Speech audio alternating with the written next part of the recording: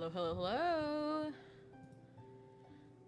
And welcome everybody to me streaming. I haven't streamed in a while, have I? I have not. So let's actually go and start being a loser again. How's everybody doing? Like, how's everyone's day? How's everyone going? Whoever decides to actually look at my stream and wants to answer, how are you doing?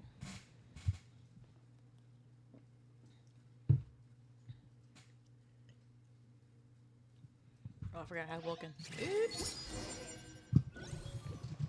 Oh, my friends. I totally forgot about them. Losers.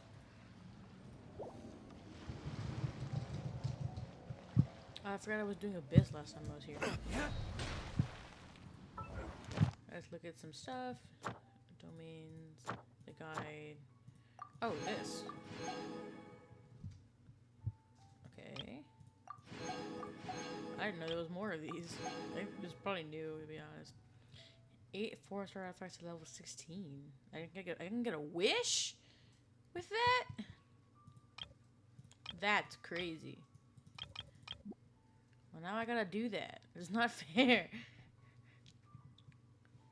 Yes, it is, Twixie. How are you doing today? Woohoo! I gotta choose. Because I'm gonna be doing Arlecchino, so might as well.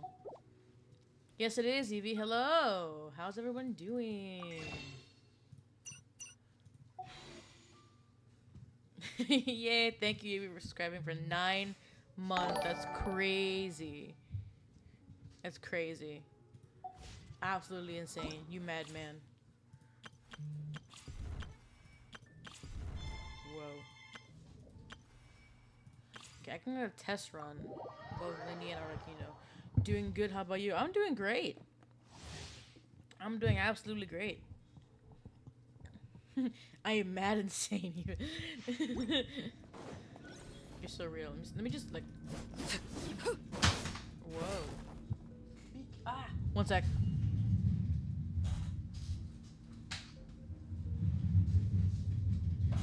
Sorry, my dog was chewing something he shouldn't have been chewing on. Anyway. I love her attacks so far though. They are. Look at her go. Oh my god, she's so cool.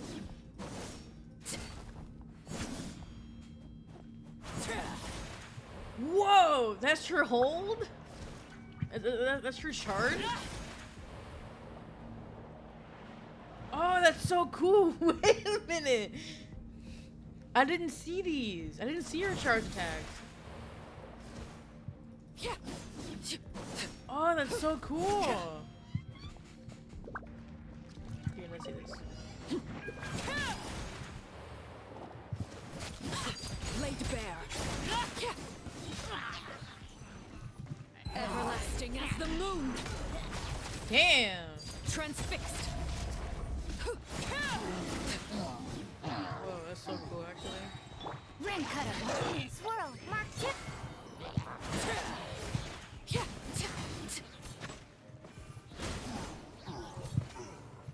This is where you fall. Overruled. Oh my god, the damage she can do.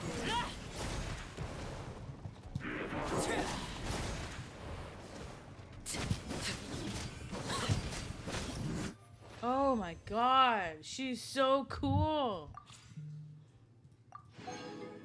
Man, I want to try her out so bad.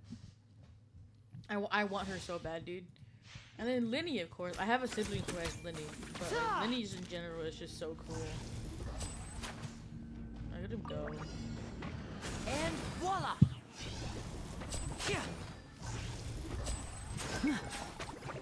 Stand with me.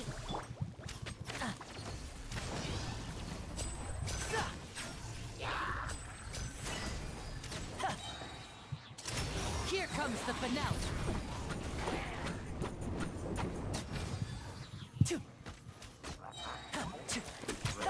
I love Linny. right up.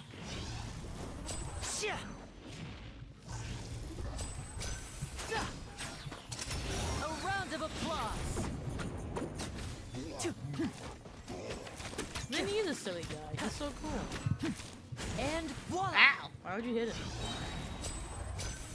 He has the same thing Ganyu does, where you hold his charge long enough, he doesn't expect it. Let's get this show on the road.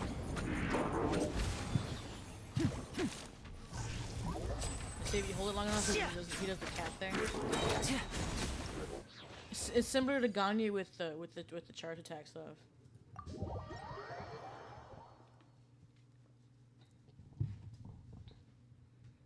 But yay. Once, Shut there up. was a I forgot glorious a new king. battle pass thing. I don't want to hear you. Okay, I need to do more of the abyss, I guess. Whatever. Oh, didn't mean to do that again. Oops. Let's leave. Okay, now I'm gonna do this and then claim Linny's stuff. There we go. I can make a wish on her now, I think. I can. Just for fun. Stop, Bargag! Oh, a 4-star. Yay, a Lynette constellation. How silly. Where are you, Lynette? Where are you at? There you are. Let's see to Lynette. I can also make another wish on Arlecchino as well with the intertwine. Oh my god, another 4-star. Shanling. What's that for Shanling now? I have so many cons of her, I think. Oh, that's C6. Let's go. C6 Shanling. Alright. And now... Oh, I think I haven't collected these yet. I haven't. Ooh, let's go.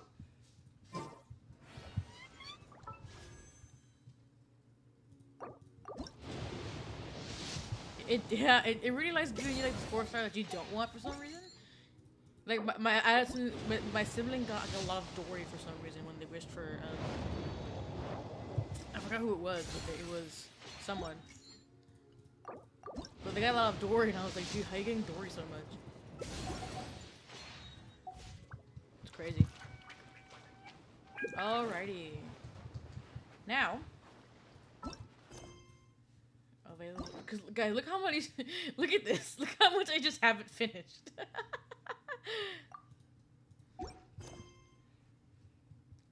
Okay. Let's go back to the actual story quest, though. Teleport point.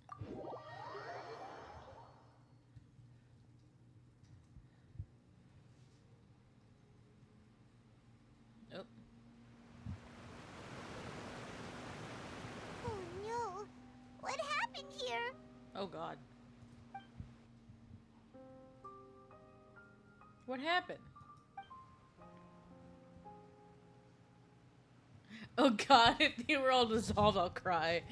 Nadia should be around here, right? We need to make sure she's still... Paimon means we need to check on her. Paimon, we had the same idea. Paimon. Navia. Better be okay, Navia, or I'll cry. We haven't seen a single soul all the way here. Oh, this is getting scary. What will I ever do now? Look, there's someone on the roof over there. Just stay put. We're coming up. Watch your balance. All right, just hurry. Poor dude.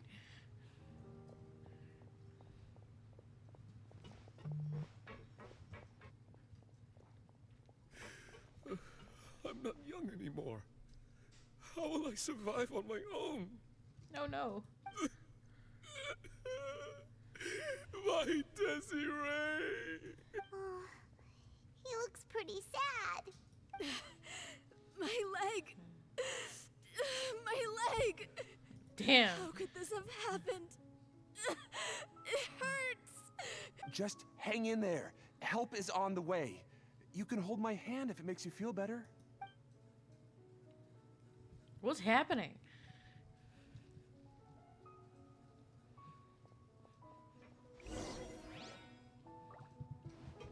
Navia.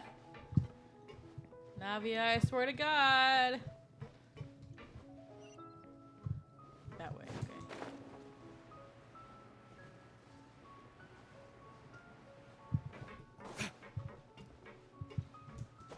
okay. Oh, there she is. Up! Oh, it's Navia. She's over there. Hey, Navia, are you okay?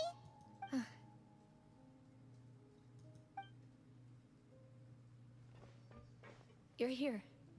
We heard there was a situation in Poisson, so we came as quickly as we could. Yeah, as quickly as we could, totally. Yes. As you can see, the water level suddenly rose. It caused quite the disturbance, in fact.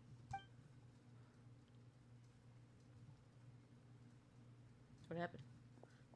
Demoiselle! There was a wounded resident next to a building southeast of here. We've already transported him to safety, but we've run out of medical supplies. He's wounded? How badly? He fell, so it's probably a broken leg. He's pretty shaken up. When the water level rose, he desperately climbed up to the roof. Once the water receded and he saw the ground, he became terrified and eventually... He jumped down then. Find the leader of Squad 1 and tell him to take the wounded resident to see a doctor. He should know where to go. Understood. I'll take over his search and rescue mission in the meantime.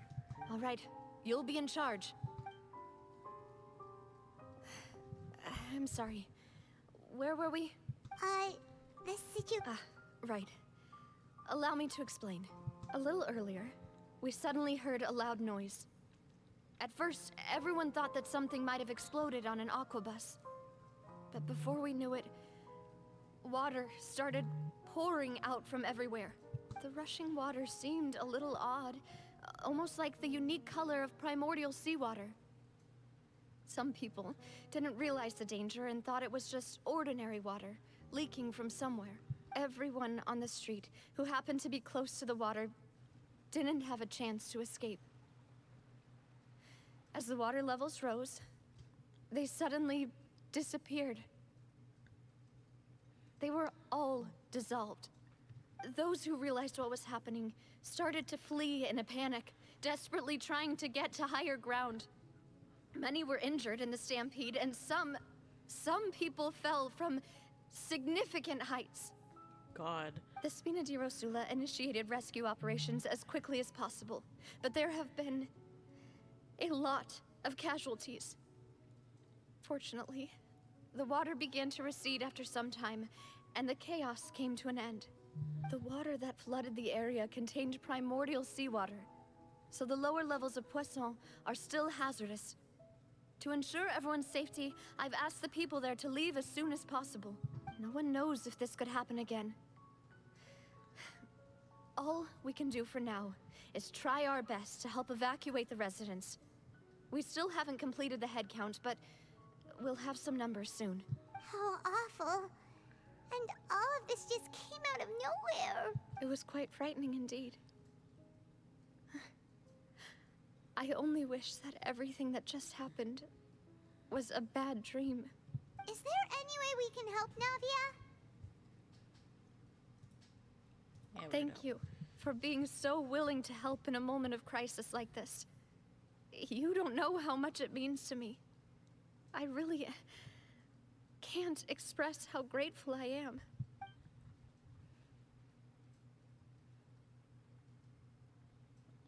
Oh God. Don't say that, Navia. That's what friends are for. No, not Melus and Silver.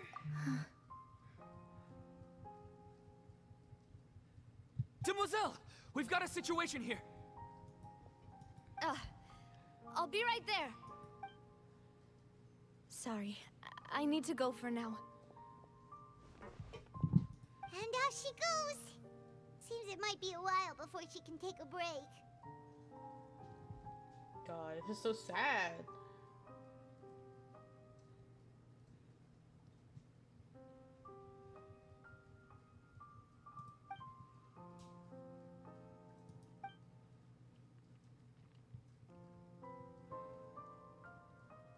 Okay, the wounded are being tended to, and we finished a preliminary head count.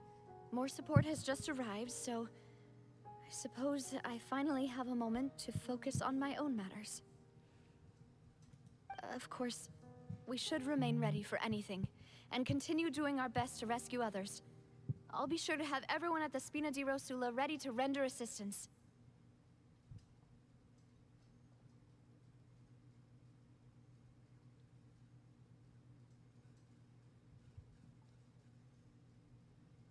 Traveler, Paimon, would you two accompany me to my father's grave for a moment?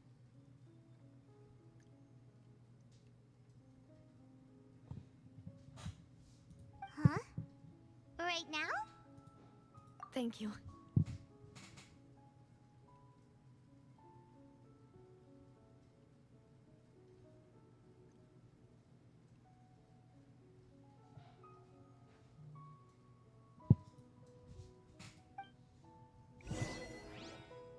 Oh God. Give me 1 second. I gotta message somebody real quick.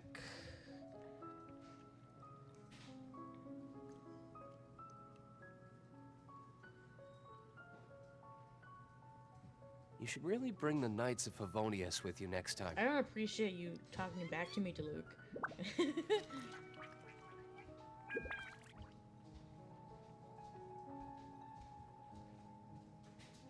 Let's see here.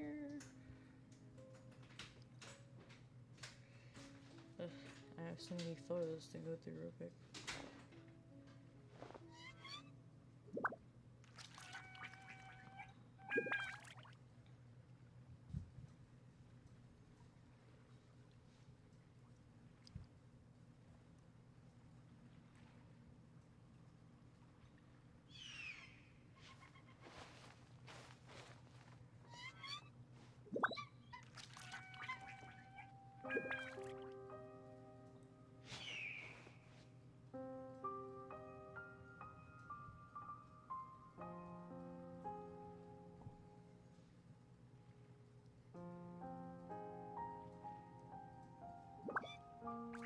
Guess we can rest a bit.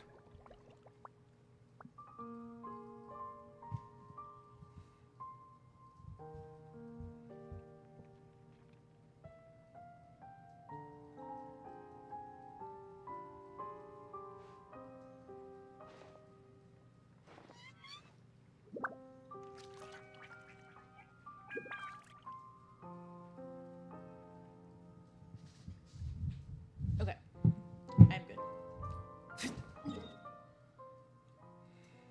Let's get out of here.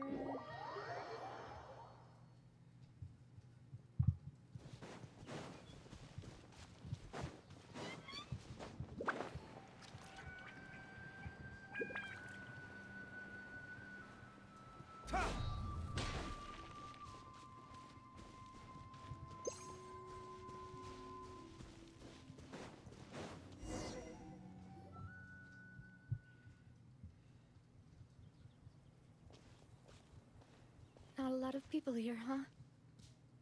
Well, given the time of day and the whole situation in Poisson, Paimon doesn't think there'd be a ton of people here visiting graves. Right. That's how things are now. The living are so exhausted that they've no strength to spare any words for the dead. Navia?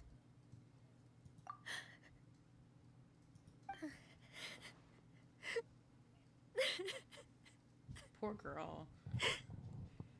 Navia, what's wrong? Sorry. I just... Malus and Silver. They won't ever come back here again. What should I do, Papa? Huh? What happened to them? Everyone agreed on the rescue plan, but Still, I was the one who initiated it. They were helping evacuate the residents, but they couldn't leave in time. And they were caught in the seawater. Man, this is making me want to cry, bro. What should we do? I've known them for so long. And I know they weren't afraid. But I could at least hold a funeral for my father. And I know where he rests. But as for Malus and Silver, they're just gone. I just can't.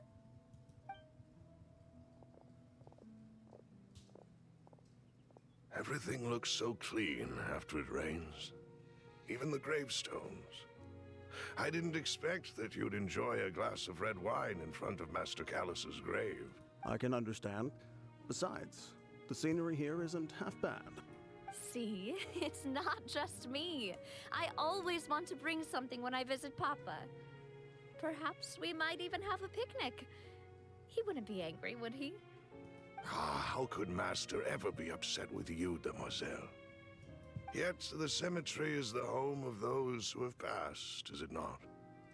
Everyone ends up here sooner or later, no matter who you are. Buying yourself a plot in advance, are you?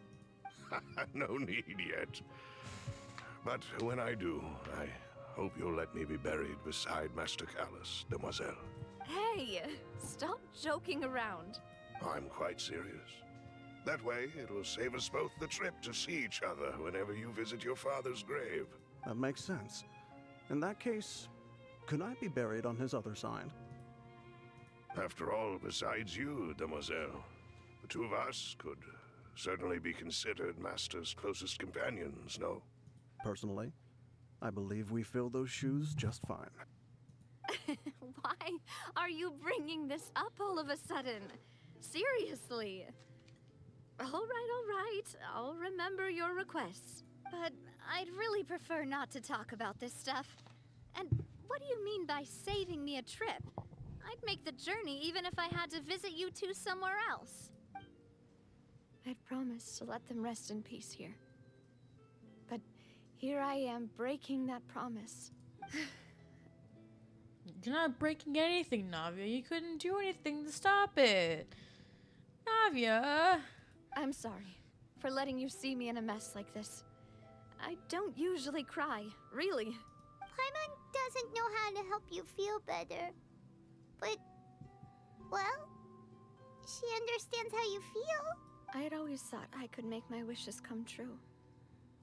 But now that I think about it, that never solely relied on me. Many things can only be accomplished with someone else's help. Malus and Silver have helped me so much. But by contrast, I could do nothing for them. I'm so sorry. You can spend as much time as you need here, Navia. We'll stay with you. Thank you. Right now, you don't know how much that means. By the way, you can have a look at this. It's a list of victims from the incident that took place here.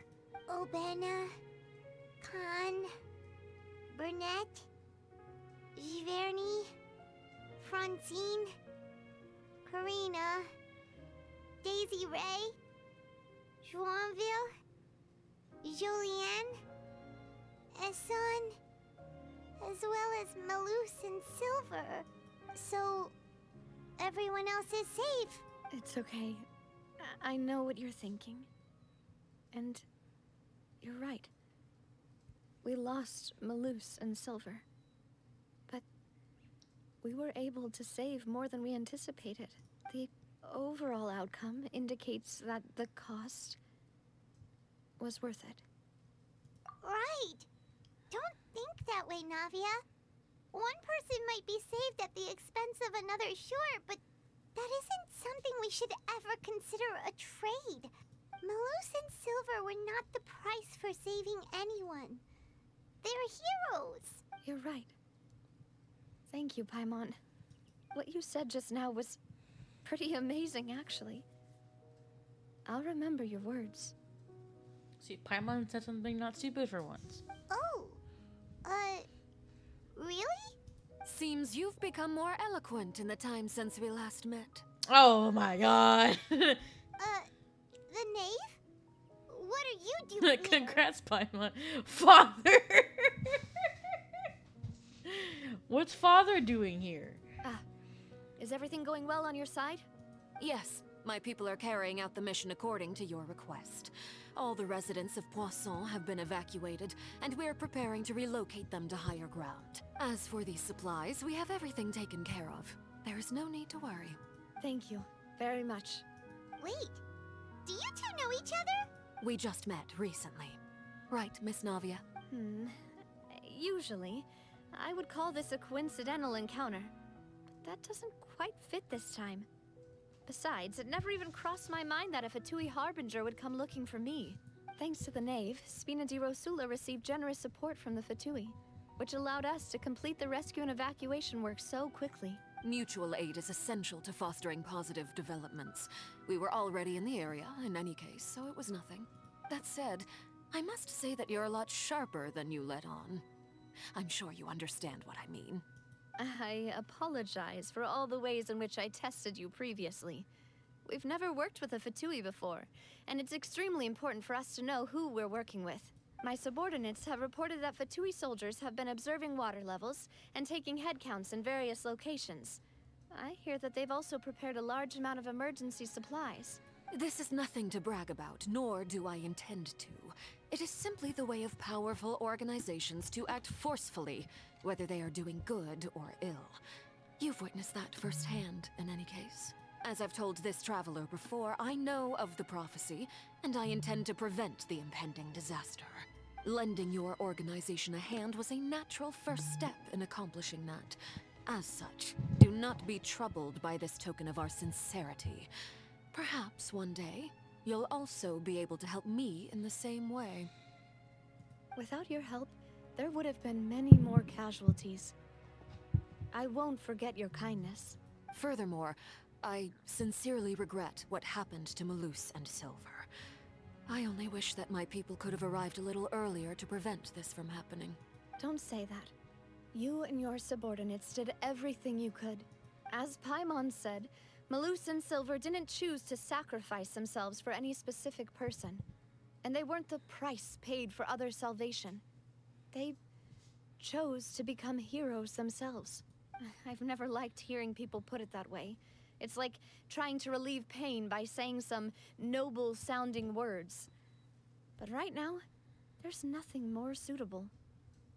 They really did become heroes. You're right. I'm sorry for your loss, Miss Navia. Water is life to Fontaine's people, and it also spells disaster. It's no wonder that people always say that prophecies represent fate. Fortunately, I've never been one for such opinions. So, you're one who will try to change fate then? Of course. That is why I'm going to Hotel Bouffe de Thé. I still have some things to take care of, and the children need my attention. By the way, Traveler, Paimon, one more thing. Alright, then we'll just... Huh? This isn't right. Paimon thought you would ask us to walk with you for a moment so you could tell us something in private. That is a clever and useful conversation technique, which I do like to use when necessary. But there's no need today.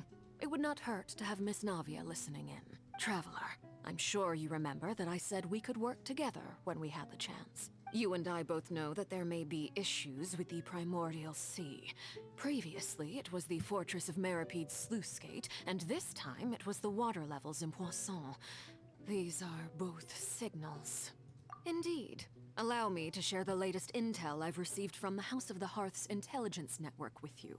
During some recent investigations, a child claimed to have discovered some ruins near Poisson. The ruins date back to ancient times, and seem to be worth investigating in many ways. Judging by the dating of the ruins, they may be related to the prophecy and the coming crisis. The situation is becoming more urgent, so any pertinent information will prove extremely precious. My people initially came to prepare for ruin exploration. Unexpectedly, this disaster struck. And at present, we're all busy prioritizing the rescue effort. So that's why the Fatui were already in Poisson. I wanted to take the children along, but unfortunately, Linny, Lynette, and Fremine have all been dispatched to higher ground to assist affected residents. Linny told me that outside of the house, the person they trust most is you. Aww.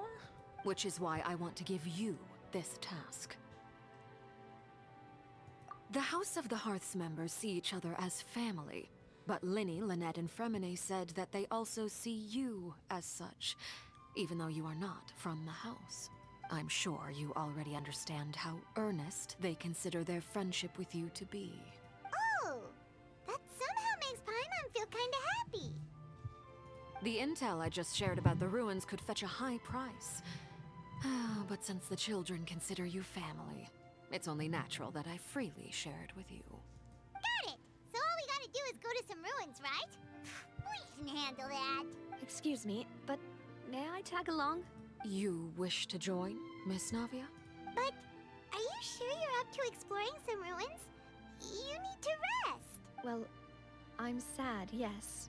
But I can't just go back and plop myself into a chair by the roadside and do nothing. There's no point in being depressed while we still have a disaster on our hands. Besides, I'm also doing this for myself. I need something, a distraction, to keep my mind off Malus and Silver.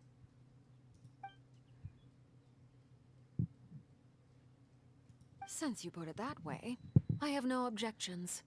What do you say, traveler? All right.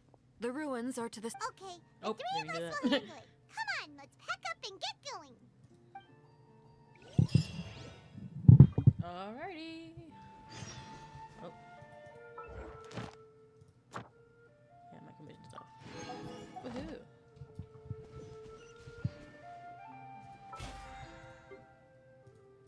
Nope. I swear, I click on it every time and it won't click. Look, see, look at that. Okay, whatever. Where is it? This way. What's this challenge?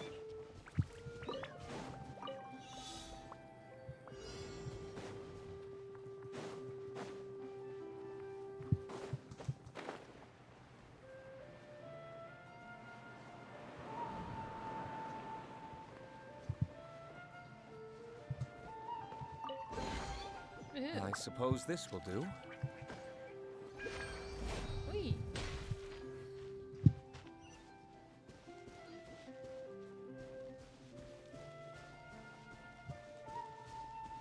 There's a thing in there. I'm going in. Adventure! Verdict is... Such a pain. Still here. Try! I got careless. Hey, get over here. Picked the wrong test subject. Doesn't hurt to get more insignias.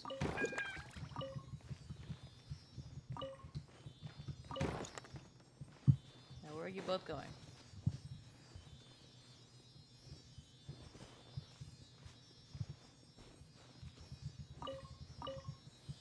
Oh, the third one. I didn't even see it. Okay,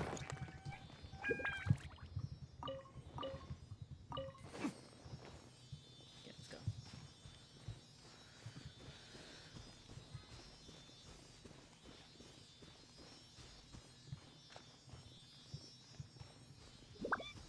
We're off to see the wizard.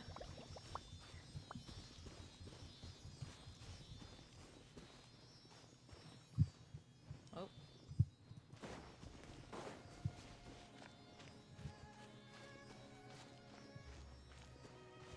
Why did these two stop? Hello?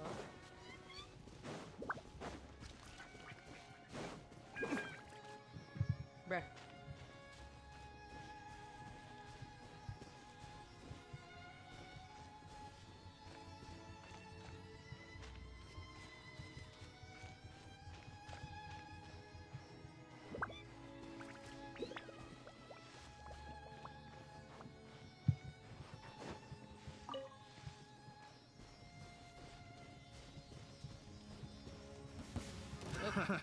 Another test subject. Get out of here! Have a little taste. Suffocate. Not now. Fry. Suffocate. I got careless.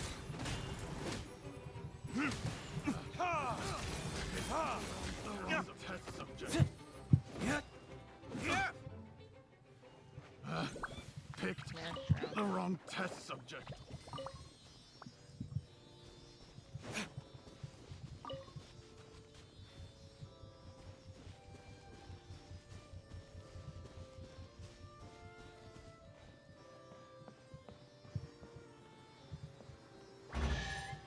Whoa! Better than nothing. Hey. Woohoo. Something up here too. So.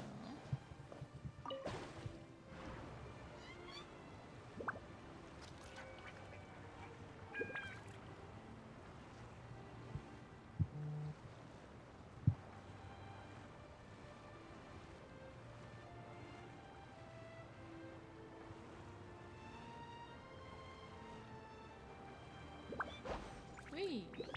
Oh, look down here. Another test subject. Body and brain outlines your fate. No, my soul. Have a little. Suffocate.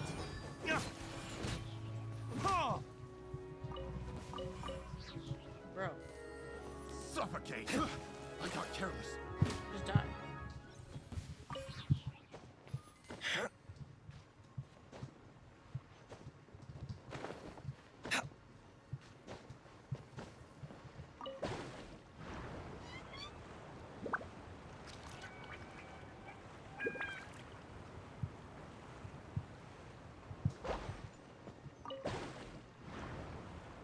Why is going back and forth? Hello? What even is this? Weird. Anyway, let's go this way.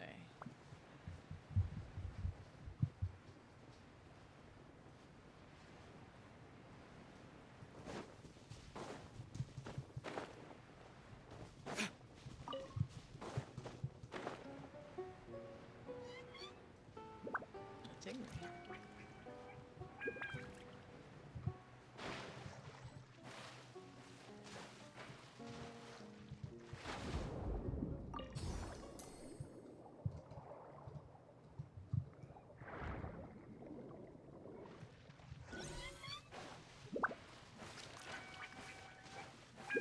Aha, I see these ruins. So, are these the ruins the knave was talking about? Whoa, talk about old. They seem to be pretty ancient, all right. Let's go in and have a look. Just be careful. Enter the ruins. Yeah, we're good.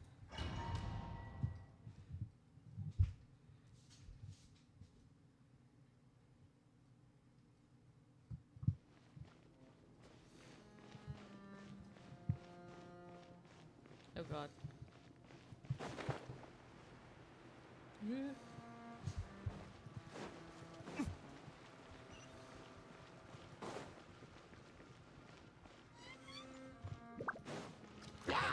Everybody stand back! Time for retribution! Ha! Ha!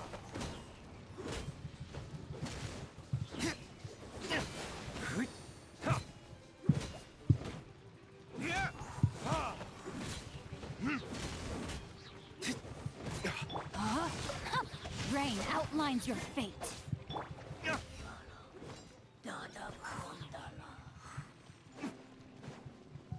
Hiccups. Ugh.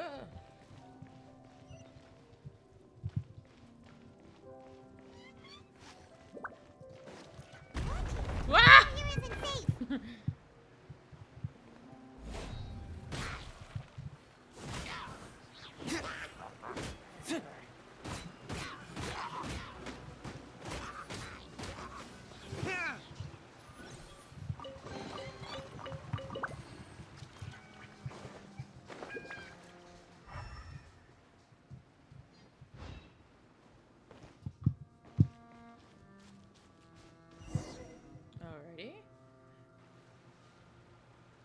This place has also been contaminated by primordial seawater. Yeah. And a lot of it, too. A Fontanian would most likely dissolve the moment they fell in. Right! You can't go down if there's primordial seawater. It's too dangerous, and it won't be any help for you to just stay here. Don't get by my wrong. We're not saying you're useless. It's just that... No, you're right. I can't do anything in this situation. I'll leave this to you.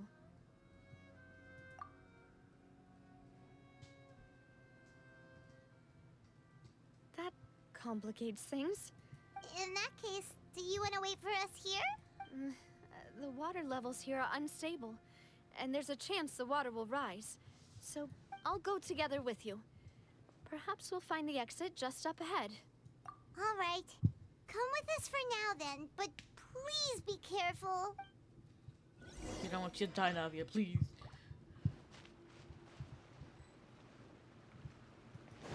Oh no, it's a dead end! Let's try climbing over from the side. Oh, I fell in. Oops. Don't dive in, Luke.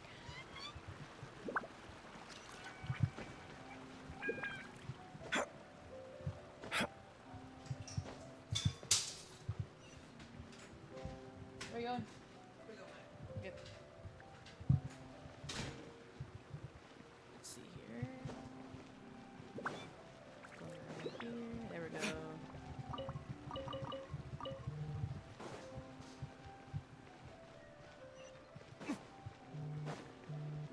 Bye. Open the door. What's this? Nothing. What's up there? Okay.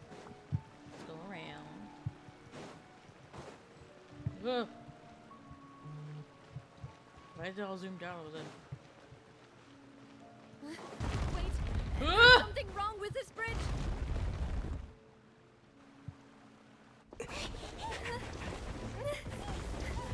Run!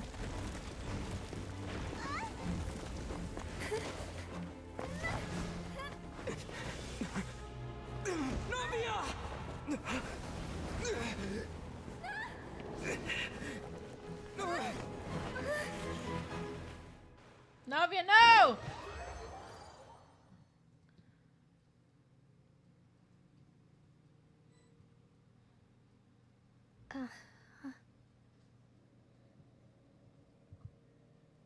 What? Demoiselle. What? Huh? Demoiselle, what are you doing here by yourself? Would you be standing here till dark if I hadn't come to get you? Maybe she just wants some time to herself, Malus. Oh, was I sleeping? Yes, it would appear so. I must be tired. That's quite possible. However, you were the one that suggested we go out for a walk. Oh, right. I nearly forgot. It must have slipped my mind when I dozed off. I haven't had a nap today yet. Have I? This is a familiar feeling, yet something's a little strange. Is something the matter, Demoiselle? Oh, no. No, I'm fine. I was just trying to recall why we came out for a walk. Do you remember Mr. Giverny? He'd requested our help before with foreign merchants who had a debt dispute with him, and we'd resolved the matter not long ago. We were headed to see how things were going with him at the moment. Ah, right. Yes. I remember now. Oh, Miss Navia. Ah, Mr. Malus. And Mr. Silver, too. It's good to see all of you. How have you been? I've been great. Thanks to your help, those bothersome merchants finally realized that I wasn't the one they were looking for. Why, I wasn't even the guarantor for that person. They were knocking at my door day and night. Even my neighbor, Obina, was getting fed up with them. Sometimes force is required to calm someone down and get them to listen to what you have to say. That's right. Oh, by the way, Burnett, what was it that you wanted to give to Miss Navia again? Oh, yes.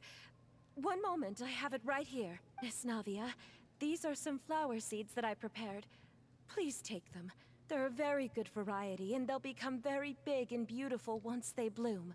I don't know what we would have done without your help, so this is a little token of our appreciation. I hope you won't refuse. Ah, did you cultivate them yourself? Thank you so much. I'll certainly take them. Balloose, we do still have some empty flower pots at home, right? Why, we can have as many pots as you'd like, demoiselle. Perfect. In that case, we'll swap out some of the decorative plants for some of Mrs. Burnett's flowers. Very well. Wait. Something seems to be off here. Excuse me, madam. If I'm not mistaken, your name is Burnett, correct? That's right. Is something wrong? No, it's nothing. This is the first time we've ever met, but your name seemed familiar to me. I must have heard it when I was discussing things with your husband previously. I've heard this name before. Sometime recently, I'm sure of it. And why are there so few people around here? Where did everyone go? We must mind the time, demoiselle. We still have important things to attend to today. Huh? We do? Like what? Well, now, did you forget? Miss Navia, here you are. I've been looking for you. Please, come to the Opera House. Your trial is about to begin. My trial? Wait, why would I need to go to the Opera House? Yes, she's right, demoiselle. It's just about time now, so we should get going. Oh? All right then.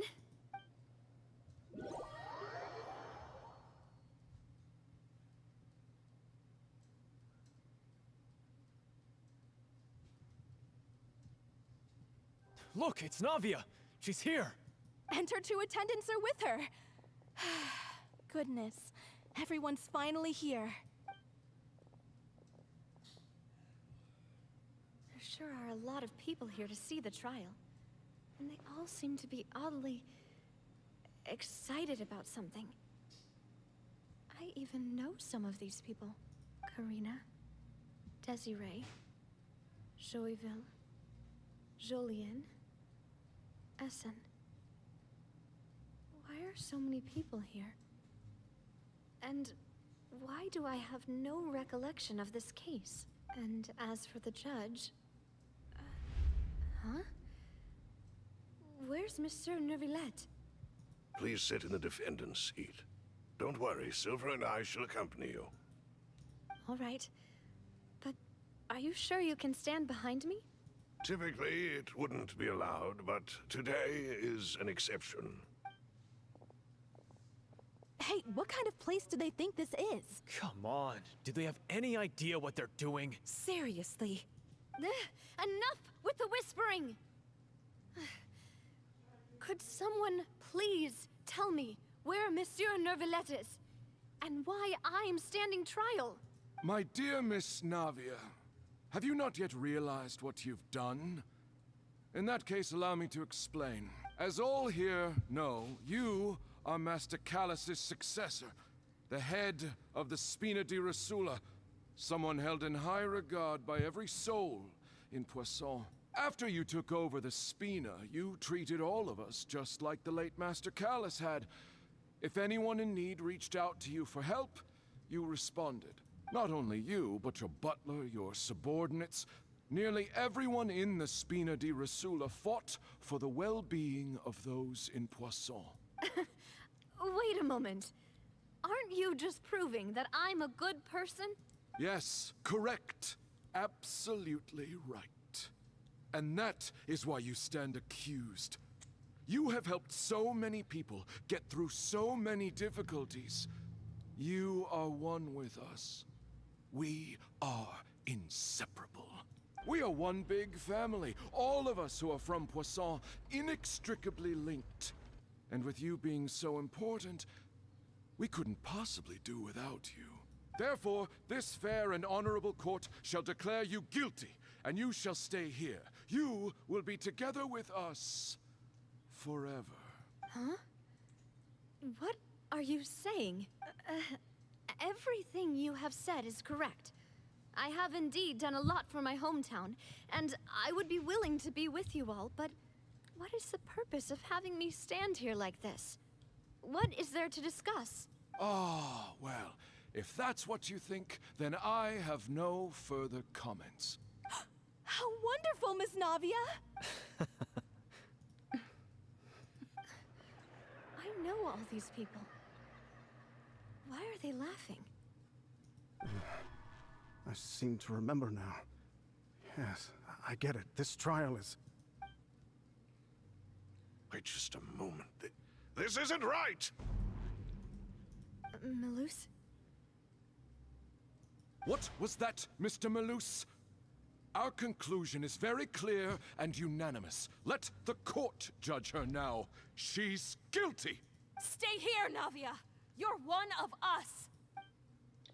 Demoiselle, don't admit guilt. This trial means to keep you here forever.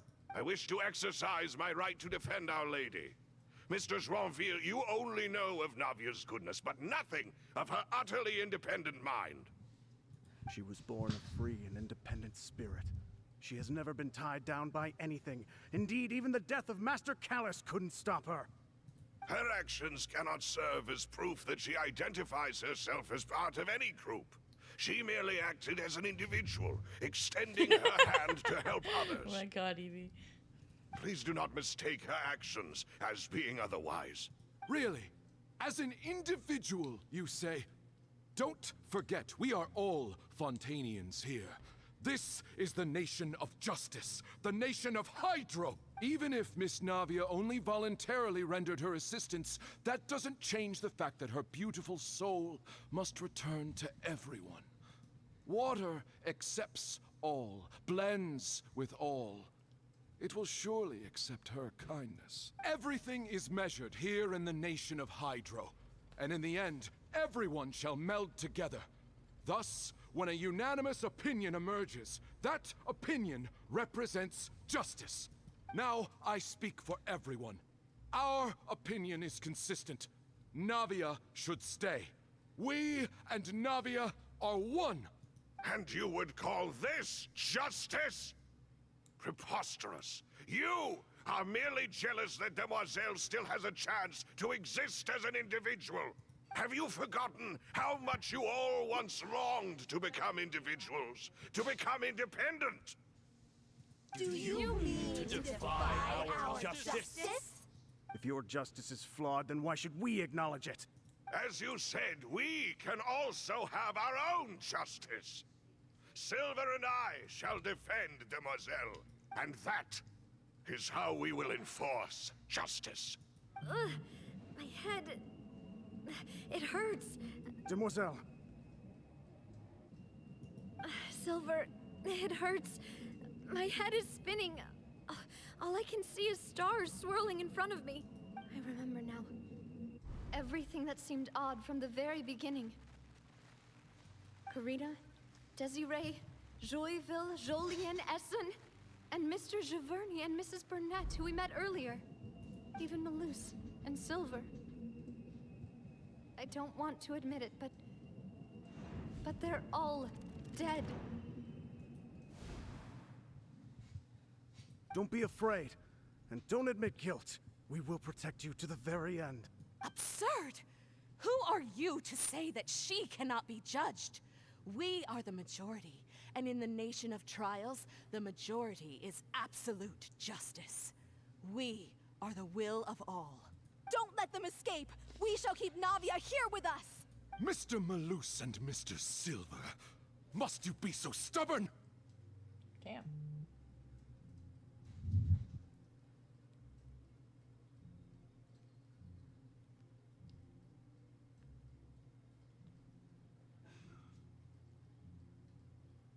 One sec.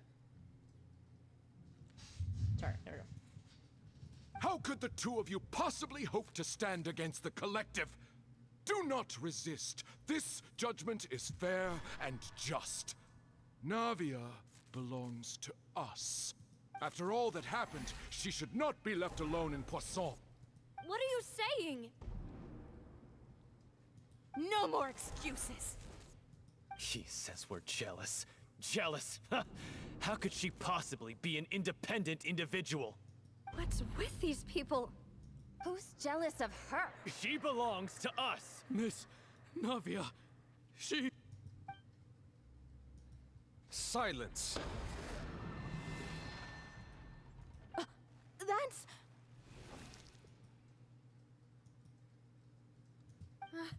Monsieur Neuvillette! Such commotion is prohibited in the court. The accusations you just presented are nonsense and cannot constitute a proper trial. The court will adjourn for the rest of the day. In this, I shall hear no objections from any unauthorized party. Our thanks, Monsieur Neuvillette. Please leave with me, Miss Navia, while there is still time. But... Go on now, demoiselle. This is your only chance to leave this place. What, can't bear to leave us behind or something? Malus. My apologies. I couldn't resist making one little joke once I realized that this shall be our last goodbye. Malus... Silver...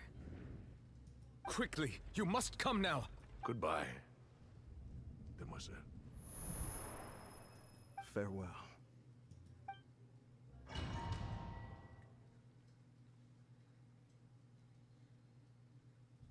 Cries, kills myself, no, dies. wait! Just a second! Navia? You're awake. Good. You in it? I must have been dreaming. Malus and Silver were still alive, and they were... It looks like you're all right. Did all the sad feelings cause you to have a nightmare? Paimon could give you a hug. The ruins you were exploring suffered a cave-in. When I arrived, I found you falling toward the water. You were just about to be dissolved within, but I... What is it? I think I saw 2 Oceanids protecting you. It was only for a moment, perhaps even a fraction of a second, but they gave me the chance to retrieve you. Were it not for their intervention, I would not have been able to rescue you before your consciousness dissipated. Wait, did you say Oceanids? You mean like what happened with Vache? Perhaps those 2 Oceanids were the people you saw in your dream. I always told them that they didn't have to protect me. To think that they'd keep doing so even after death. Cries.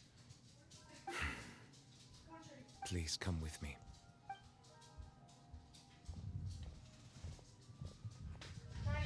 Neuvillette, are you okay?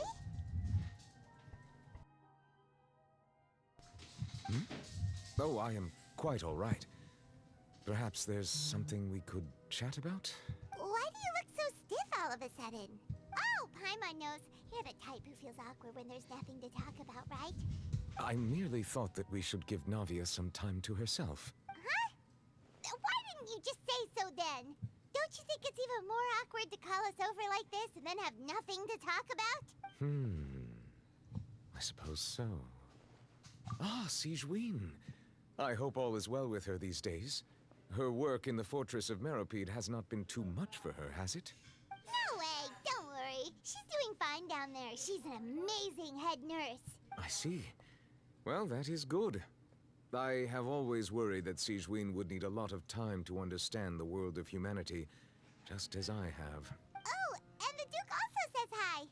Even though Sigewinne made him do that. He hopes that you haven't been overwhelmed by all that's happened lately. Thank you. I have indeed been busy lately, and I also hope that everything is going well in the Fortress of Meropide. He still doesn't know what to talk about. Let's chat about something else then.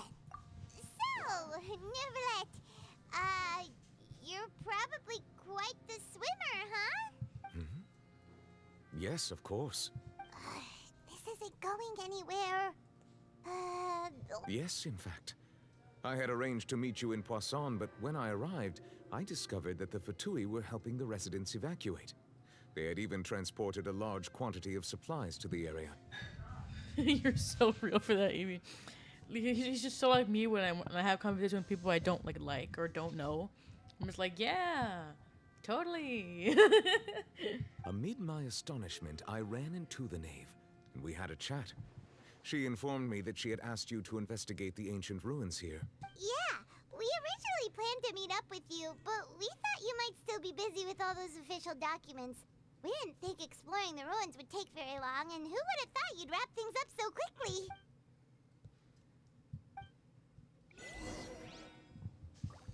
Oh, now it's the Luke. I'm sorry to have kept you all waiting like that. I'm feeling much better now. I guess we should get going again. Will you come with us, Monsieur Neuvillette? Yes, if you wouldn't mind my company. I never mind your company, Neuvillette. Let's get going then. I love Neuvillette so much. Oh shit, it's a big bitch. Yeah. Let's light it up! Teamwork is dreamwork! Verdict is...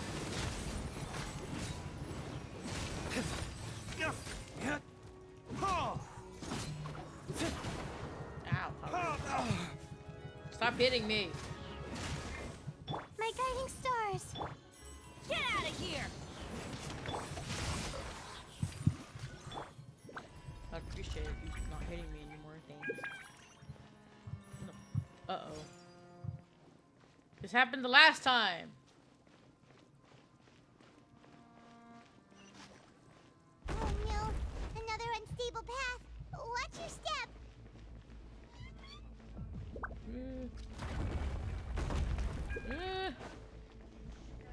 Ah! I almost just fell down and died. Oh god. Oh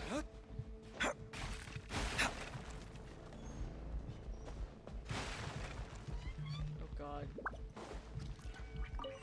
Hurry up! Oh my god, there's rocks falling everywhere. There are rocks falling over here.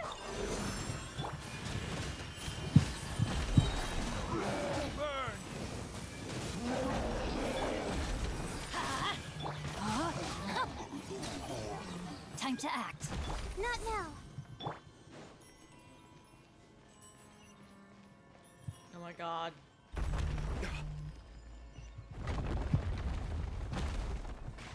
Oh, can I stop falling? Thanks.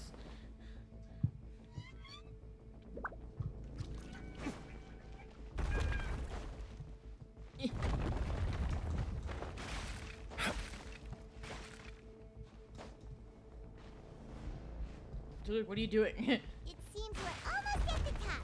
Keep it up. My chest, my chest.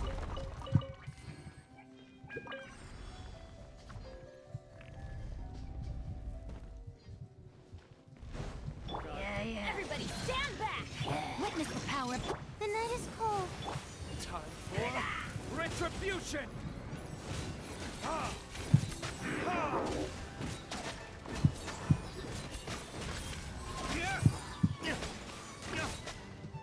My guiding stars.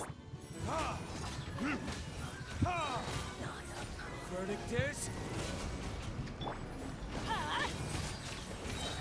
No, my sword!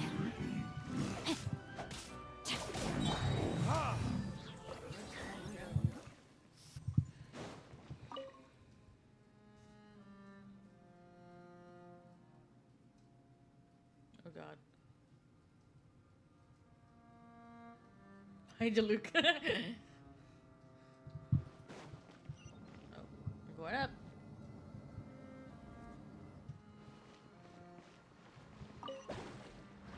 Whee!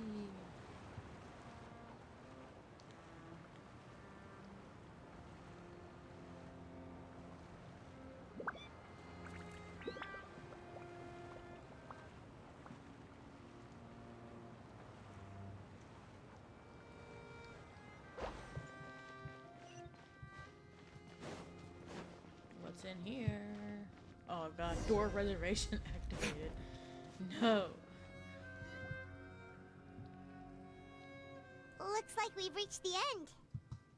This is the place. There should not be any other hidden spaces in the vicinity. The path sure had some twists and turns, but it turns out that this place isn't actually that big.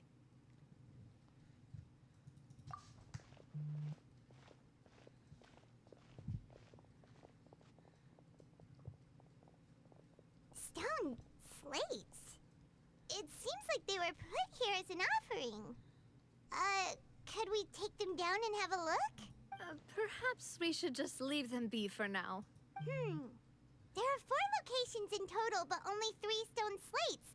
The slate that should be in the first empty spot is missing.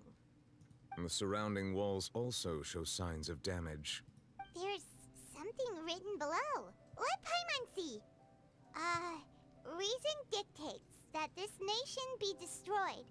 I shall record the history of its future here in its past. Say what? It feels Me too, like Paimon. someone left these slates and these words here for a purpose. But does he mean that Fontaine should be destroyed? That would fit the circumstances dictated by the prophecy, yes. Indeed, the slate's contents correspond to it. Take the second slate, for example. There's a person kneeling here. She seems so dedicated. And there's a whole bunch of other people behind her doing the same. She's facing this...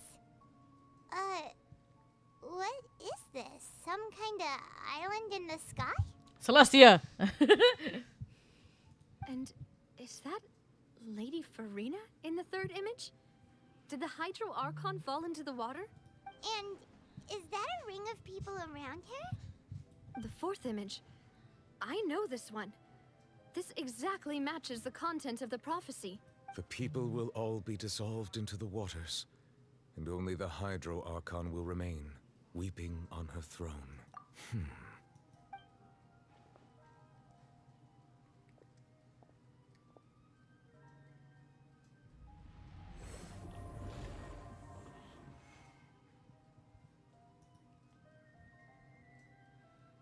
More information should be hidden in these slates, but I fear I cannot easily uncover it, most likely due to us missing the first slate.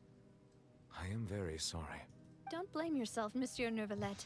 Deciphering ancient stone slates isn't one of your duties. Ooh, Paimon's getting the chills just looking at these slates. This says that it's the history of the future, right?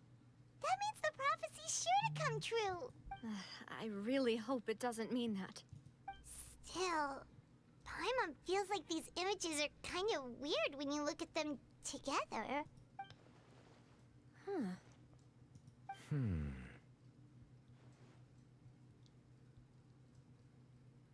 That's right!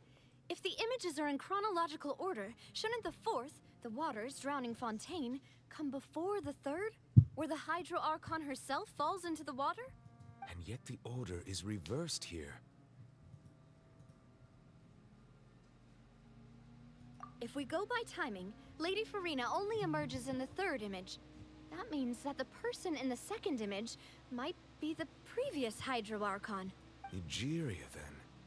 I had never met her, but her appearance here does match the records. The previous Archon kneeling before the floating island in the skies, as if confessing a sin. Did she herself commit that sin? And if not, why would she be in such a posture? Also, I'm still wondering why these ancient stone slates are here at all.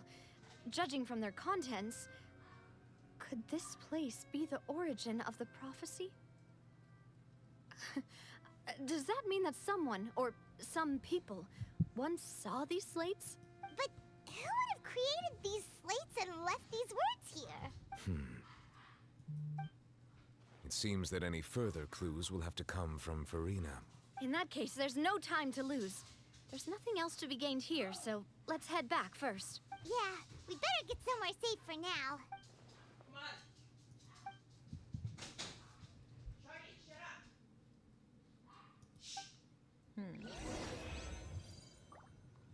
Interesting. Oh, didn't mean to do that.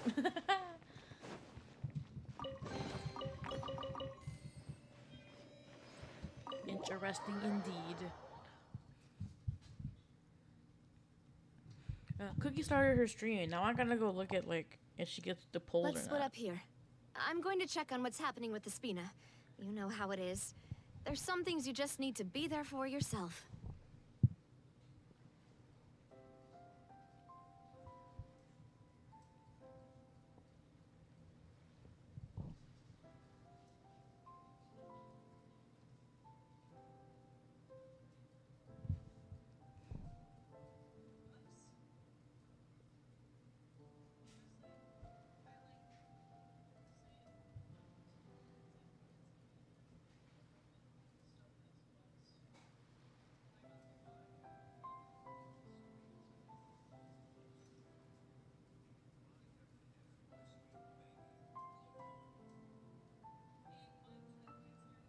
god. I was. Okay.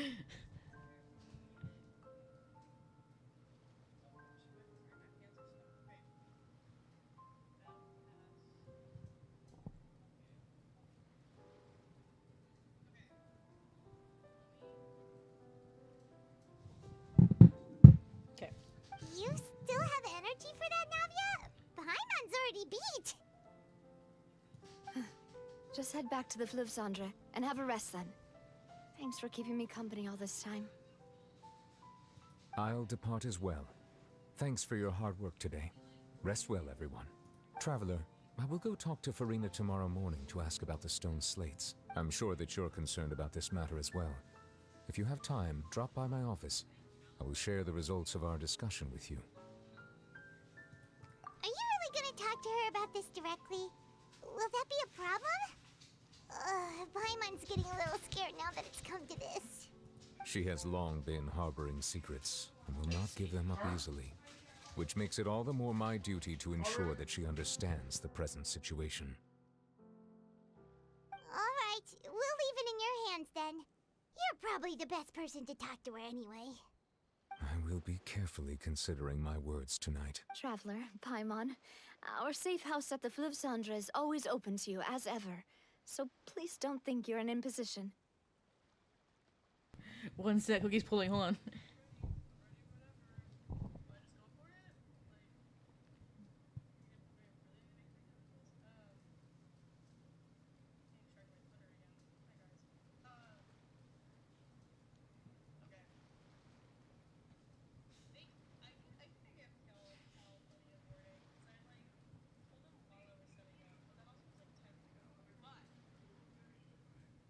Okay, let's see. Oh my god.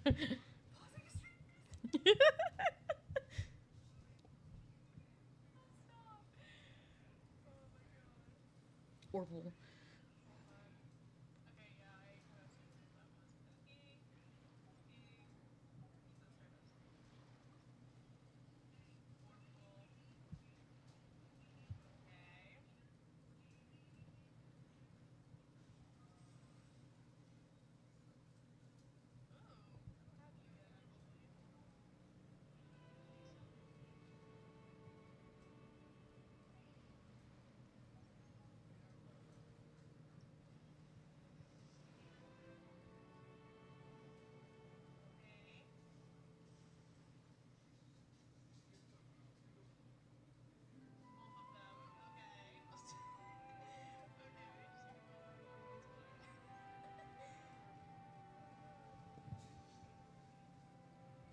Oh my god. I'm just watching him fall now.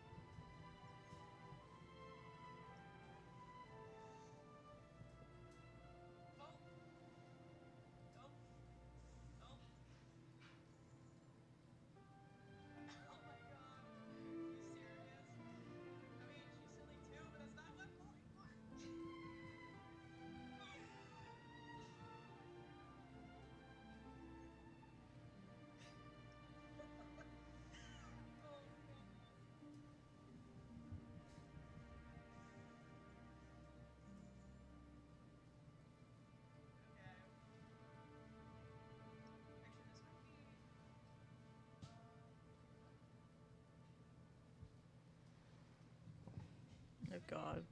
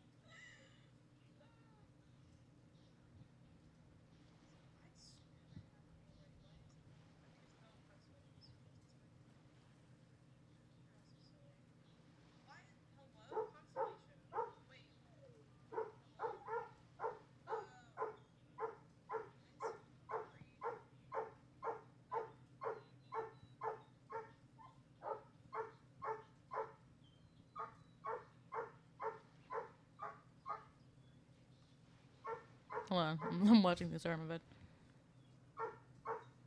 Oh my god, my dog is barking. Shut up.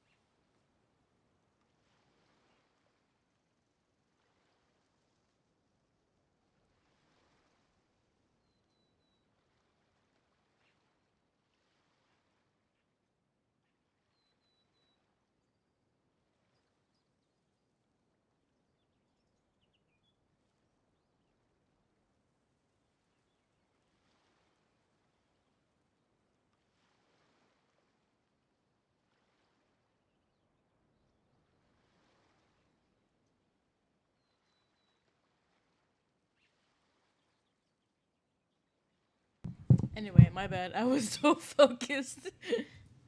All right. I'll be on my way then.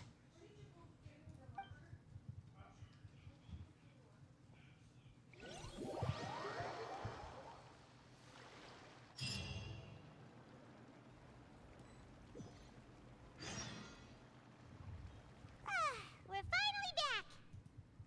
Welcome back. We've got a special menu prepared for you two tonight. Yay! And there's good food too! No, the boss is the best. Ooh, desserts! Nice! These are all Paimon's! Do it, Evie, do it. Paimon's already starting to forget what happened today. Oh, that voice. Mona! Is that who I think it is? Huh? It's you two. What are you doing in Fontaine?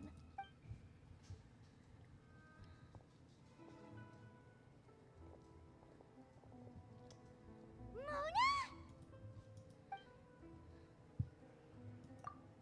Seriously, nobody just uses a scry glass whenever they've got time to just see who they'll meet on the road.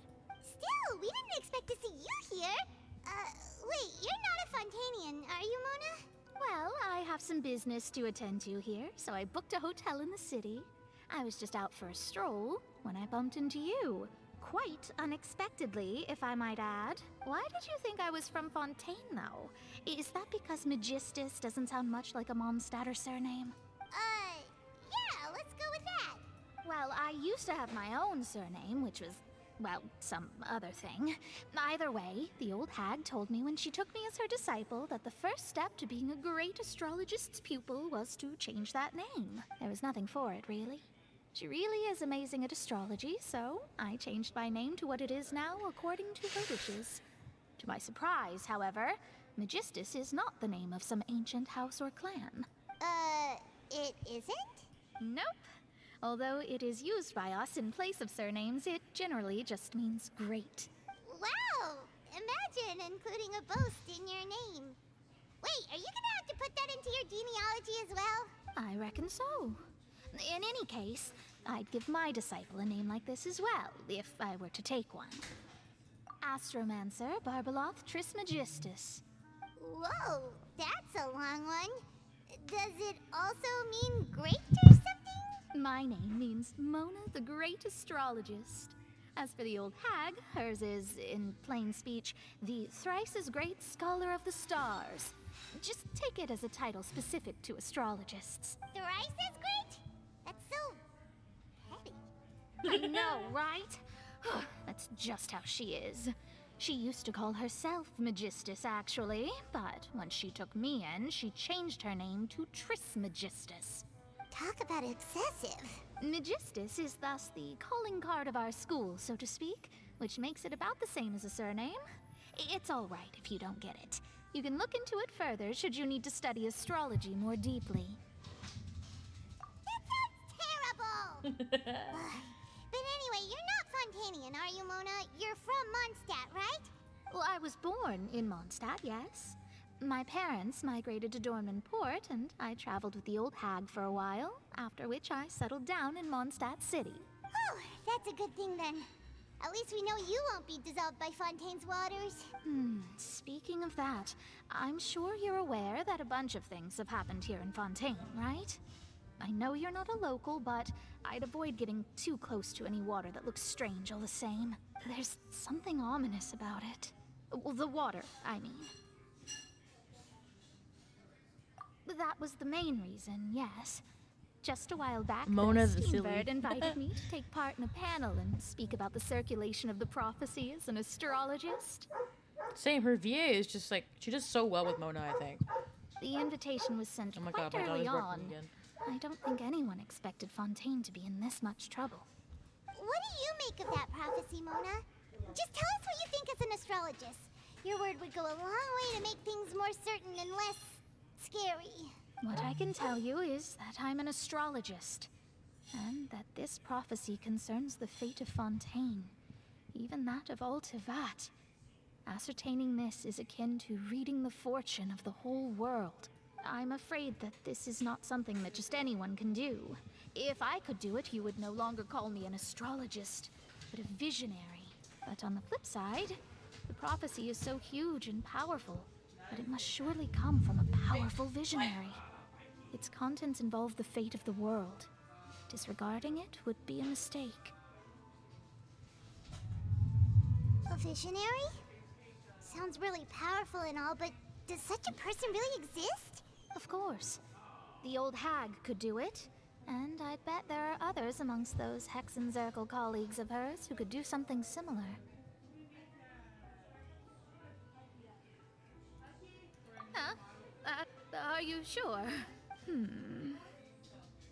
All right, I'll help you. It isn't often that I see you with such a serious look on your face.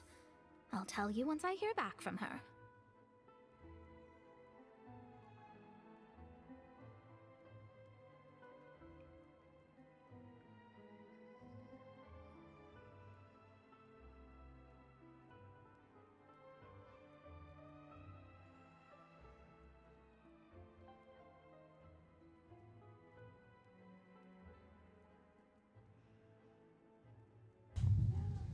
Thanks, Mona. You're amazing as always.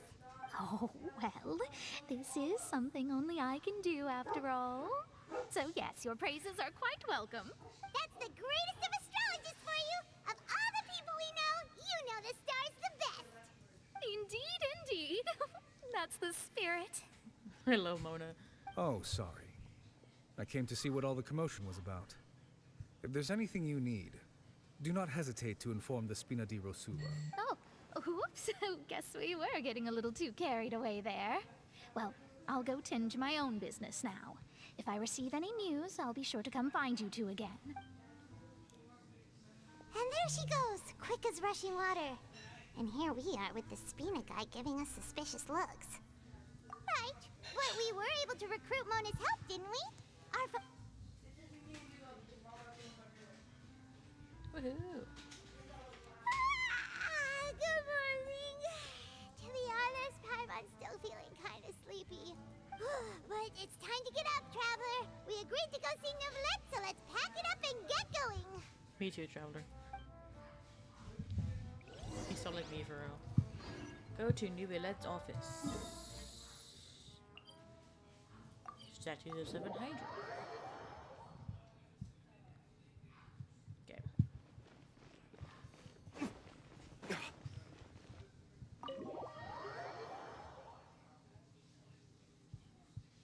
Woohoo.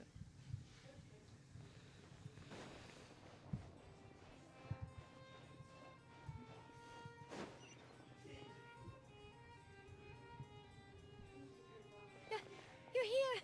Finally! Is something wrong? Monsieur Neuvillette and Lady Farina, they seem to have gotten into a dispute. Uh-oh. Please go see for yourself.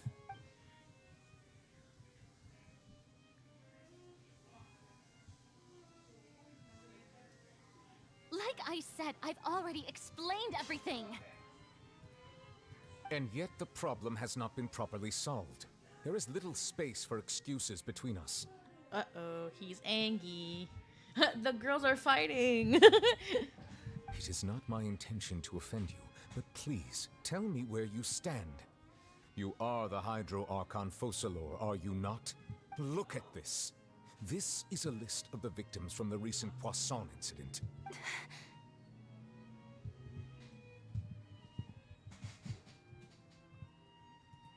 You mean... they're all... We did not arrive in time to avert this disaster, and I will not have it happen again. I will say this once more. You must tell me everything you know. Yesterday, I found 3 stone slates in some ancient ruins near Poisson. Do you know anything about those? Seriously? You're questioning me like this is a court case now. I don't know anything about that. But you found them in some ancient ruins, you say? That's correct, which is why I came to ask you some questions. There should have been 4 slates, but one of them was missing. The other 3 feature different images that seem to correlate to the prophecy. The prophecy? The second of these slates depicts the previous Hydro Archon Egeria kneeling before a floating island in the sky, as if confessing something. Do you know nothing of this either? I don't. I've never seen such slates. I'll ask you again. Do you really have no information regarding the previous Archon? My deciphering of the slates indicates that the Hydro Archon Egeria once had to confess to, or apologize for, a certain sin. If anyone would know about it, it should be you. All gods don't have the same secrets, you know. She was herself and I'm me. Is it really so strange that I know nothing? I understand your concerns, but I'm sorry. I just don't have anything to tell you. Forgive me for saying this now, Lady Farina, but I have long known of your various secret investigations into certain matters. There are several indications that you have been investigating the prophecy on the sly. This is not strange in itself, considering that you are the Hydro Archon. But it is strange that you should also claim to not know any of Egeria's secrets, as well as do nothing following your inquiries. You have never been as superficial as you have presented yourself to be, nor are you a fool. And yet, your behavior is very inconsistent.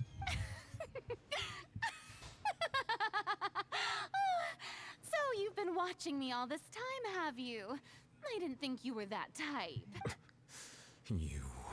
Well, since you know about my secret investigations, then you should know I'm actually working to take care of it. There's no point questioning or suspecting me. You're the Eudix, but you're still my subordinate. You should be following my lead. Just trust in me, your Archon, and do as I say. Never mind whether you can truly convince yourself to or not. It'll all turn out fine. That's all I have to say. We do not discuss this matter again. Oh, the opera's about to start. Toodles!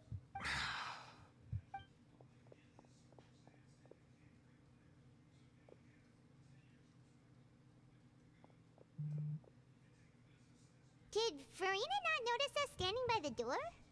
Wonder what's up with her. She was smiling. She didn't seem in the mood to care if we were listening in or not. I assume you've been outside for a while now? Oh, you noticed. Seems Farina didn't even realize we were here. She was in a great panic, though I cannot discern the reason. Our discussion reached impasses time and again, a state of affairs that we cannot allow to continue. Still, I do not understand.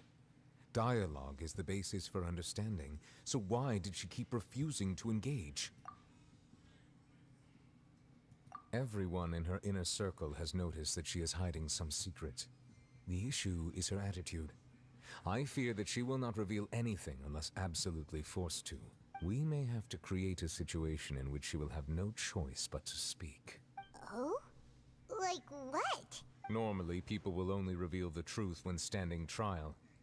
Perhaps we must have the Hydro Archon experience just such a scenario. But Farina's seen so many trials, and she's really good at dodging questions. How do we make sure that she won't just slip away at the first chance she gets? We will need to consider this thoroughly, join forces with various parties, and then do what we can. If at all possible, I would prefer to recuse myself from this affair, but we must prevent the prophecy from coming to pass. This may be cruel to her, but all Fontaine is in crisis. The information a god possesses is too precious, and so we must take a chance on this. But who will lend us their aid to do such a thing?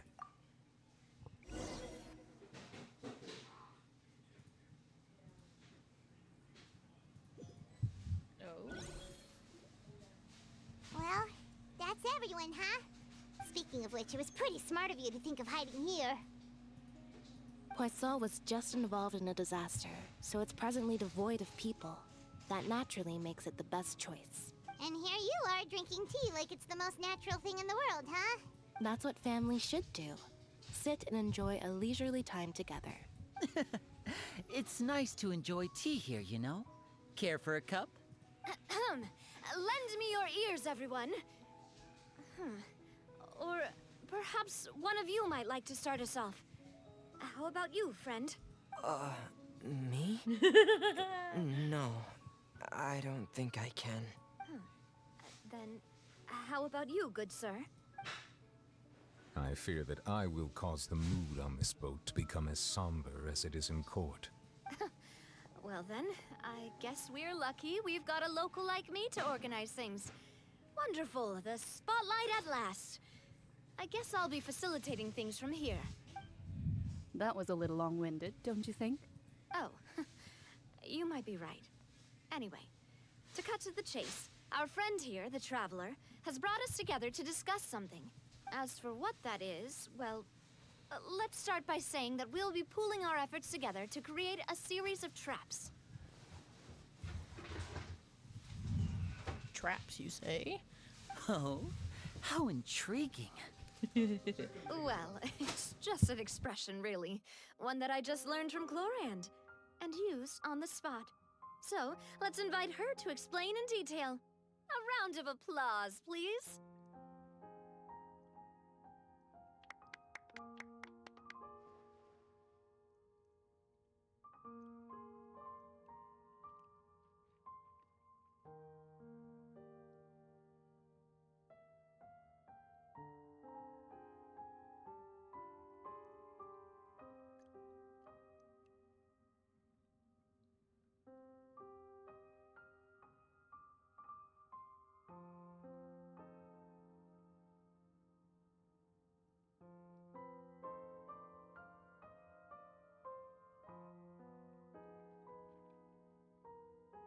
Anyway. Huh? Didn't you say that you would be facilitating this? Oh, come now. Your work doesn't involve much public speaking, right? This is a good chance to practice. You might even pick up some fancy oratory tricks to impress your boss with in the future. I see. And what does my boss say? He is glad that you consider him your boss. Do go on.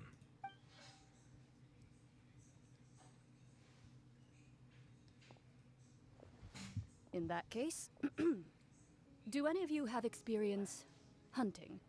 Not that I recall. Fremine and I once used a wooden stick in a basket to catch wild rabbits when we were younger. As for Lynette, I've also gone diving to catch some fish before. Does that count? I'm afraid not. You may or may not have heard, but Fontaine once played host to a group known as the Marechaussee Hunters. Though that was their name, they did not hunt animals, but rather various monsters left behind by the ancient dynasty of King Remus. Today, Fontaine's monster population has already thinned greatly, so the hunters have blended back into society, taking up arms in other lines of work. A trap comprises of the following components: bait, a trigger, and a containment device. Sometimes a lethal implement will also be necessary to deal with the prey. So, if we were to build a trap together, right now, what would you choose to build it with? for me, I would prefer something basket-shaped. Pigeons and rabbits will see the bait and naturally enter the snare. Our line of work requires a deft hand, and we're some of the best in the industry, so you can count on our techniques. You used some of those techniques while moving the people of Poisson, didn't you?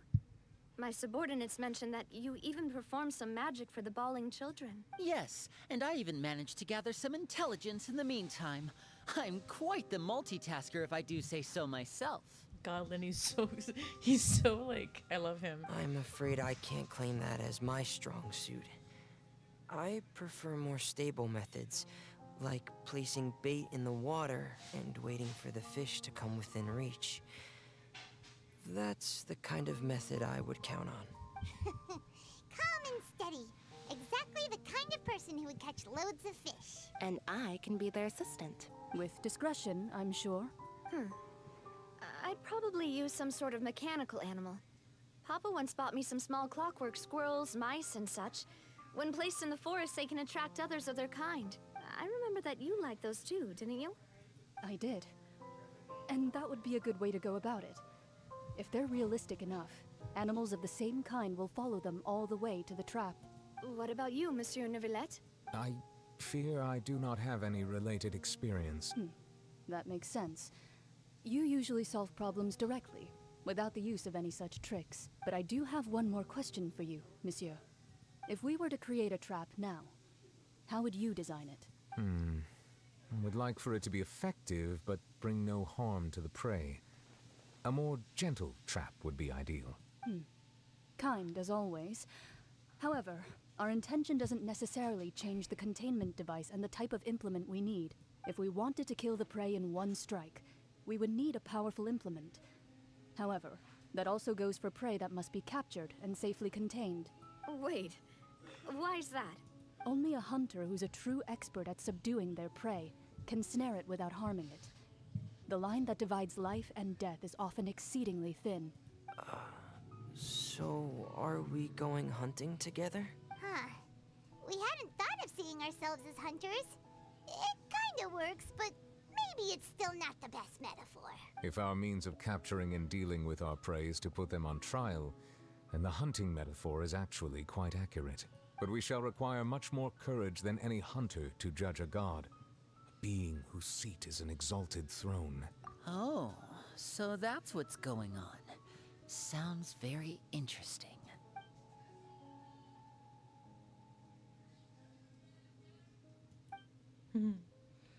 What you need is simply the secrets she is keeping.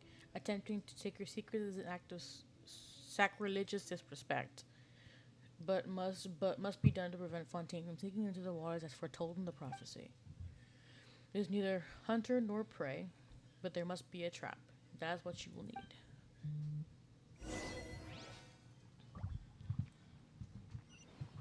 Interesting.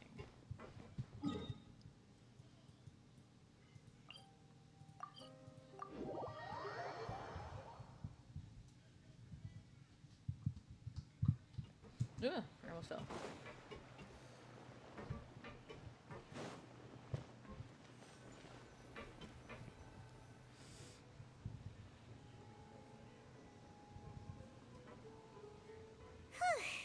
It's been a tough few days, hasn't it?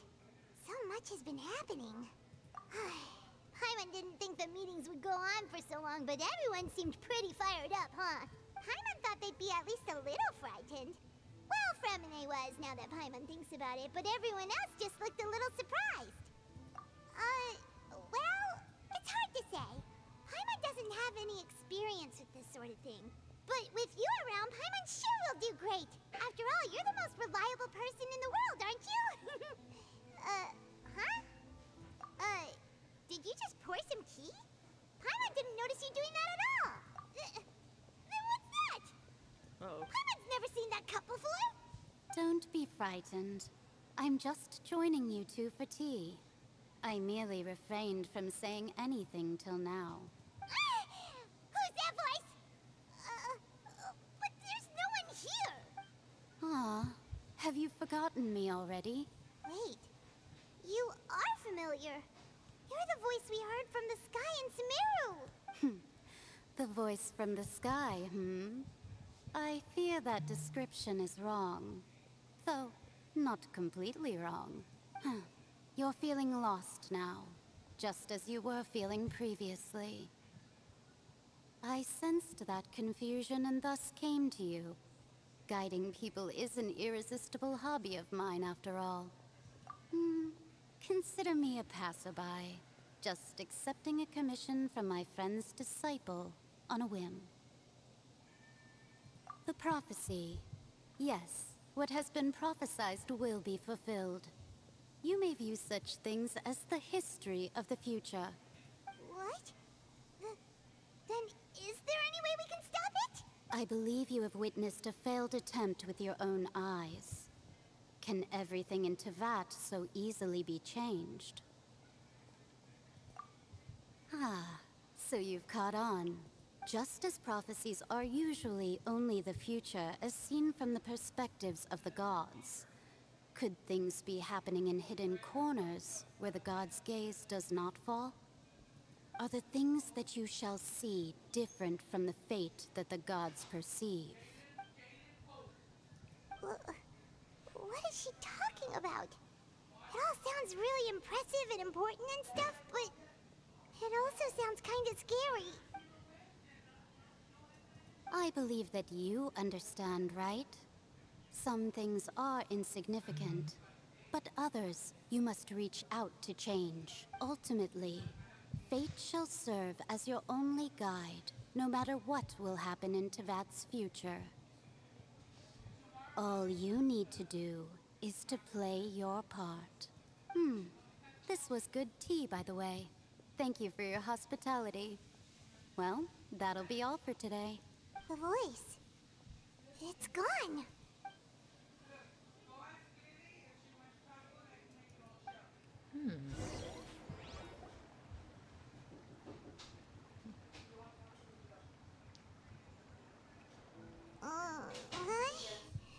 I want to hear someone talking. All right, coming. Hey, it's you who's getting lazy, okay? Well, I see I've walked in on some lively banter. Luna! Fine, just fine. I went to take part in that Steambird panel.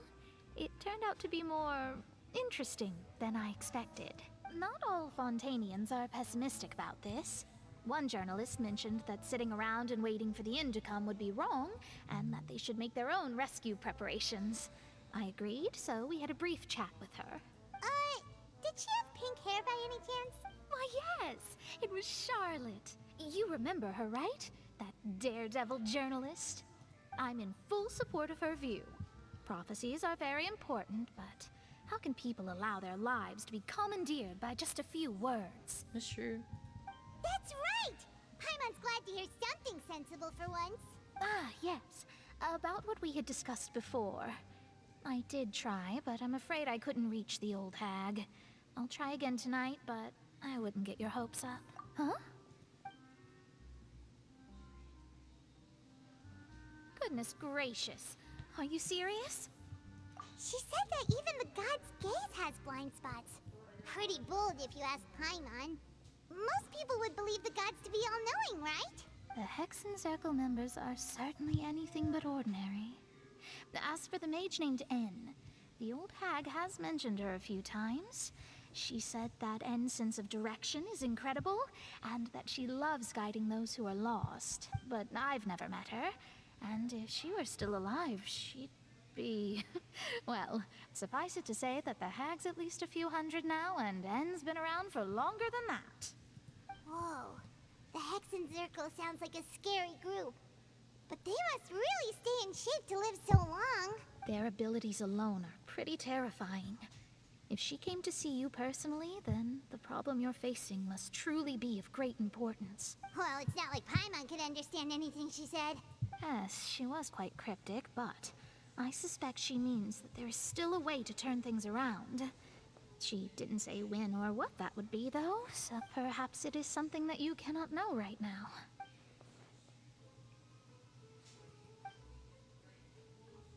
Traveler, Paimon, are you two all right? Oh, we're fine. We're just a little down right now. It kind of feels like the end is coming, you know? I see. I feel that same sense of desperation, too. I guess you could consider me someone who has often witnessed fate. So far as I have seen, it cannot be swayed. But even so, I still hope for and believe in miracles. Astrology is eternal and rational, but fate may not be. It is perhaps that's what En was trying to tell you. Not to lose heart, and to believe that what you are seeing playing out before you is not yet set in stone. I did originally think of steering clear of all this, but I couldn't. Even if this is all futile, I still wish to help everyone. If we don't struggle to the last, then how can we face the end when it comes? Huh. You do have a point. There I go, talking about astrological principles again. Sorry about that. The moment I start talking about work-related stuff... I need to get going. It was worth trying to comfort you, even if only a little. I believe that you'll help those who are struggling in the same way I did. I suppose that might be why we always seem to meet by coincidence. Bye, Mona. Paimon feels kind of moved by what Mona said. But also kind of sad, too. Hey, Traveler. Paimon suddenly feels like going outside for a walk. Let's go. Let's walk around the city, shall we? There's a few spots we always like to walk by.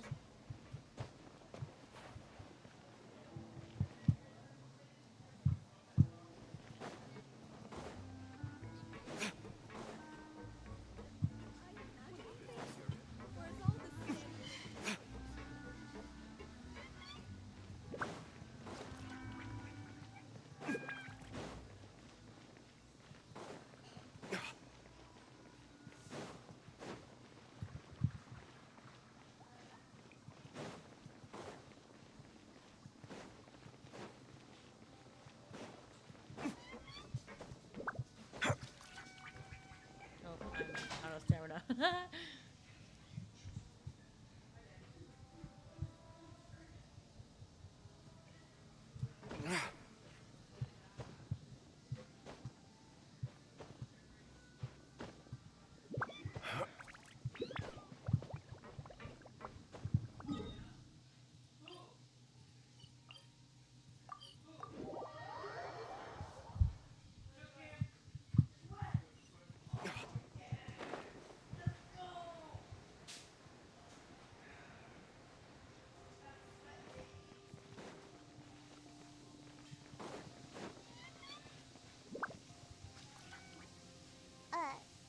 Huh?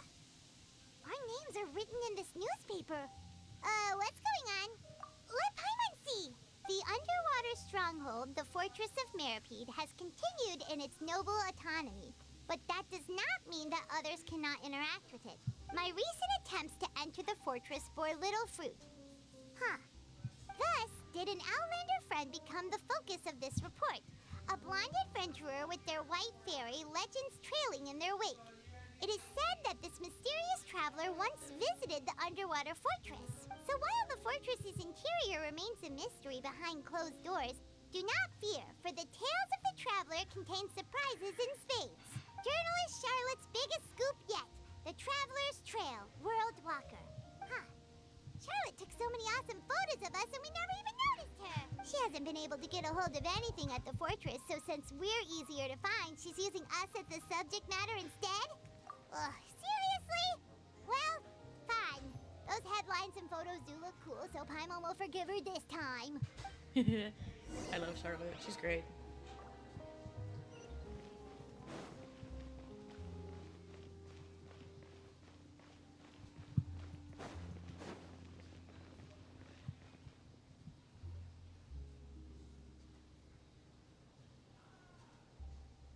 We're here! Paimon's hungry. Should we go in and get something to eat?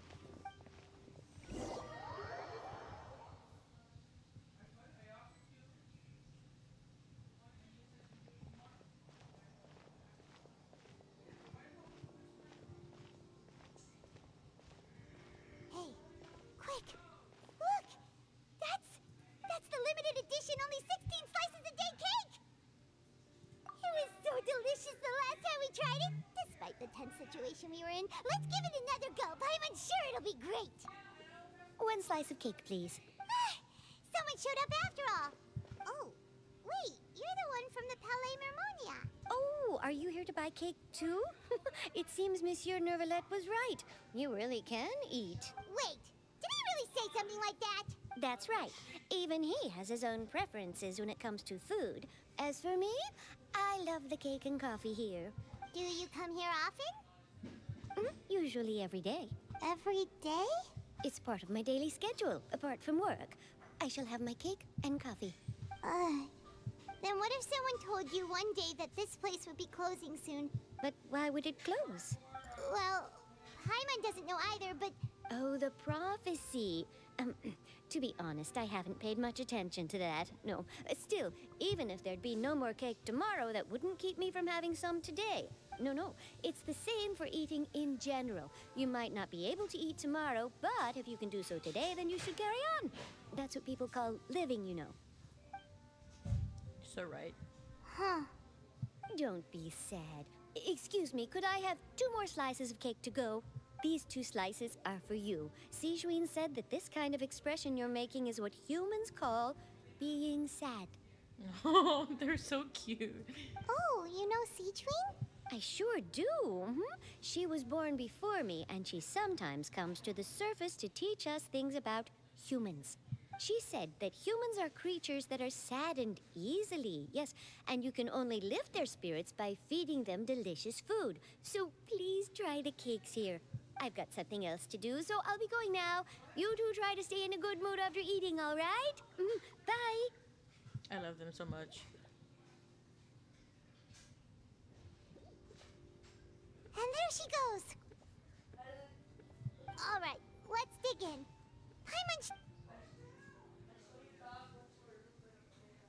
It's more delicious than last time. And the flavor gets even better with a sip of tea. It sure would be nice if we could come again tomorrow. Sure would be nice if we could always eat delicious food here. Paimon, stop being so sad. You'll be fine.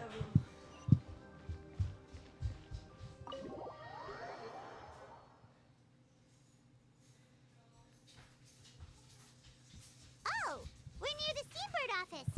Let's go look for Charlotte and have a chat. Hello, Retro. How are you doing today? Hi, Charlotte. How are you? Wow! If it isn't the Traveler and Paimon! Oh, have you seen the article I wrote about you? You had a calculus exam? Boo. I hate calculus. You've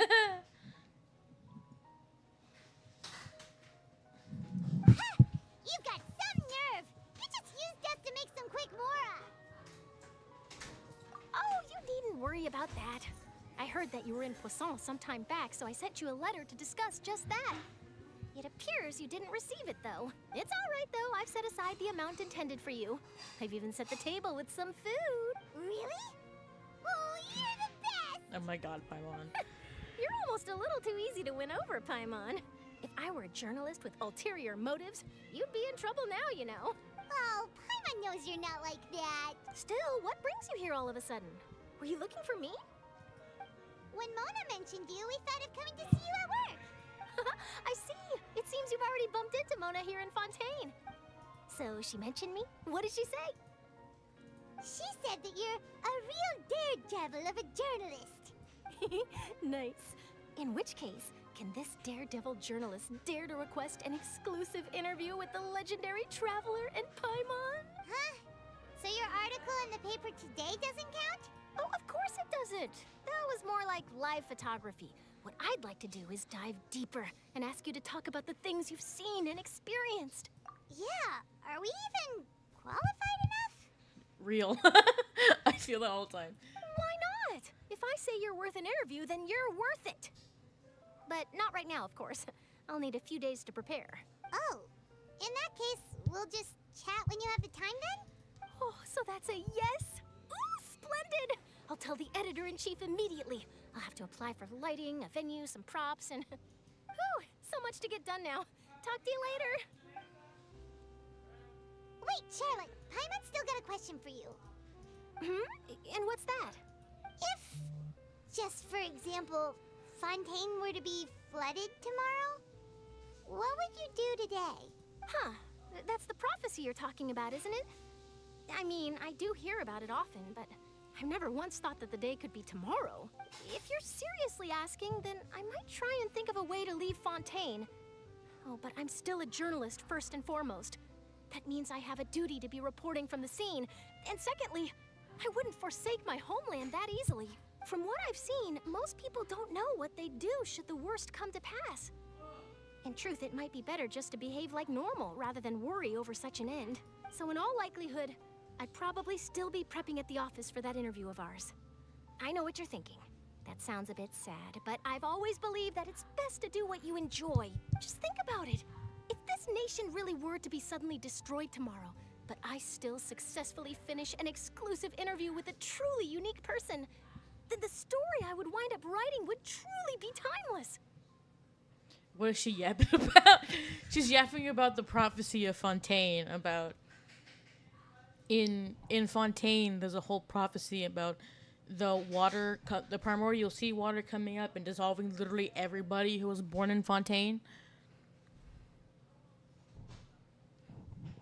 Yeah, it's the prophecy. The prophecy is that that Fontaine's going to be destroyed, and like the only person who will be left is the Archon, crying and weeping and like being upset that everyone is gone.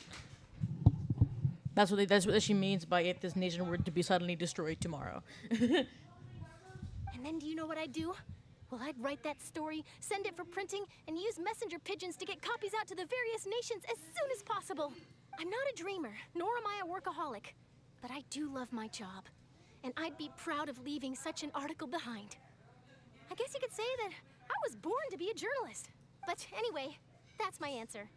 And on that note, I'll get back to my preparations. And the waters come up, I'd step in. Oh my god. That's so nice. Just step in and say, nah, bro. All of a sudden, Paimon actually kinda envies her. Anyway, let's go and take a look at the sea, shall we?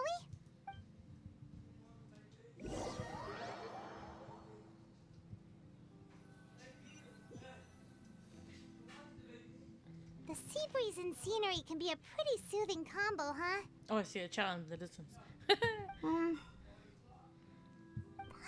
been thinking. If it wasn't Fontaine, but all of Tevat that would be destroyed tomorrow, where would we go and what would we do? No, Paimon should ask, if you could choose, what would you like to do?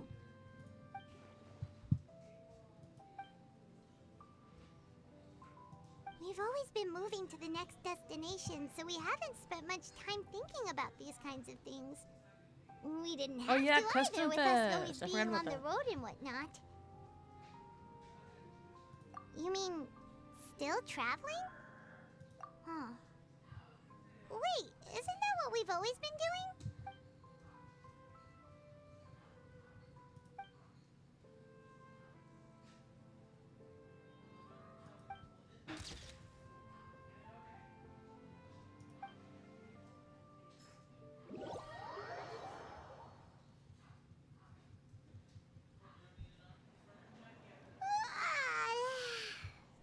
like you'll grow mold if you stay here long enough.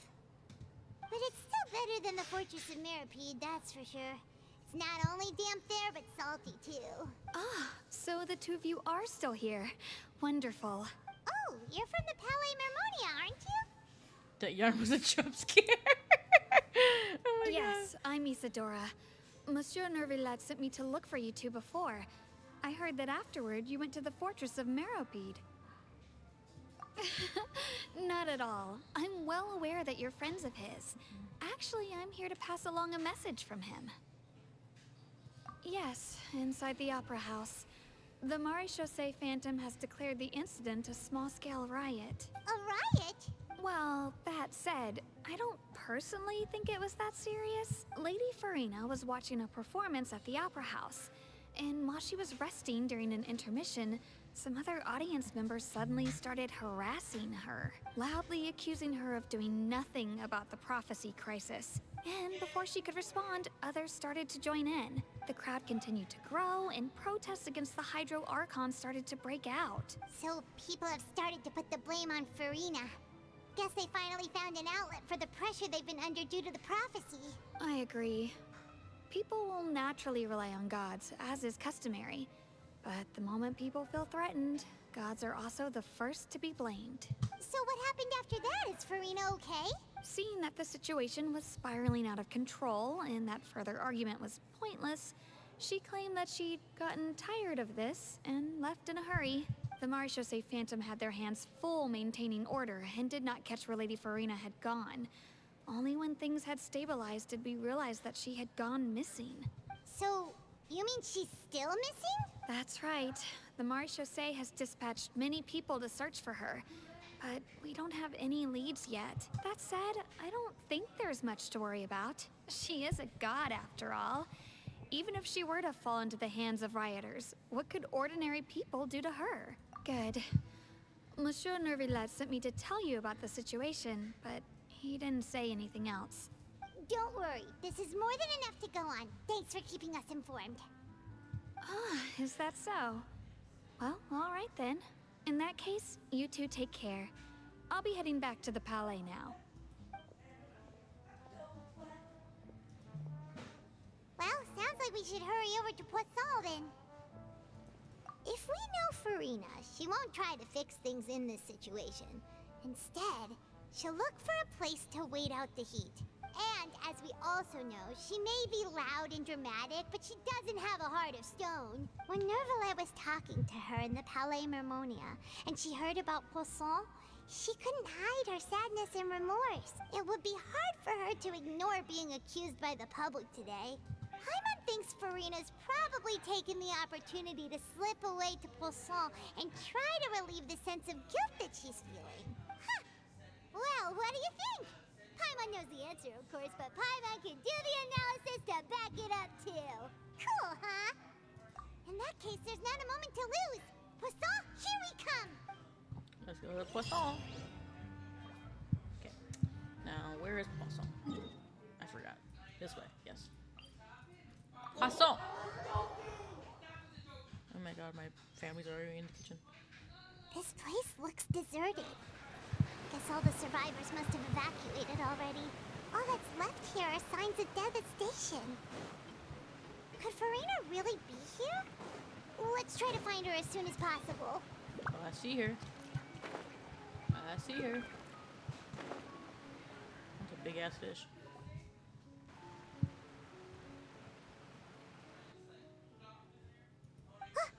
That's Farina, right over there.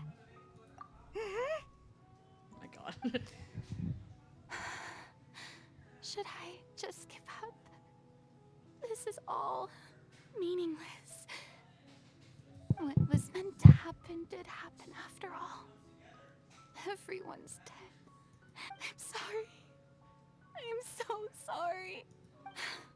Give up, Farina. There's no point in holding out. I'm sorry. But what can I even do other than to repeat meaningless apologies over and over? Who's that? Don't worry, Farina. It's just us. So it is you, blonde traveler from another land. Why, I almost thought you were someone from that mob of my ignorant subjects, come to kneel and beg for my forgiveness. Farina, you were crying just now, weren't you? The tear stains on your face are obvious. What do you mean, tear stains? Oh, I remember. The show at the Opera House earlier this morning was so moving. I'm still trying to process it.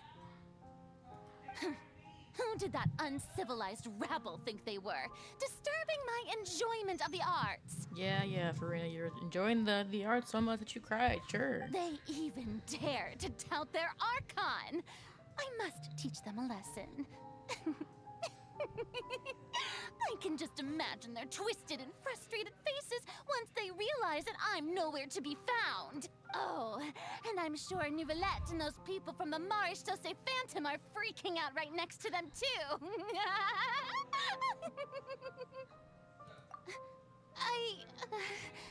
Of course not. Hey, there she is! The Hydro Archon's over there! Quick, after her! Farina, those people seem to be after you. They are? They're just some rabid fans who want to cut the line because they haven't been able to meet me in person, aren't they? That's against the rules. I can't let them get their way. Farina just ran off. Quick, we have to catch up with her. Go.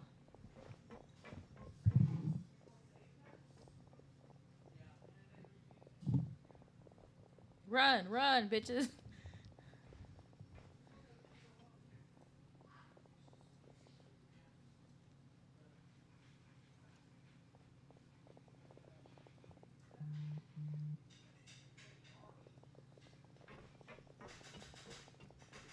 This should be the place, right?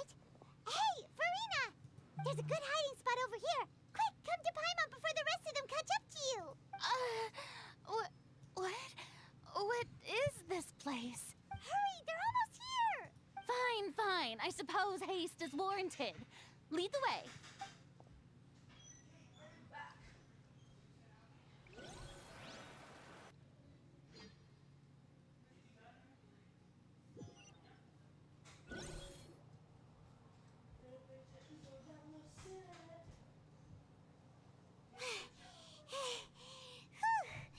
Paimon's exhausted.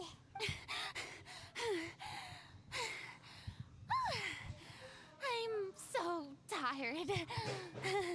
I totally thought they had caught me. No, I mean, I merely gave in to the sheer enthusiasm they displayed. You're right. Yep, that's a good girl.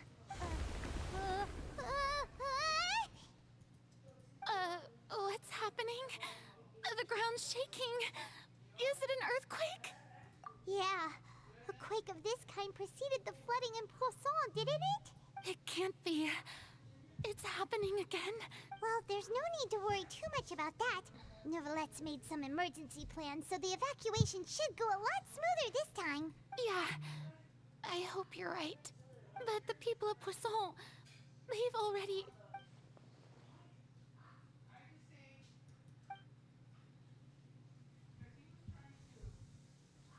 It's true. I've been investigating the prophecy for hundreds of years. I once had informants all over Tevat, searching for clues and feeding information back to me. I've tried all kinds of ways, too, to hold back the sea. Anything to keep the coastline from advancing.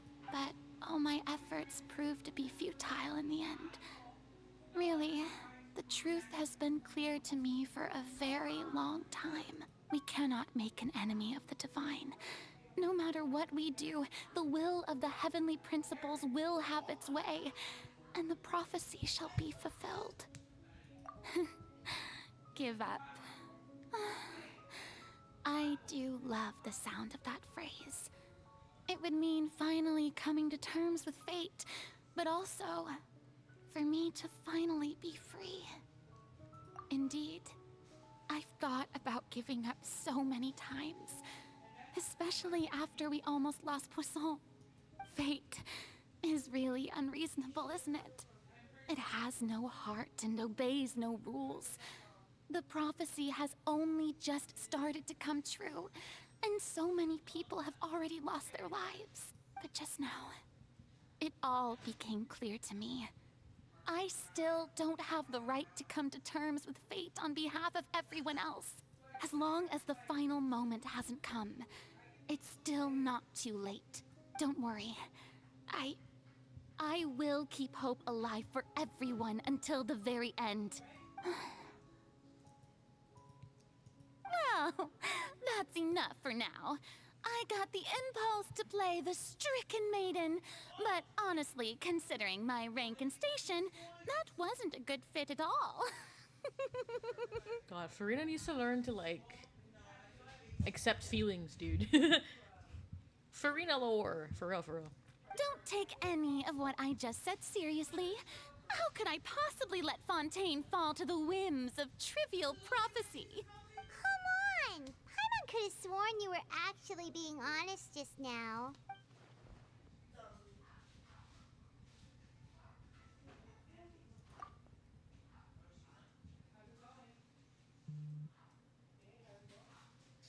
Share my burden.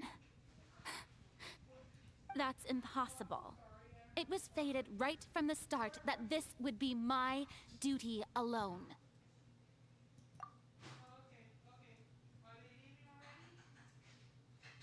A witness. Yes, I've heard that you came to Tevat from beyond the stars, yes. In other words, you never belonged here.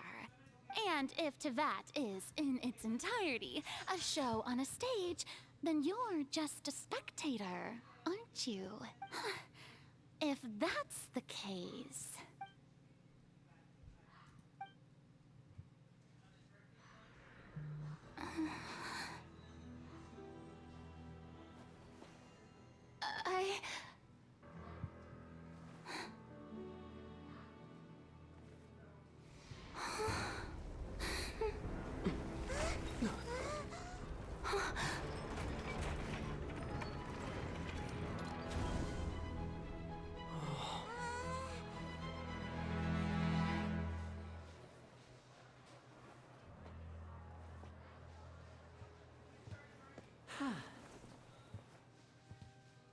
Uh-oh. Ladies and gentlemen, this concludes my opening performance. Now, without further ado, we may proceed to the trial of our god. So this is what it is.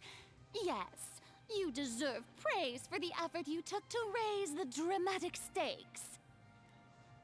Do not forget, however, that I am Focalor, the god of justice, the embodiment of justice itself. Does it not strike you as even the least bit absurd to bring the very concept of justice to trial? Well, yeah, but you're hiding shit, so... May I interpret these words as your refusal to stand trial? In that case, you will have the opportunity to defend your honor through a duel. You would draw your blade against a god? I see. Clorand is so fine. It seems like you have made up your mind.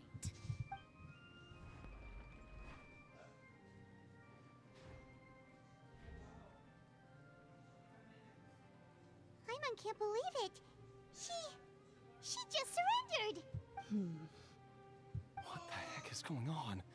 Did I just see an Archon surrender to a human? Wow, how utterly humiliating. Lady Farina, what is the meaning of this? It would seem that there has been a misunderstanding.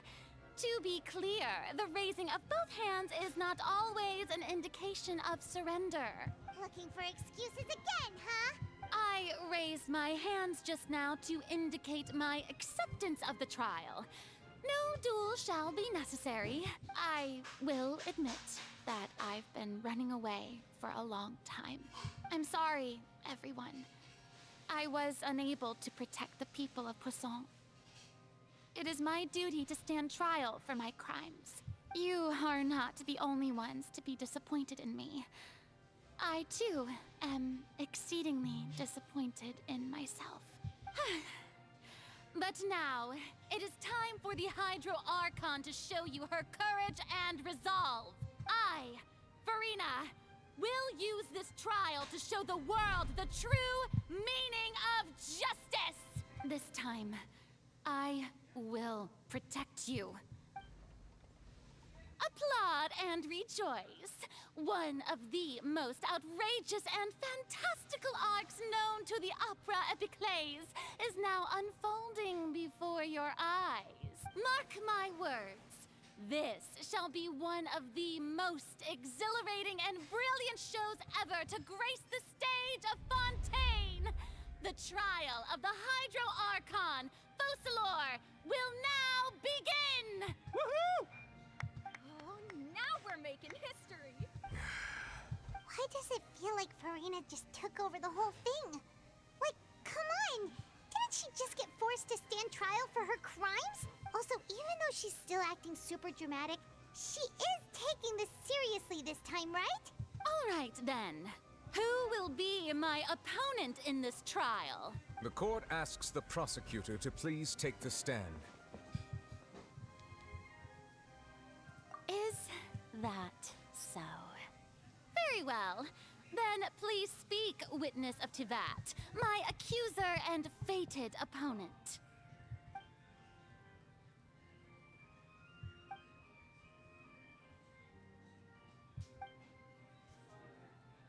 Oh gosh. Oh gosh. We're standing in court, bro. Also, please allow me to ask, as a final question before the trial begins, just how much work did you do to force me onto this stage? Well, we did do a lot of prep after the meeting that day. I can go over the tasks assigned to the Spina di Rosula, since they were rather straightforward and easy. Navia, the president of the Spina di Rosula. Most of the people who participated in the disturbance this morning were my subordinates. They changed into plain clothes and came to the Opera House as regular audience members, waiting for the perfect opportunity to incite insurrection against you. The people's resentment against their Archon has been building as more and more of the prophecy is fulfilled. A spark was all we needed to turn smoldering anger into a flame. Moreover, according to our understanding and analysis of you, when something like that occurred, you would likely flee the scene and head to Poisson by yourself. So, we arranged for a second group to lie in wait there. So, you mean, the ones who scoured the settlement for me were also from the Spina? And their goal was to force you to step into the giant magic box so you may personally participate in the greatest magic performance in all of Fontainian history. That's right. That house was a magic box, rather than someone's residence. As the super ultimate version of the setup that I used when I first performed at the Opera Epiclese, the volume of the box was increased by a whole order of magnitude, and the distance it traversed was the entire gap between Poisson and Araneas. Its cargo, of course, was an Archon instead of a human. My thanks, Farina. Without your help, we could never have pulled off such an extraordinary performance. You're welcome? Of course, this You're welcome. performance was only made possible with Father's support. The House of the Hearth spent a massive amount of labor in Mora to pull this off. We had to select a location, construct a giant magic box, dig a tunnel, and open up a path through the water. It was a lot of work for all of us. So, in other words, the earthquake that we felt within the giant magic box was just a normal tremor from the transportation of the whole house? That's right. It wasn't a sign of another disaster to come. Then, I can guess Nervilette and Cloran's parts. You gathered a crowd, prepared a stage, and made sure that the champion duelist would be immediately ready for a fight. Also that as soon as I appeared on the stage, the trial may commence without a hitch. Am I right? Yes, that is correct. Well, Clorand, I must commend you for your courage. Only the most outstanding champion duelist in all of Fontaine would accept a duel with an Archon without flinching. Thank you. As for you, Traveler, I suppose your role was to keep me distracted with conversation once you found me in Poisson. You'd make sure that I didn't notice anything amiss before revealing yourself as my prosecutor once we'd arrived onto the stage. Oh?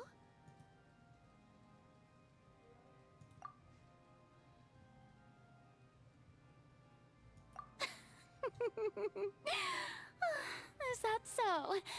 Then I suppose I must have missed my final chance. It's fine. It matters not. What's done is done.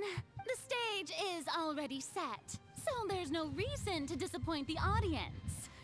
Let's see this trial through to the very end. God.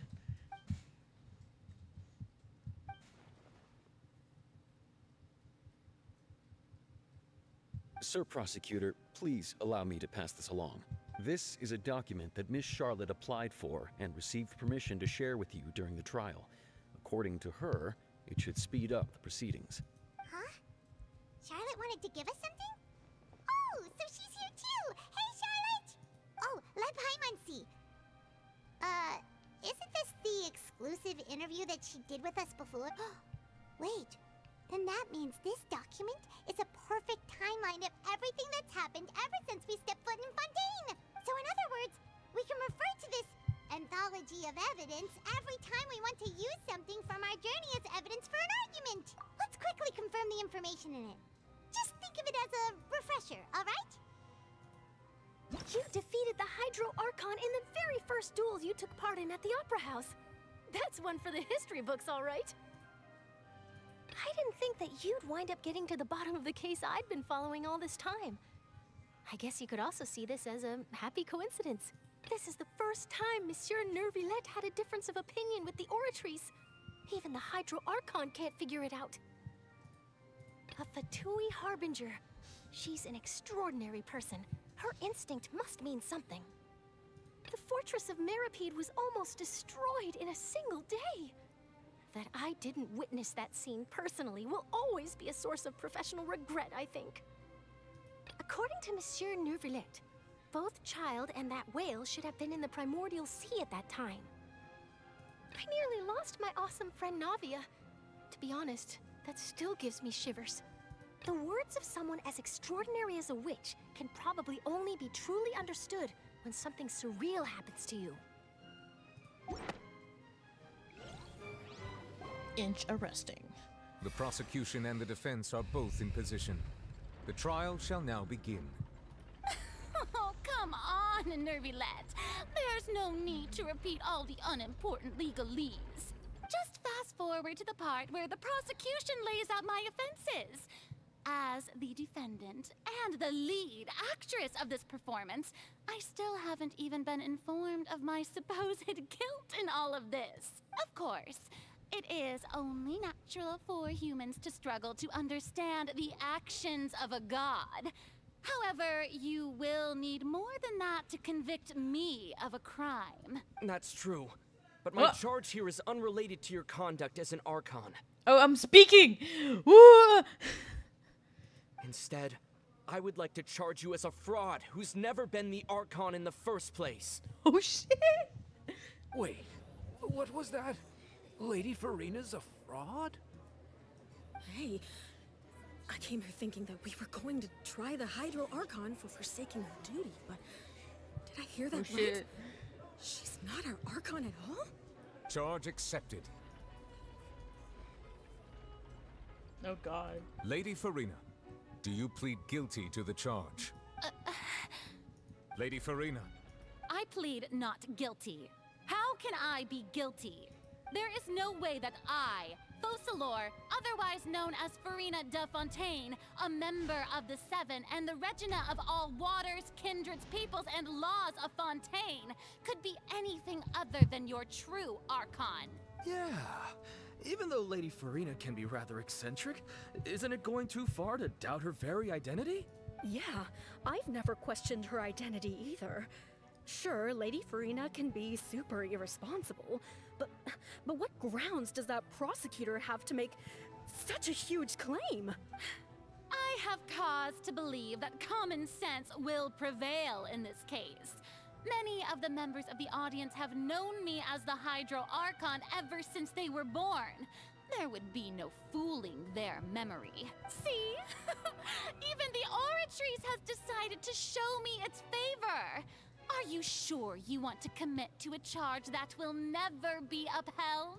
If you wish to drop the case, I can promise you as the God of Justice that you will not have to face trial for making a false accusation. We will treat everything that's happened as a dramatic spectacle and move on with our lives. What do you say to that? An argument with near impossible odds, huh? We have to not only refute Farina's claims, but also overturn the long-held beliefs of the people. Well, I tried to give you the chance to surrender. If you must persist, then let me ask. If you believe I'm not the Archon, then what manner of being do you think I am? And if I was not the Archon, then how did I manage to live for over 500 years? Let's see.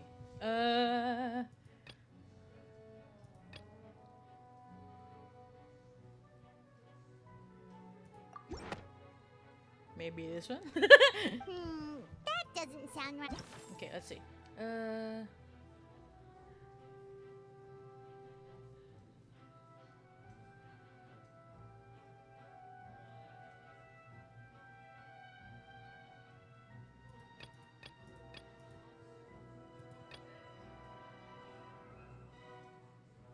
think it's this one actually. First of all, you may be a member of another long-lived race, which would allow you to naturally possess an extended lifespan. And second of all, even if that wasn't the case, there could be other ways to extend your life. Who gave you that idea? Was it the knave? You'd sink so low as to use a harbinger's words against me. A curse?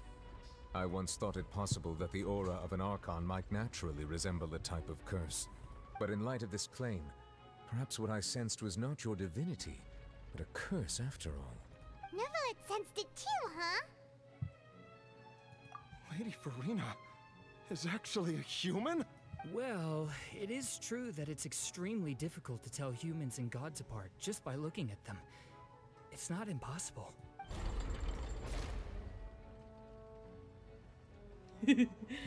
Well, don't start celebrating too early now. Even if I have been carrying a curse like you said, how does that prove that I am merely a human being? Besides, everyone knows that the main difference between a human and a god is the possession of authority. Gods can do what humans cannot. That's why they're worshipped as gods. For centuries, manifestations of my authority have served the nation of Fontaine. One need only to turn their eyes towards the Oratrice Mécanique d'Analyse Cardinal in this very opera house, or consider the endemnitium that is used in every aspect of life.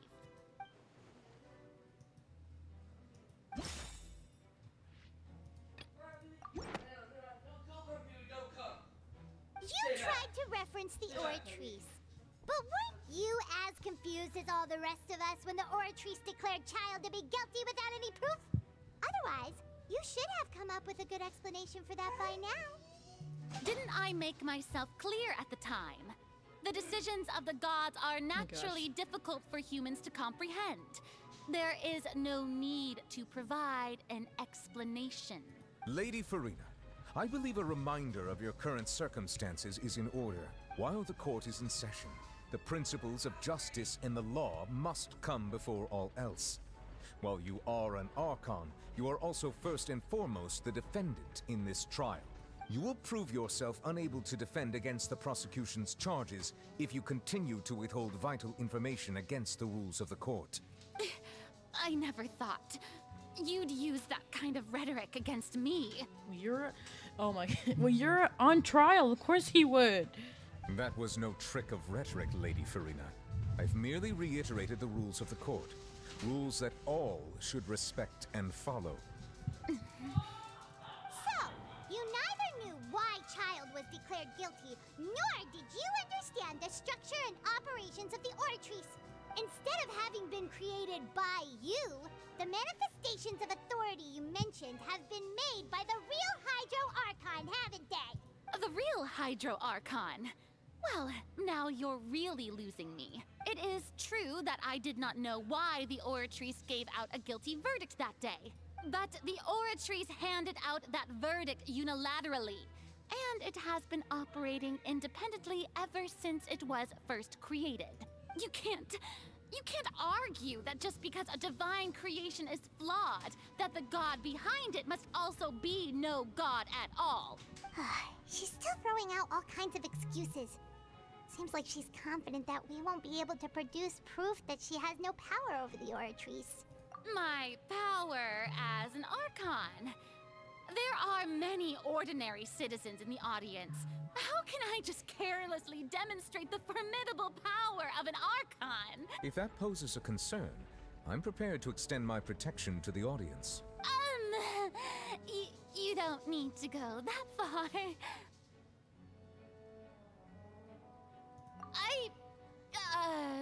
Aren't you the Hydro Archon?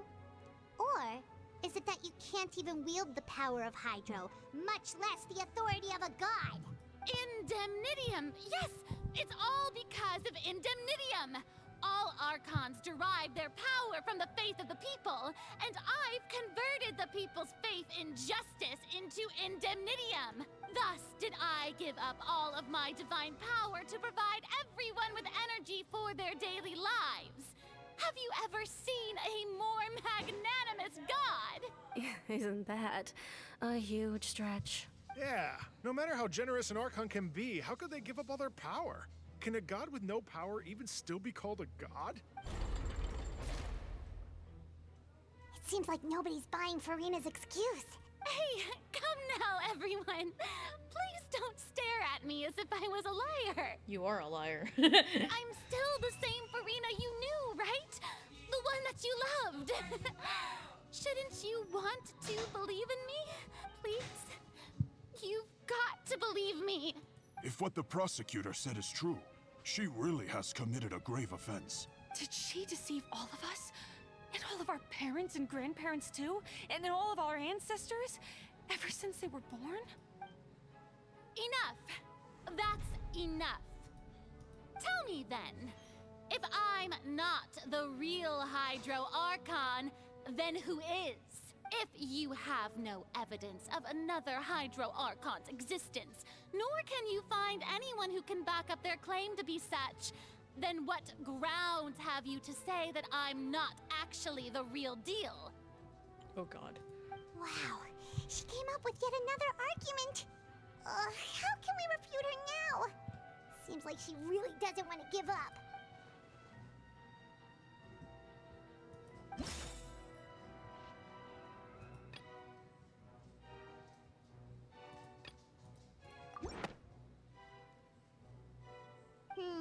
That doesn't sound... Dang.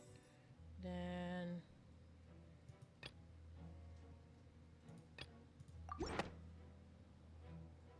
Damn it. I'm so dumb.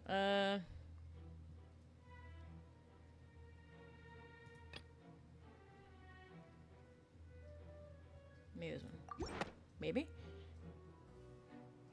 It has been established that all Fontanians can dissolve in water from the primordial... Murder case? And that means... Since you insist on claiming to be a god and not a human, then there's Hello, a Evie. method that you can use right here and now to eliminate all suspicions of you being the latter. Miss Navia, please apply to serve as a temporary attorney for the prosecution before addressing the court. Though you act in partnership with the prosecutor, you must still adhere to proper procedure. Super sorry, Monsieur Chief Justice. Now, I've brought some seawater from Poisson. As everyone knows, a massive flood struck the area not long ago. taking many lives, including those of some of my closest friends. So, Miss Farina, would you dare to touch some of the seawater? If we are to believe that you are indeed the real Hydro Archon, touching the seawater would have no effect on you. All it should do is strengthen your case. But if you don't dare to touch it, then we would have basically proved the reverse. Oh, and I must remind you that after the disaster at Poisson, nobody wants to see any more people dissolve. I do hope you'll act prudently and choose the simpler path of admitting guilt. Navia from the Spina di Rasula. The Spina has governed Poisson for many years. I guess her suggestion is valid. If Lady Farina is indeed just a human, she's probably Fontanian like all the rest of us. Would she really dare to try?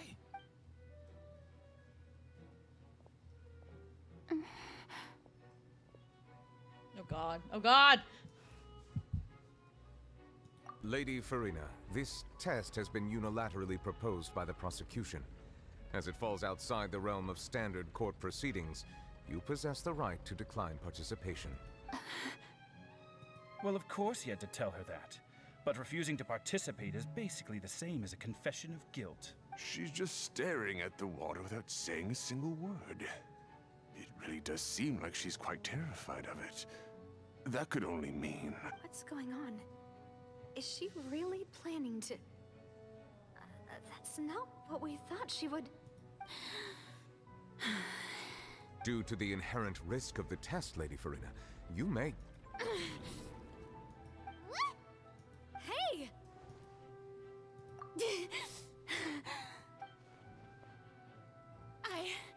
I'm fine! Look at me, everyone! My hand is still here! I haven't been dissolved! Will you believe me now? I really am your Archon! I'm nothing like a normal human who would fall apart as soon as they touch this water! Really? Was this not the most obvious thing in the world? Oh god. Miss Siegewin? If you're present, Miss Siegewin, please come forward and attend to the defendant. Siegewin? Don't be nervous. It'll just take a few seconds. Let me see. That should be enough. Please announce the results of your evaluation to the court, Miss Siegewin. As everyone doubtlessly saw, Miss Farina was displaying symptoms of hyperventilation and flushed skin. These indicate that she was experiencing the adverse effects of exposure to primordial seawater. The extent to which she was affected is the same as other humans when exposed to primordial seawater of a similar concentration. Thank you, Miss Siegewin. Lady Farina, you may return to the defendant's stand. Oh wait, what did she just say? I didn't get dissolved! Shouldn't that be enough to prove my innocence? Well, considering your tendency to run from your problems, we did originally prepare a direct sample of the seawater around Poisson. However, after extensive discussion, we exchanged it for a sample that is not concentrated enough to dissolve an actual human. After all, on the off chance that something entirely unexpected might occur, we don't want anyone else to lose their life to the sea. Yeah, so out of regard for Farina's life, you secured a low-concentration sample and asked the head nurse to serve as an expert witness. It's a great thing that the direct sample wasn't actually used. Farina could have... I can't believe... You...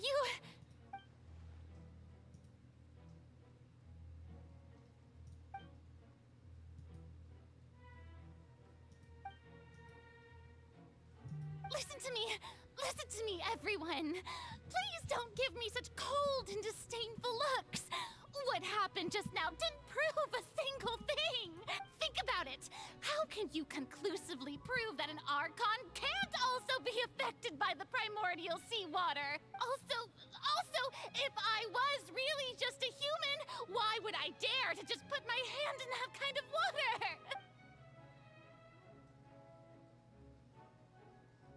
Oh gosh. Please, everyone, anyone, just listen to me. I swear, I really am your Archon.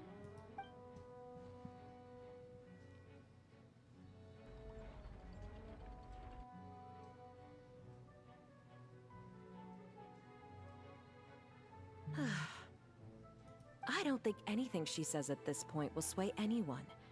The odds are just too stacked against her now. With all the things that have been said, Paimon doesn't think there's any way left for Farina to win. I believe the time for arguments and presentation of evidence has come to an end. If there are no objections, we will move on to the final judgment. I love Nivelets.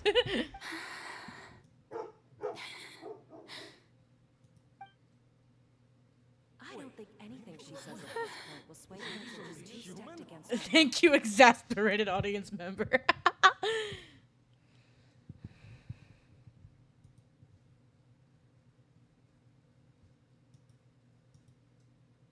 Oh. In my capacity as Chief Justice, I shall now render judgment on Farina's misrepresentation of herself as the Archon of Fontaine. As a human who knowingly deceived her fellow citizens, Farina is guilty. Uh-oh.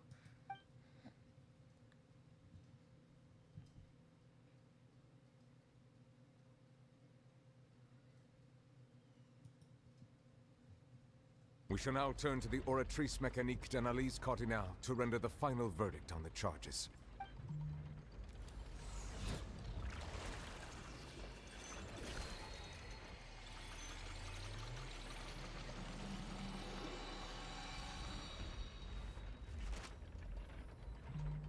According to the judgment of the Oratrice Mécanique d'Analyse Cardinale, Farina is... Well, what's wrong? What's the Oratrice's verdict? No, the Oratrice also displays a guilty verdict. Isn't that correct then? However, the exact wording of the verdict is thus. The Hydro Archon, guilty to be punished via the death sentence. What? Hey, yo, wait. The death sentence? That's actually one of the available sentences? I've always thought that it was just a myth. The one and only time the death sentence has been handed out at the court.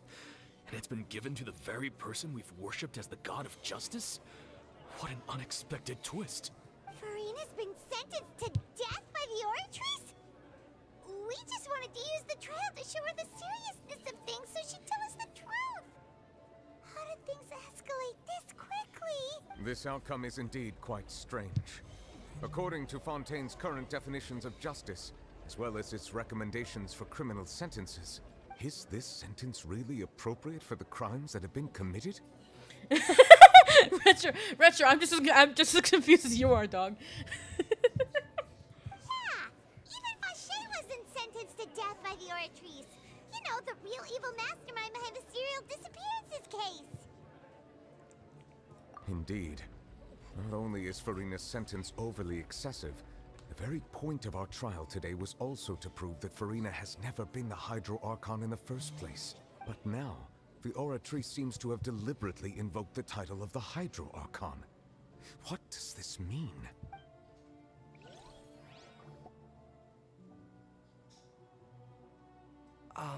Excuse me, if I may interrupt. Is the trial still going? Fremine! Oh, you finally made it. I assume this means you've completed your mission? Mm-hmm.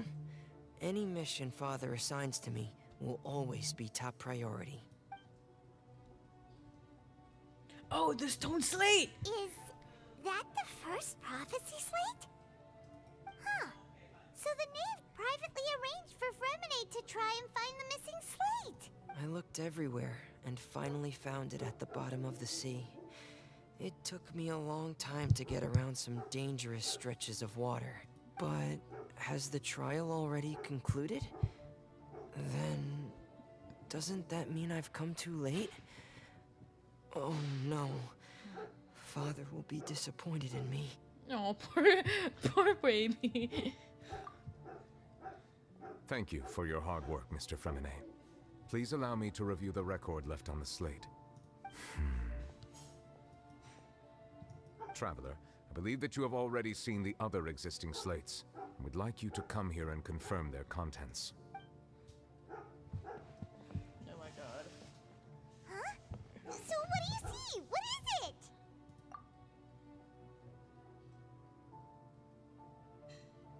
I believe I've now made sense of the Hydro Archon's crime. It has to do with Fontaine's lost history. Huh? Isn't the Hydro Archon just guilty of deceiving her people? Oh, wait, no, that's Farina, and we've already proven that she's not the Hydro Archon. So when you say Hydro Archon, do you mean the real Hydro Archon we've been kinda talking about? In truth, everything that you've encountered in Fontaine up until this point can be traced back to the contents of these stone slates. However, I'm uncertain as to how much sense they currently make to you. Okay, let's try to recall the contents of the other 3 stone...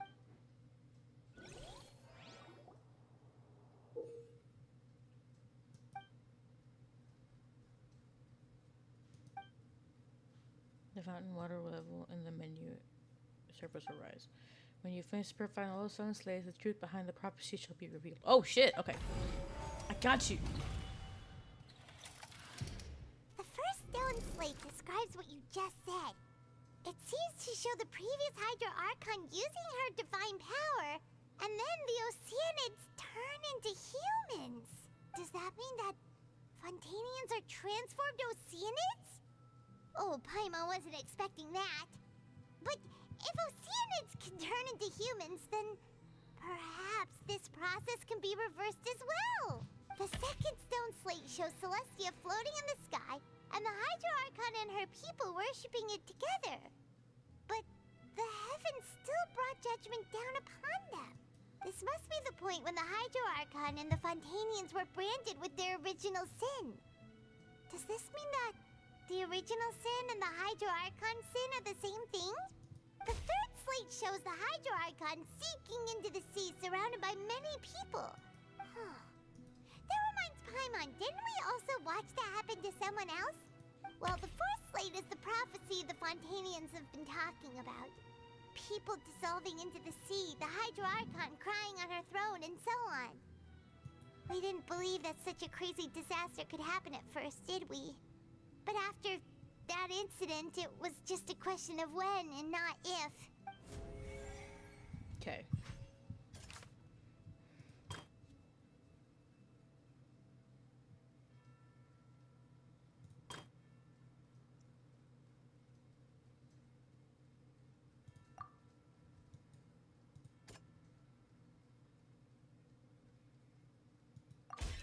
It's not as simple as falling into the sea. When Navia fell into the sea, her consciousness was subjected to judgment. The stone slates show the people gathered around the Hydro Archon in the sea. Could that be alluding to the same thing?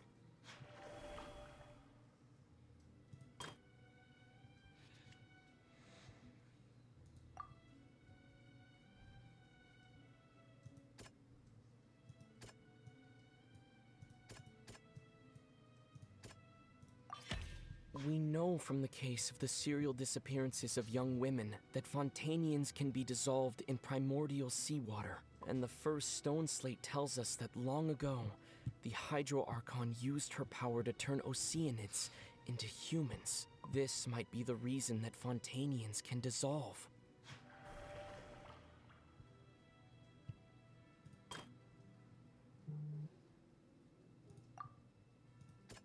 Wait, hold on. He shows Celestia floating in the sky, and the Hydro Archon and her people worshipping it together, but the heavens still poured out judgment upon them. That doesn't sound... Huh.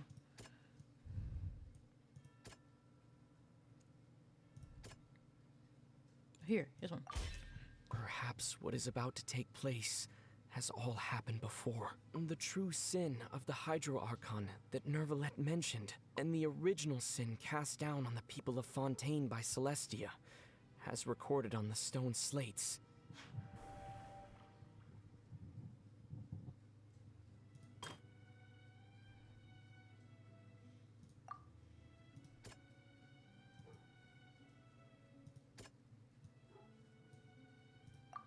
No, this one then. There we go. The prophecy from the stone slates found its way into society, but not many people believed it at first. The fortress of Meropide was nearly flooded with primordial seawater, which we know can cause Fontainians to dissolve. It seems increasingly likely that the prophecy may come true. If we hadn't dealt with it in time, things could have gone very badly. They'll dissolve into the primordial sea but won't cease to exist. Their essence will flow in the seawater, converge, and take the form of an Oceanid. The Hydro Archon was sentenced to death in court, shocking everyone present. Perhaps this means that her sin was actually Fontaine's original sin. Navia fell into the water inside those ruins, and she nearly dissolved. She was surrounded by the people of Poisson in a court within her consciousness, and was forced to take part in a trial meant to make her stay. The eruption of the primordial sea at the fortress of Meripede was the surest sign that the prophecy was about to come to pass no matter what. The stone slate's contents can all be verified by recent events. If we combine what we know together, loads of truths should come to light. Verification complete.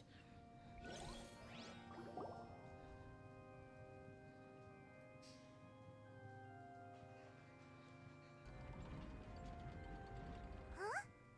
Oh, Paimon gets it now! So that's how you can make sense of it. But then it feels like we're going to have to share some truly shocking revelations. Let's hear them.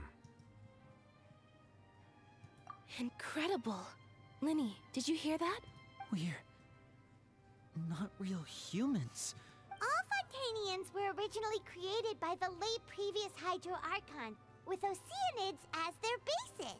The evidence for that can be found in how only Fontainians could dissolve in primordial seawater, and how all the girls Vacher dissolved were also turned into Oceanids. Oh, and according to Navia, when she was about to get dissolved, she also saw everyone gathered around for a trial, all of them in the shape of Oceanids. Indeed. Yeah, and it follows from the content of the first slate that she probably angered Celestia by creating humans without prior permission. That could also explain why the Oratrice judged the Hydro Archon to be guilty. It's to account for that ancient sin. The Hydro Archon's true sin was creating us? And yet, after many hundreds of years, the Hydro Archon's creations have turned around to try to judge the Archon within the Opera Epiclese. The twists of history are often the most unexpected of all. Yeah, isn't the image here just like when Navia fell into the sea? So wouldn't it be trying to show the image of the Hydro Archon also falling into the sea once the prophecy has been fulfilled in the fourth slate? In the end, the people will all be dissolved into the waters, and only the Hydro Archon will remain weeping on her throne. Only then will the sins of the people of Fontaine be washed away. Did Paimon get all that right? You've made some keen deductions. I must say, given how much you still don't know, it is impressive that you've already managed to connect so many pieces of the truth. However, while you were able to decode all the information on the slates, they've also been etched with an additional layer of hidden information using a different power source. When we were at the ruins, I tried to decipher the hidden information recorded in the slates. But since we only had 3 slates at the time, I was unable to come to a full conclusion. Now that the slate collection is complete, I shall make another attempt to decipher the narrative recorded within. If everything goes well, we should finally be informed of the unadulterated truth. Oh God.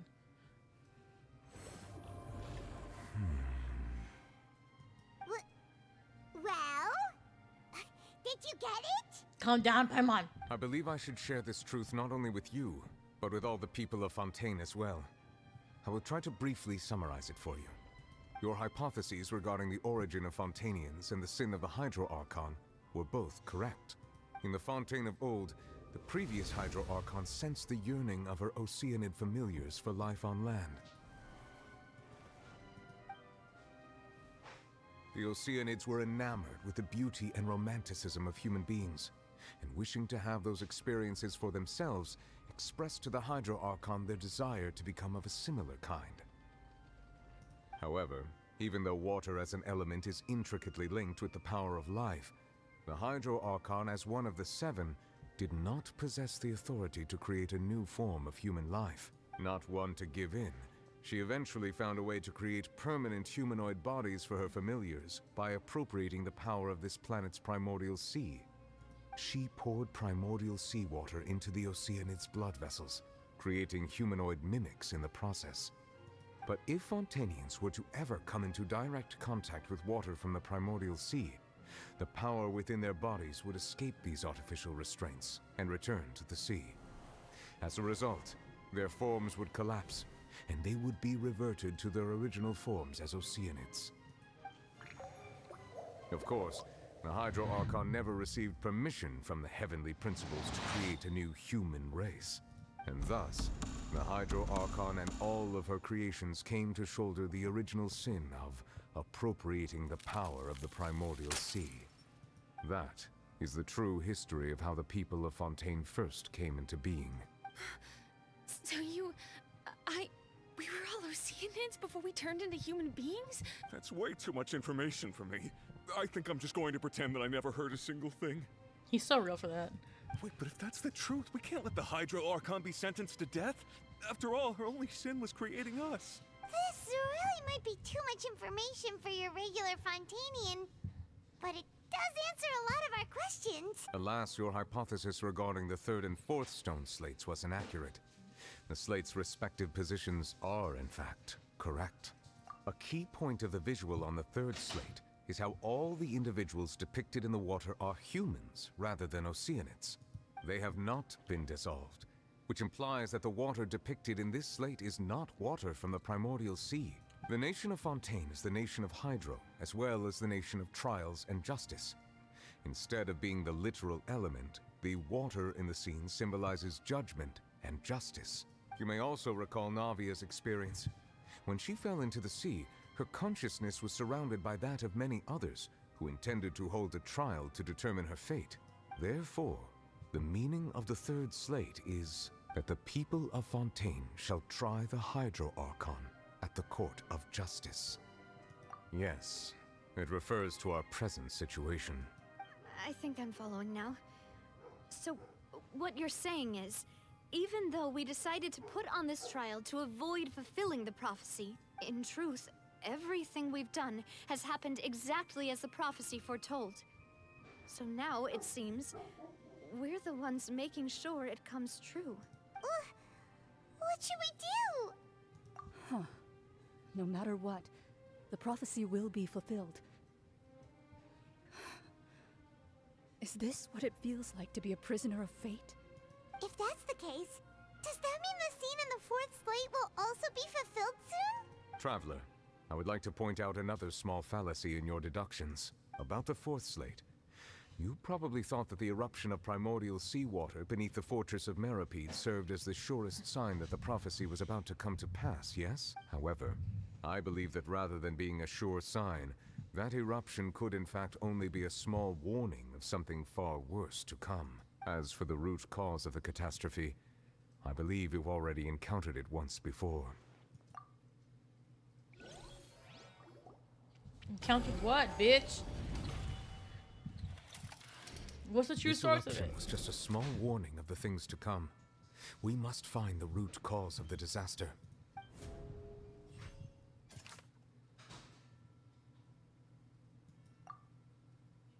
Oh, wait.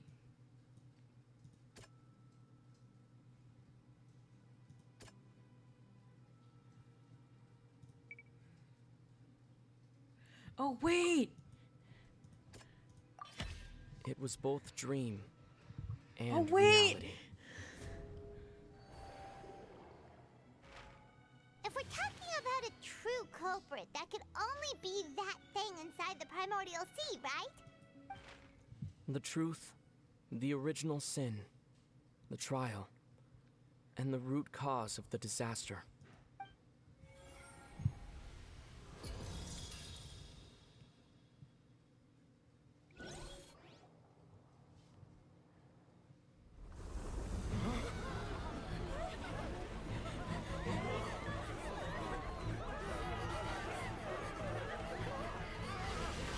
Oh my god.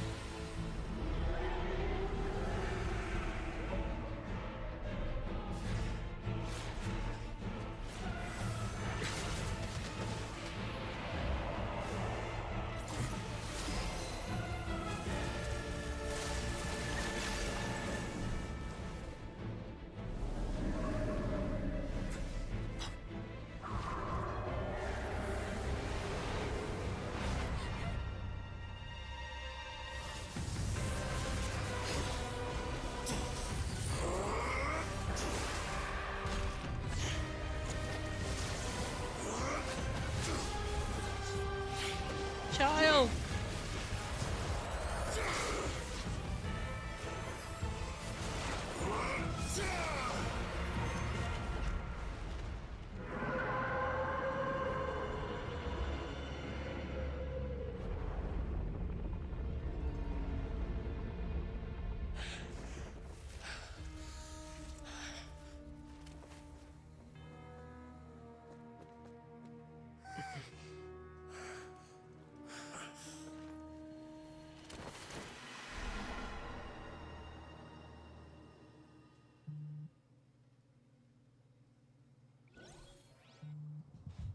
That was way too close!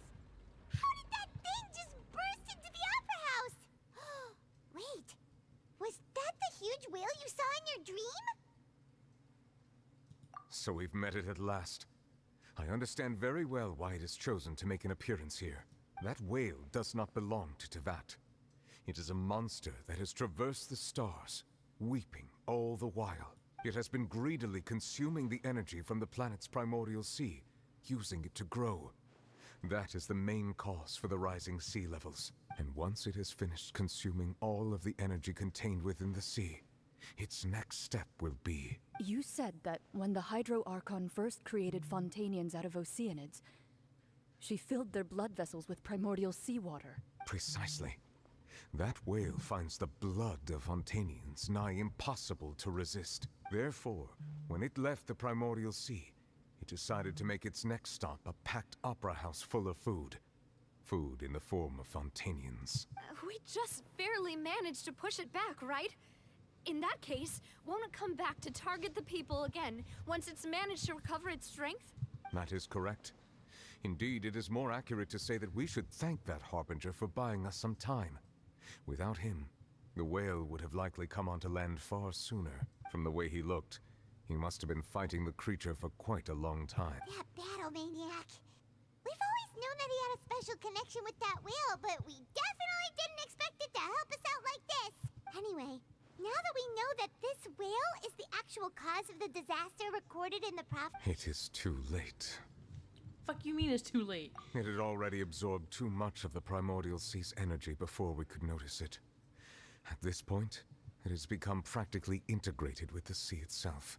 Even if the entirety of Tevat were to be destroyed, it could still survive and swim off towards some other world.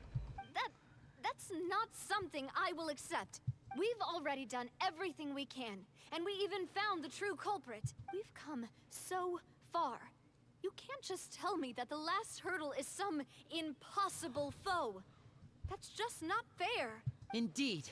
That's not how a grand performance should end. I'll fight it to the end. No matter what. So the prophecy will be fulfilled no matter what, huh?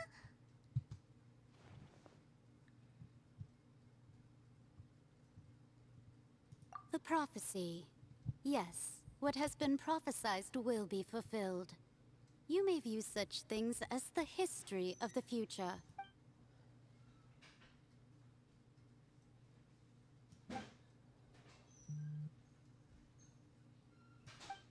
Just as prophecies are usually only the future as seen from the perspectives of the gods, could things be happening in hidden corners where the gods' gaze does not fall? Ultimately, fate shall serve as your only guide, no matter what will happen in Tevat's future. All you need to do is play your part. All you need to do is to play your part.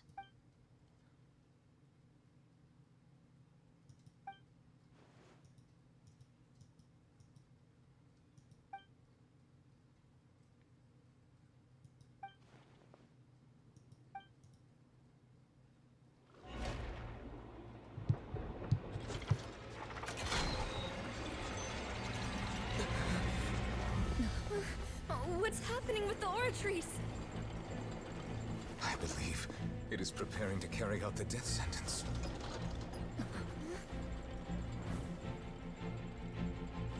Farina!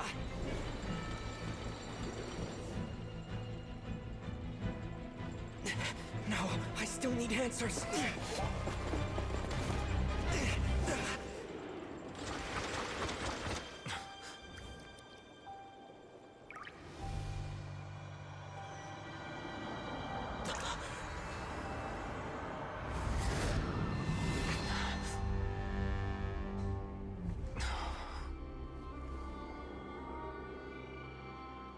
What?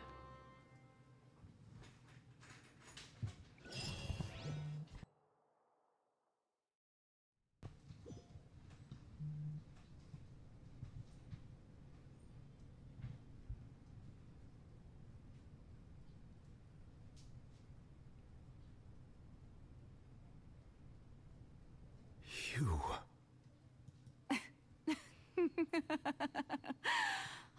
Sorry. That shocked expression on your face is just too amusing. I couldn't help myself. You are not Farina. Who are you? Ah, the sweet sound of bewilderment. Marvelous. A sure sign that my attempt to deceive everyone was a resounding success. But to answer your question, I am Focalor. You know, the god. Focalor. Why did you deceive us? Oh, that wasn't my goal, of course. Goodness, no. But I had to fool everyone else too, if I was to stand any chance of deceiving the heavenly principles. Deceiving the heavenly principles? It's all because of that pernicious prophecy. Dreadful, wasn't it? Everyone doomed to dissolve. Fontaine condemned to be flooded. One was not amused. In fact, one was positively bemused when that problem was thrust upon me by my dearest predecessor. That's the former Hydro Archon Egeria for the uninitiated. It hardly gets more disastrous than a preordained national catastrophe, now does it? She knew full well that the prophecy would surely come to pass. And as one of the seven, she also knew full well that one defies the heavenly principles at one's peril. So yes, as you have no doubt surmised, it was a rather impossible situation that I found myself in. I spent a terribly long time mulling it over, alone on the ocean floor. And I was almost growing barnacles by the time I finally realized there was only one possible solution to this confounding conundrum. I had to outwit the heavenly principles, allow the prophecy to be fulfilled, ostensibly at least, while saving everyone at the same time. I'm a genius, I know. I can only assume that's why Egeria chose me as her successor. Although, looking back now, it was hardly the inheritance one dreams of. Between the task of saving the nation, the quotidian duties of the Hydro Archon, and not to mention the original sin of creating a new race of humans, I dare say she left me quite a colossal mess to clean up. But one can only play the hand one is dealt. I did not choose this, any more than I chose to be one of her Oceanid familiars. So you were also once one of the Oceanids, transformed into a human by Egeria's hand. Yes, I was. I always dreamed of becoming human. And I still do, even now. In my eyes, to be human is to be part of the greatest opera ever known. After becoming a god, I separated my divinity from my body and spirit, leaving behind only a self that was as naive and bewildered as my past self on her first day as a human being. The me you see before you now is that divinity. And the human counterpart I left behind, I named Farina. She could feel joy, sorrow, and everything in between. She could be as vain and conceited, or as meek and vulnerable as she wished.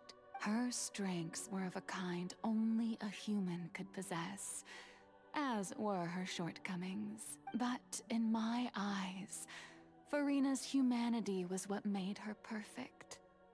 She was perfectly human in every way. The person I always wanted to be. Anyway, so then I cursed her. All part of the plan, of course. The plan to deceive the heavenly principles. Lord have mercy. Do you still remember the final scene of the prophecy? The Hydra Archon alone, weeping on her throne. In order that the prophecy might appear fulfilled, I invited Farina to be an actress, to play the part of the Hydra Archon in the prophecy. Under the curse I placed on her, so long as I, Focalor's divinity, continued to exist, she could not die.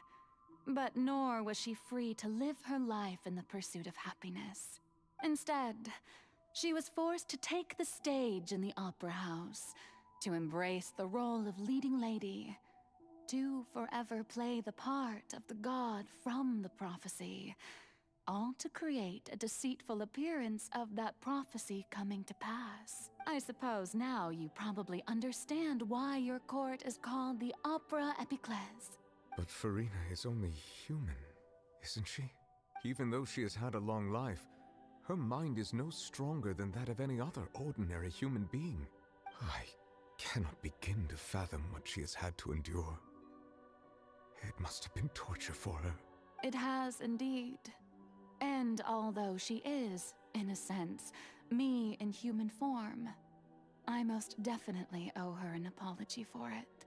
It's been 500 years, and all along, she's been playing her part in the most unimaginably long, unbearably lonely, and agonizingly painful opera of all time.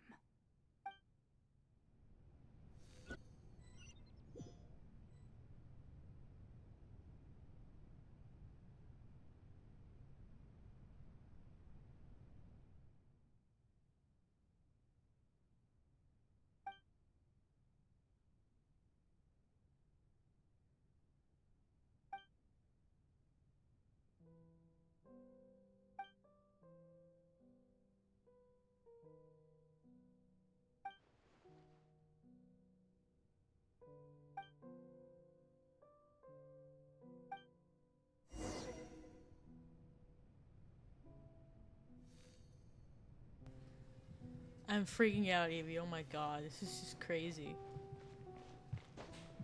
Let me climb up. God damn, I go around? I go around?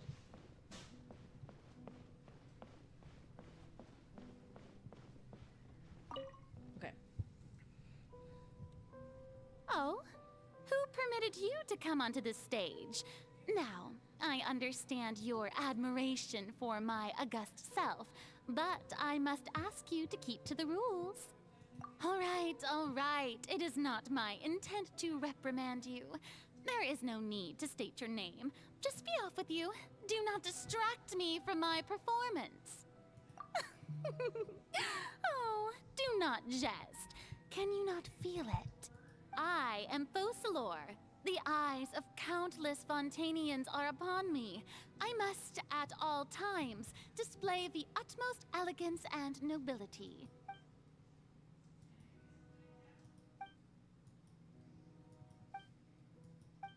Turn the lights off. Turn the lights off. Dear audience, the performance is experiencing a technical difficulty, but worry not. The guards shall resolve it soon enough. Retribution!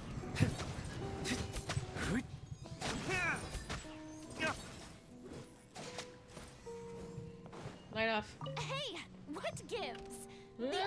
Defense is still watching me, you know. Guards? Wait, where are the guards? Guards! Center! No, my sword! Get out of here! Everybody stand back!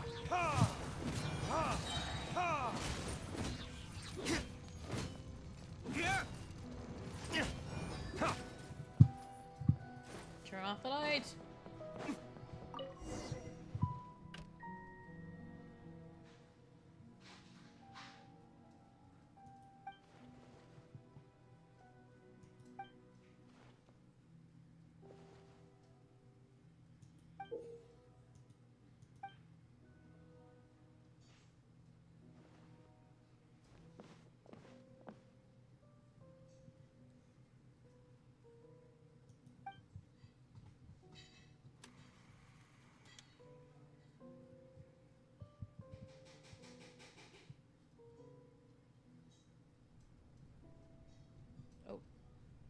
I am Farina.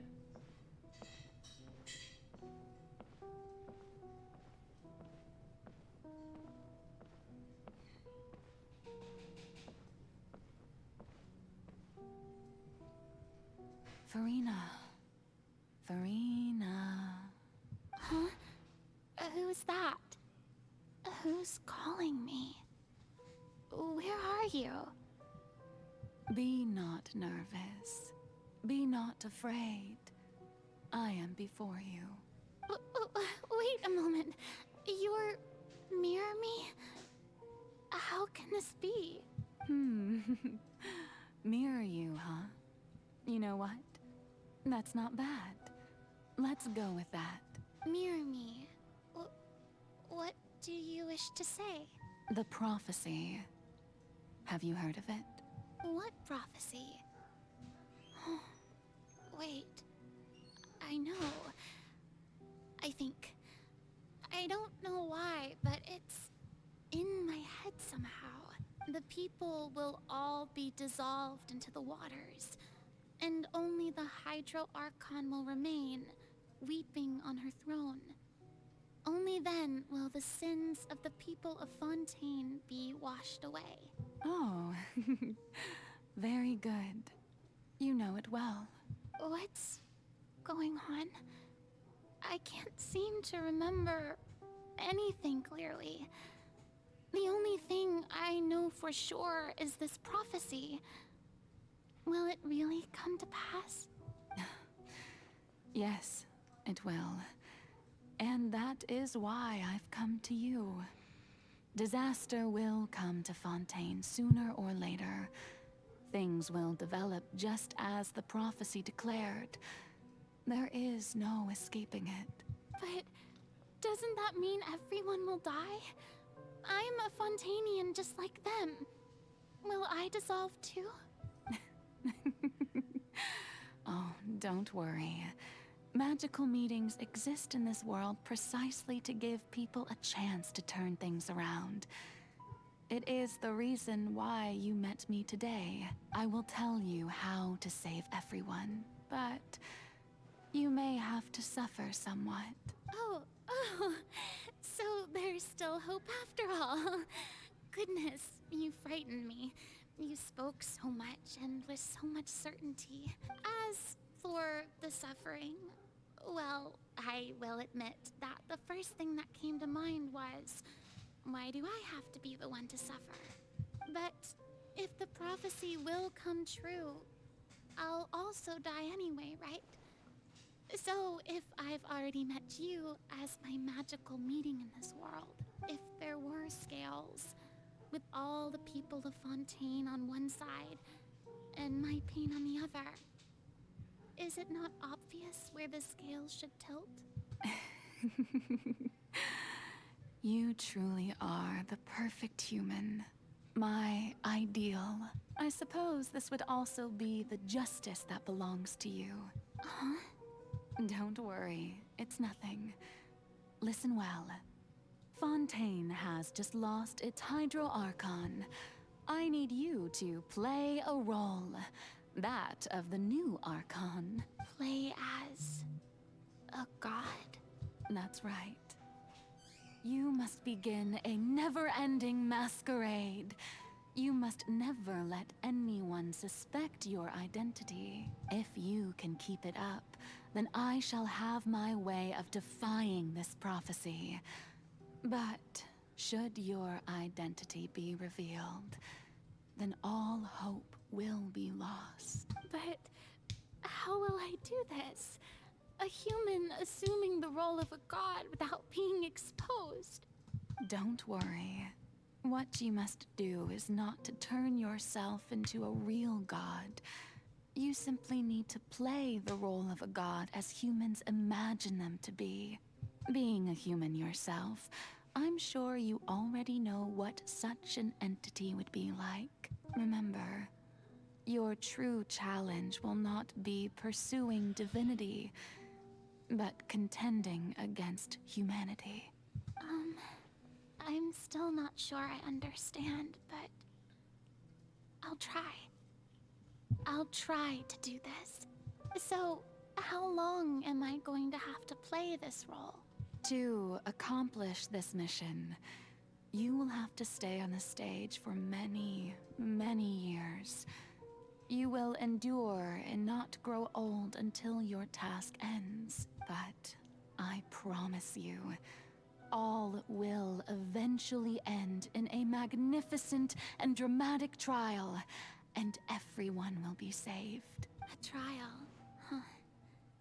How exciting. I'll be looking forward to it.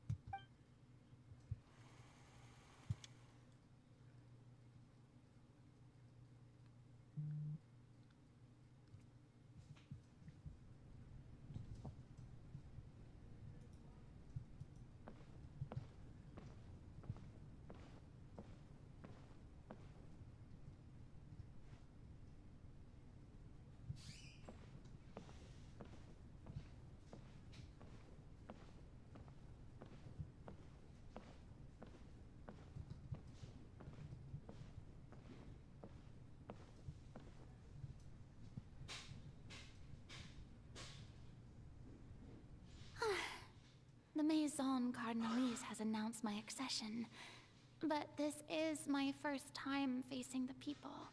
What should I say to most appear like a god? To be honest, I still don't know.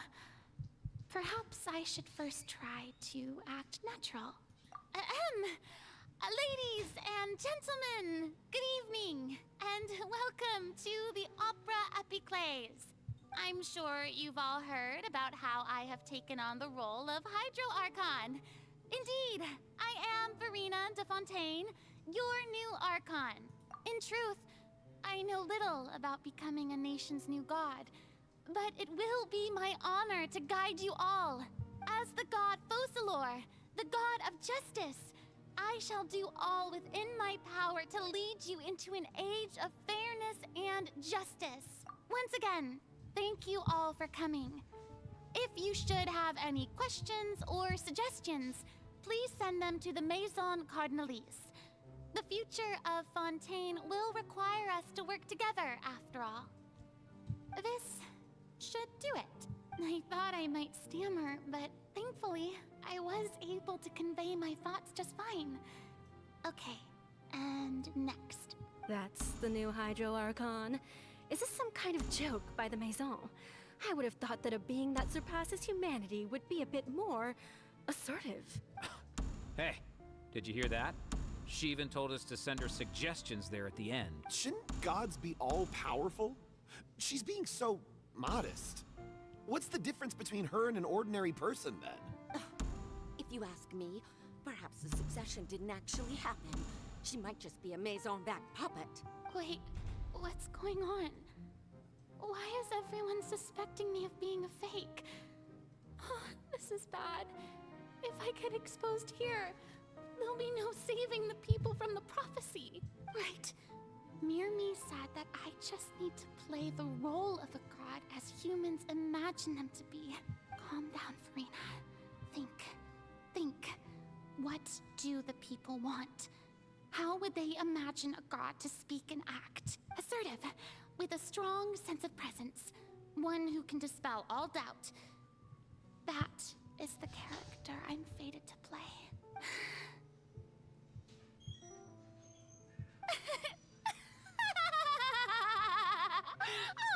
Oh, very good, my people. Only ones such as you are deserving of my rule.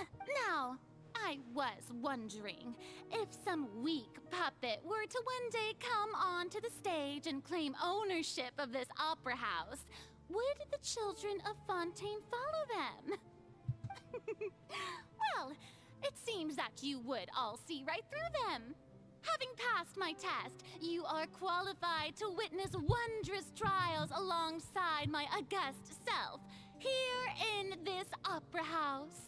You may consider my previous act a door gift of sorts. I thought it was a debut that suited the atmosphere. Now then, let us be reintroduced. Ah, so that was just a performance. How could I have forgotten that we were inside an opera house? Personality? It's quite shocking, to be honest, but I suppose it's a better look than before.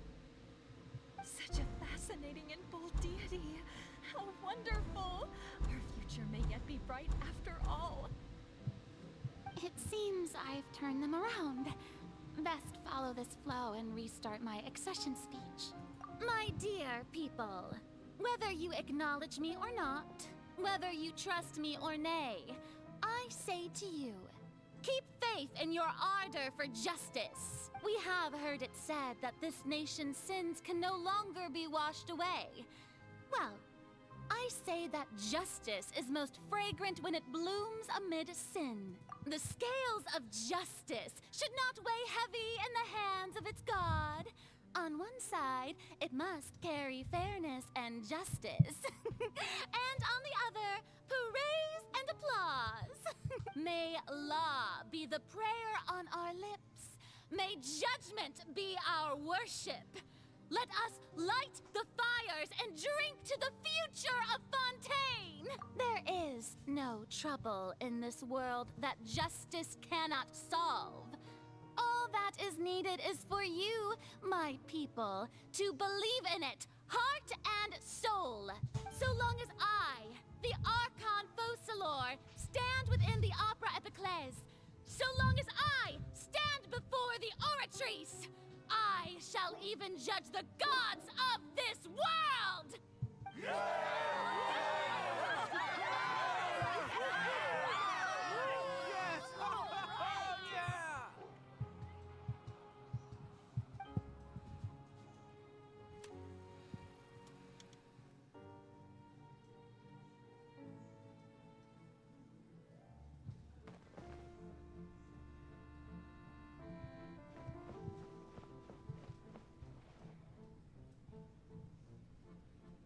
Lady Farina, here are today's case reports, as well as a summary of the follow-up for your perusal.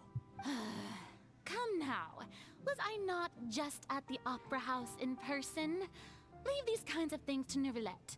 Besides, none of these trials were the one that I'm looking forward to the most. If I may be so impertinent, what kind of trial are you truly looking forward to? A magnificent, dramatic, and wondrous trial. A trial to end all things. How could you hope to understand? That's true. I fear I lack the ability to grasp your divine thought, Lady Archon. No need for fright, and do not take what I said before too seriously. Go now, do your duties. The trial I await. It will come one day.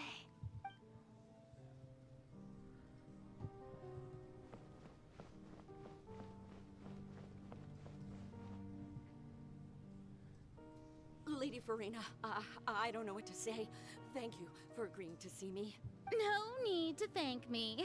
Or rather, thank your own sense of perseverance instead.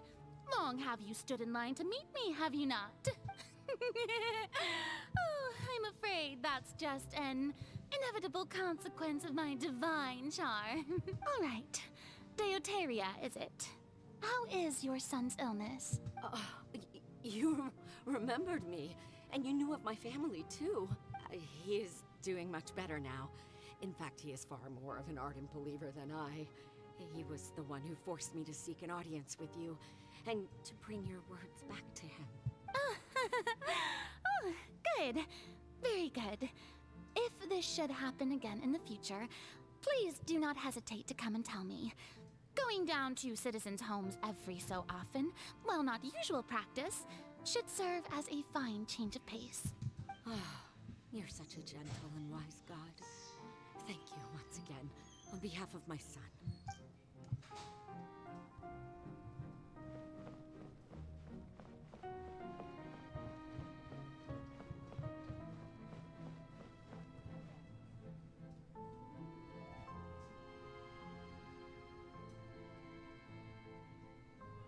Lady Farina, here are the latest hydrological reports. As for the specific parameters you asked to take note of, I'm afraid things still don't look good. I see. It's as I thought, then. As your god, I did already expect this, but I wanted to see how far your human wisdom would allow you to analyze it. All manner of signs indicate that the prophecy will still come to pass. Forget it. That's not something you need to worry about right now. Well, as I understand it, the Fontaine Research Institute is also trying to find a way to counter the rising water levels. Really? Have they found anything?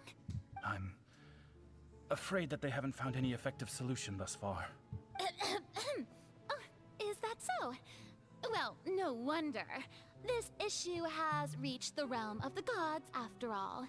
Still, their spirit is praiseworthy.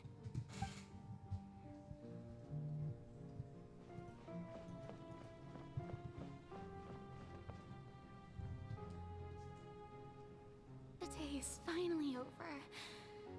I haven't had a moment to breathe this whole time, but it's good to see that everything's getting on track. There are no longer any voices of suspicion. Maybe this is fine. I just need to keep going, and everyone will be saved. All right, Farina, don't think too hard about this. You need rest. Tomorrow's a new day.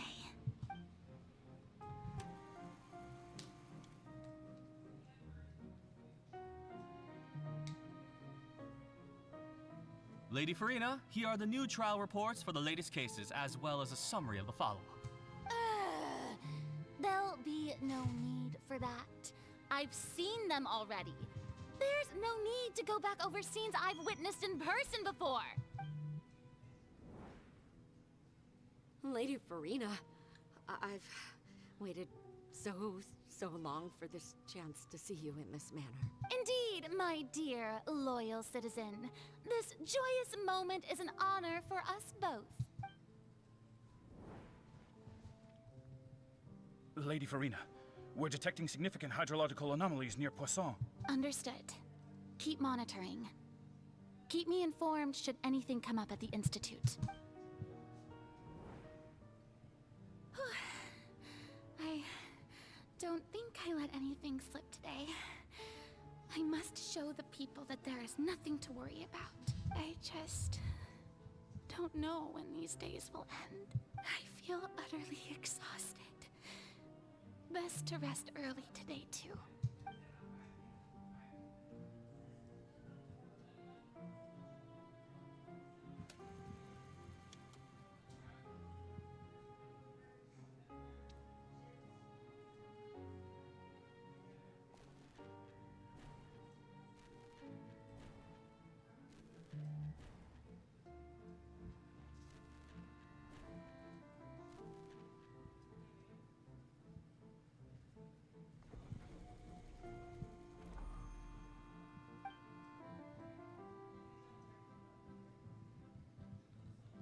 Lady Farina, it's like a dream being able to speak with you up close like this. I know, I feel so bad for her too. I'm just looking at all this and like, God, This is just so bad. I've heard that the first member of our family who was honored to receive an audience with you was Madame Deoteria, almost 20 generations ago. And what a fine family yours is indeed. It brings me great joy to meet such a faithful believer, a descendant of a line most ardent. Surely you exaggerate, Lady Farina. My lady? Hmm? What is it, good citizen? Oh, are you crying? Uh-huh. Oh, really now? I didn't even notice. This must be the overflow of hydro from my person. Well, can't quite help being the god whose dominion is the waters, can I? No wonder. No wonder. A manifestation of your power, then. Oh, Archon, I am honored to have witnessed it. Honored indeed.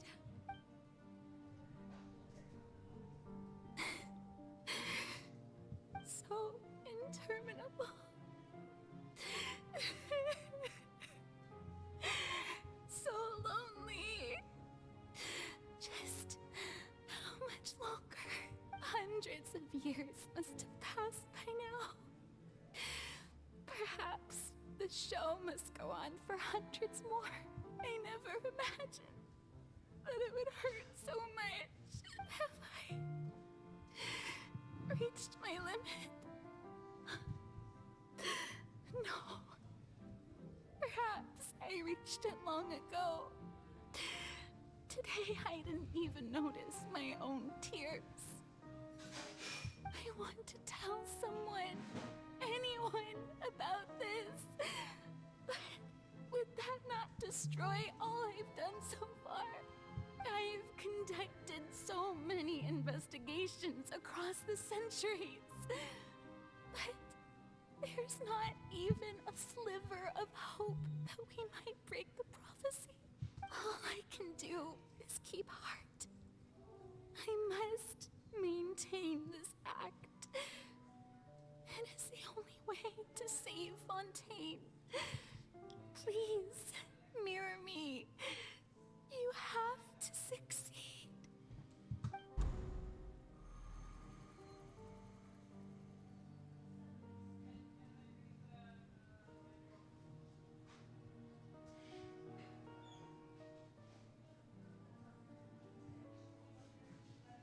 Farina, you don't have to shoulder this burden alone. Although I don't know what you might be keeping from everyone, your people are more than willing to share your burden with you.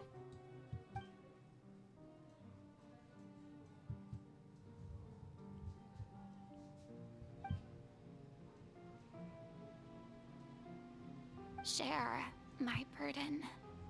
That's impossible. It was fated right from the start that this would be my duty alone. But even if your burden doesn't need to be shared, you can still choose to confide in someone. Just share it with me. I'm what you'd call a witness. A witness? Yes, I've heard that you came to Tevat from beyond the stars, yes. In other words, you never belonged here. And if Tevat is, in its entirety, a show on a stage, then you're just a spectator, aren't you? If that's the case... He's right. I could confide in him, couldn't I? But if things don't play out as expected, the people of Fontaine will be the ones to pay the price. No, Farina. You shouldn't be selfish. But what if it's really all right? Farina, you've worked so hard for so long. Surely it would be okay to put yourself first for once. Just this once. Is it such an outrageous thing to do anyway? To find someone in whom you can confide your frustrations and sorrows? Surely it could not hurt. If you let this opportunity slip through your fingers, it might never come by again. Think about it long and hard.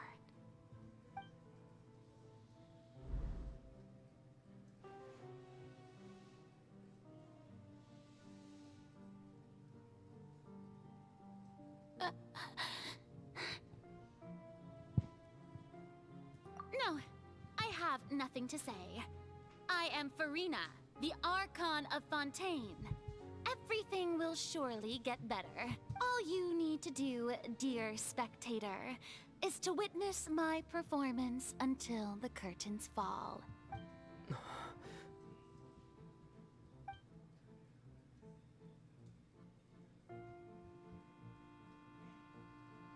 Fine.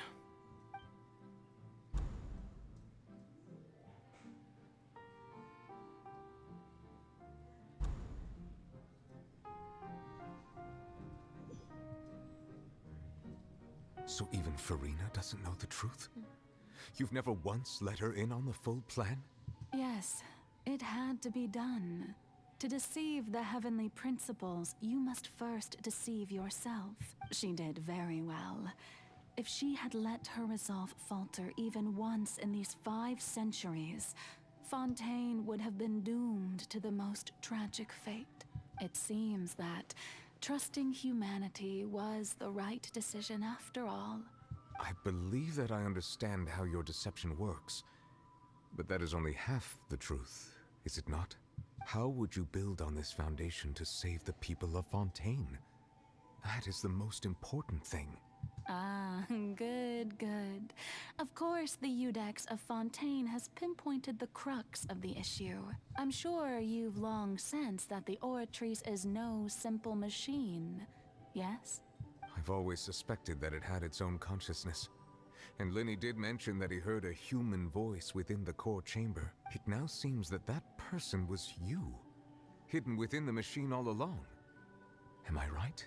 And then I became one with the Oratrice, taking Fontaine's gnosis with me. Yes, it would seem so, wouldn't it? Alas, your understanding of this device still lacks sufficient depth. In truth, it is no enactor of justice. It is, in fact, a device created to kill the god of justice. Beg your pardon? Oh, you have it. And to be more precise, not only will the Oratrice take down the god of justice, it will also take down the divine throne upon which she has been placed. I mean, did you think I would be the sort to enjoy peaceful repose while Farina suffered? My work over these last 500 years has been to constantly accumulate indemnitium within the Oratrice. But really, some have already discovered that only a small fraction of the energy generated by the device was ever used to provide power to Fontaine. The vast majority had to be, accumulated to enact this death sentence. It was all a part of your plan then? Both the trial and the sentence? Indeed. This power, accrued over 5 centuries, could have sustained Fontainians for millennia, had it only been used for that purpose. Almost all of it has now been stored within the Oratrice. But only power of this magnitude could hope to destroy the Hydro Archon's divine throne, shaking the rules established by Celestia, and breaking through the institution that is the Seven. So the Oratrice's call for death was for neither Farina nor Focalor, but for the Hydro Archon. The destruction of that divine throne. If I do not misunderstand your intent, you must be... returning what's rightfully yours to you, of course. In other words, this was all done to return the authority of the Hydro Archon to the Hydro Dragon of this planet. But...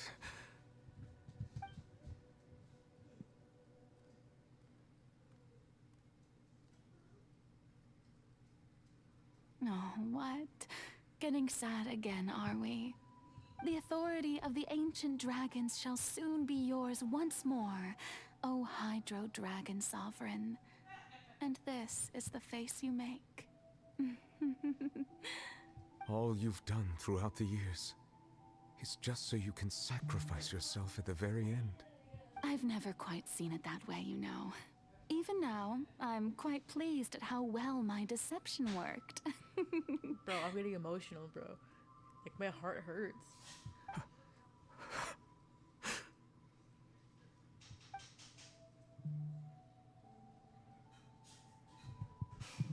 Hydro Dragon, don't cry.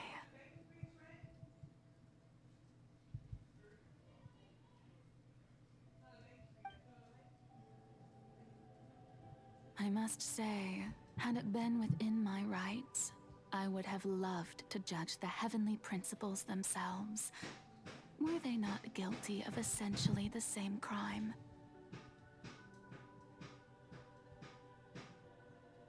Egeria stole the power of the primordial sea, and the heavenly principles stole the power you ancient dragons possessed. I, for my part, am the god of justice. And is it not just that your original powers should be returned to you? Speaking of justice, I have always believed that justice lies in the process of pursuing human existence itself.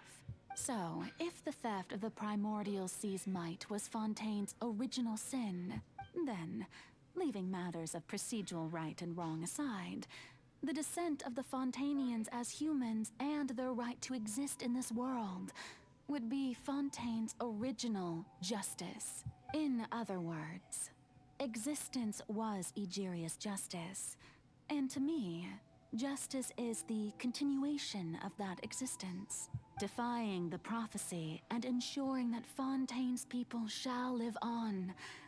That should be the justice enthroned over all others. At this point, we, whether it be myself or all other Fontanians, have shouldered the burden of this sin for far too long.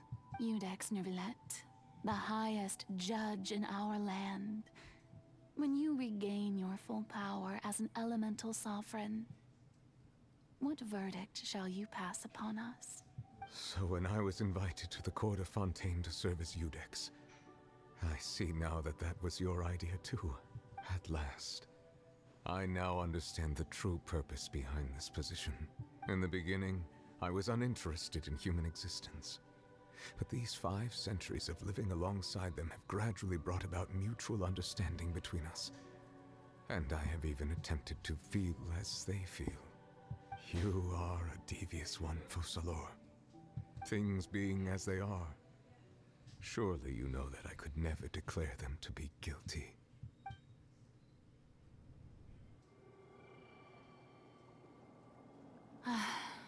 The hour of my execution is almost here. For the sinner, the curtain call has come. I know I may not sound it, but faced with death, I find myself a little afraid. Perhaps this is one thing both gods and humans have in common. I'm gonna cry, dude.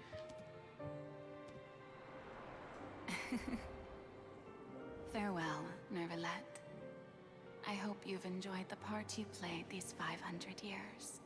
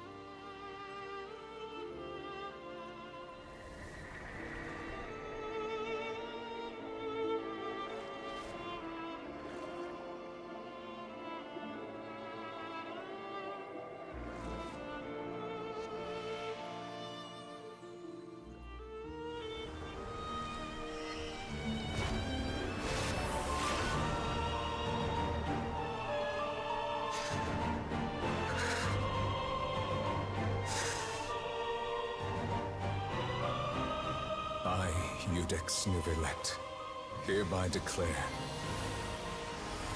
people of Fontaine, your sins are forgiven.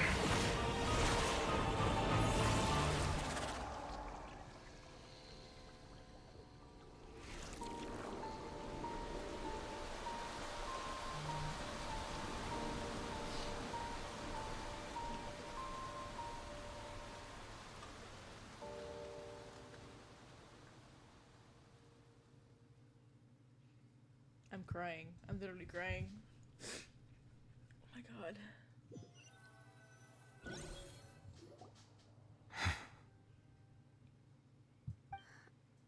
What just happened? Has the death sentence been carried out? Was that bright light some sort of misdirection? I have a feeling that something huge just happened. But since we're all still alive and haven't been dissolved, I assume whatever happened was good for us. It's time to end this. We must mete out punishment to that beast. Didn't you say just a moment ago that it can't be defeated? I have gained the strength sufficient to deal with it.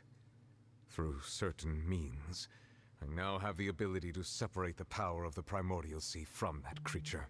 We should seize the opportunity to pursue our quarry. Traveler, now that the oratories can no longer function, I require an executor to help me mete out justice.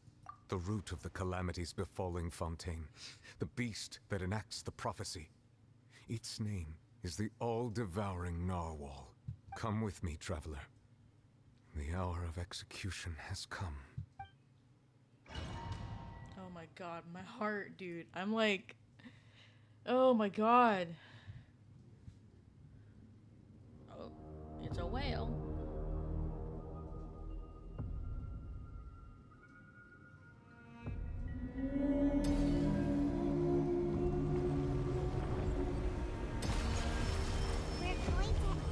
Oh, I gotta defeat this thing. Oh shit. But how are we going to do that? It's huge!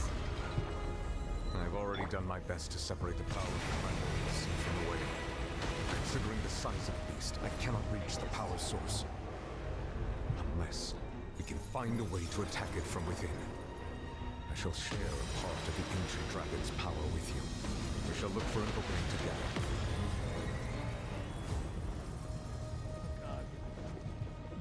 Oh my god.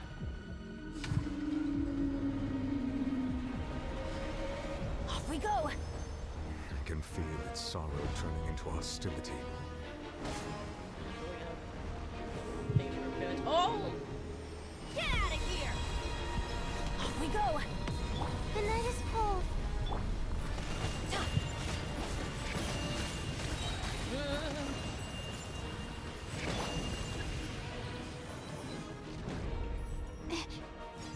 Not now. Get out of here! The all-devouring narwhal cannot resist its instinct to devour. Continue to trigger its hostility.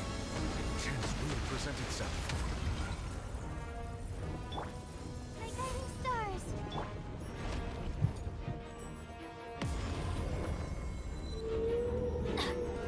Let's light it up!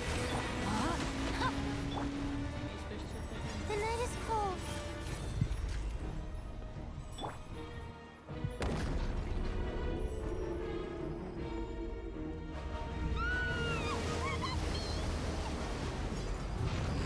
God. Here I am. Why is there a hole-looking thingy over there? It looks scary.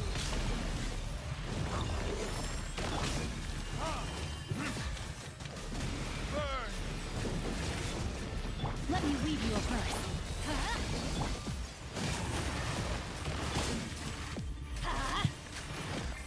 I have granted you my protection. Do not fear. Seize the moment and use my power to suppress its root from within.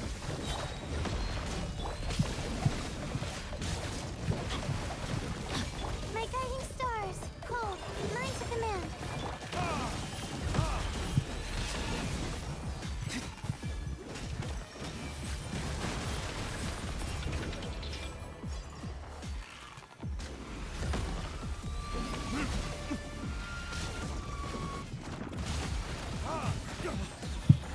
I don't know what to do.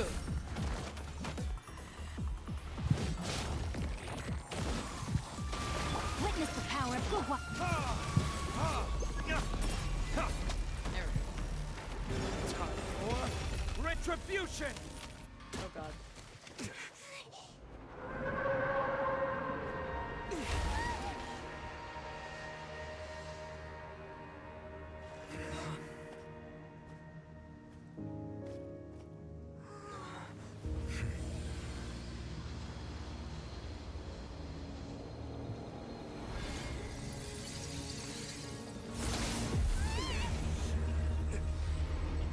Oh my god.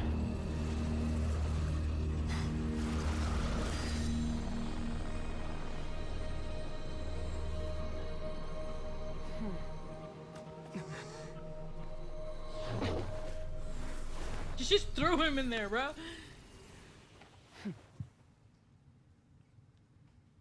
Who are you? Thanks for helping with the cleanup.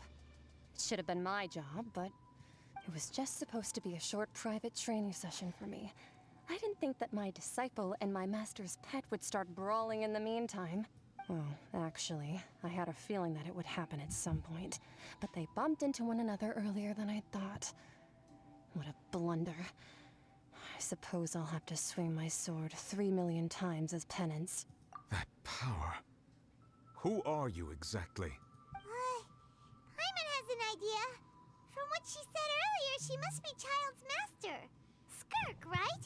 It's just that he gave us the impression that she was the less talkative person.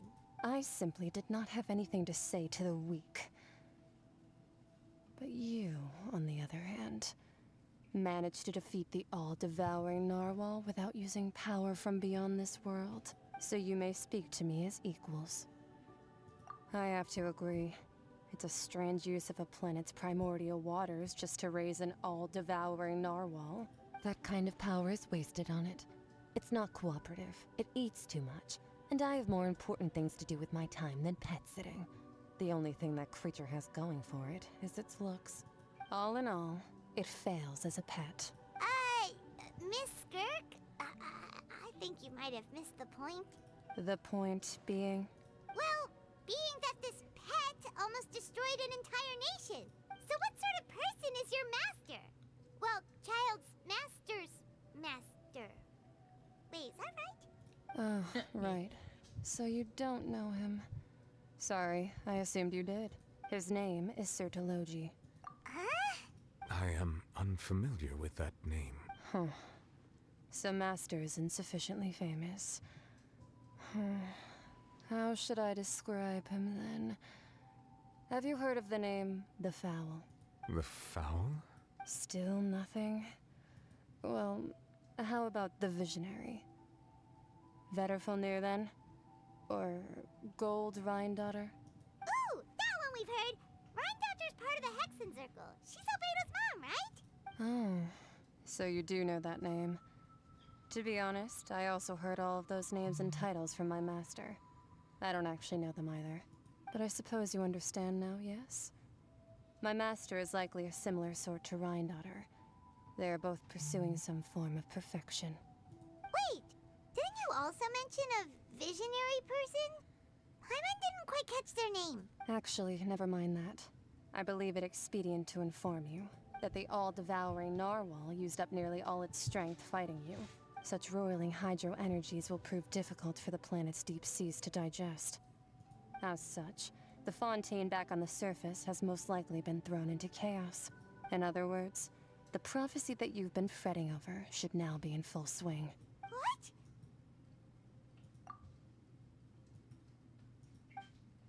Not to worry. Focalor has already managed to deceive the heavenly principles. In the end, the people will all be dissolved into the waters, and only Farina will remain, weeping on her throne.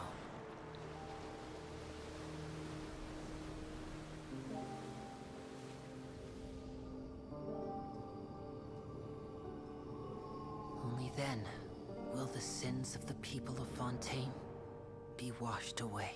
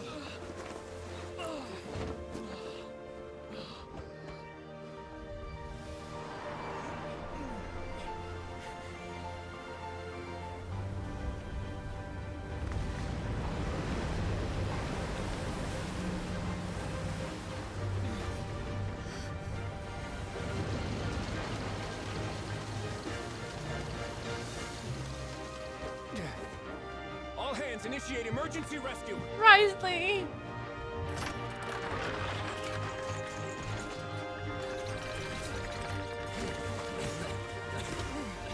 Hurry!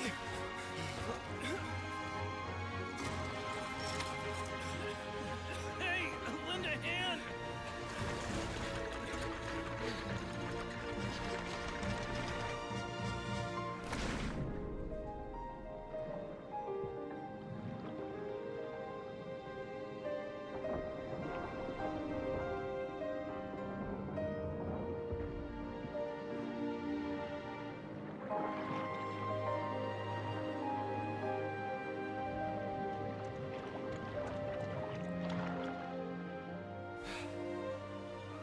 Look! The water's receding!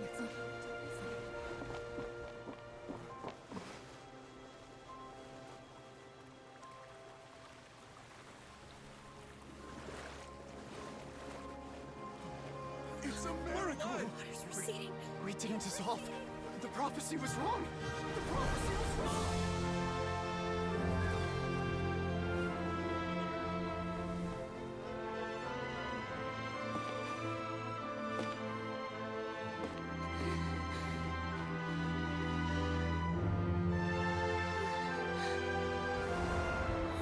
Are you alright? We're safe. The prophecy was wrong.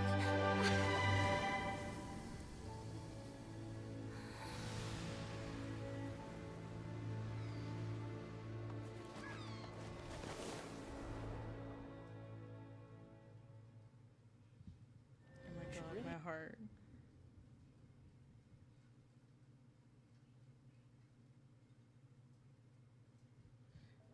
Oh my god. The soil renewed. The Spina di Rasula talks post-disaster rebuilding. I recently visited Poisson to meet with Miss Navia, spokesperson of the Spina di Rasula, and we spoke about Poisson's present and future. Old soil can still give birth to new bloom, Miss Navia stated. Hope is like seeing a small cookie when you're starving late at night. You just need a little of it. Skyship Winglet, boon or bane of the Fontaine Research Institute. The various disputes that have arisen on account of Mr. Edwin have suddenly become a shield over the Institute, with Jurier turning out to be a once-overlooked hidden gem. People always call the first researcher mad, but few know what to call the second. And should that latter person achieve a miracle, they would find it all the harder to find a word with which to classify him and his team. Wow! Paimon barely recognizes the people in the reports. Are those really Jurier and Navia? They sound like real big shots. What do you think? Pretty enthralling, huh? The Steambird's idea was pretty simple. With the disaster just having passed, we would print a free edition packed to the margins with good news to calm people down. The value for these big scoops lies in their inevitable follow-ups. We'll publish further reports and go into the stories behind those people.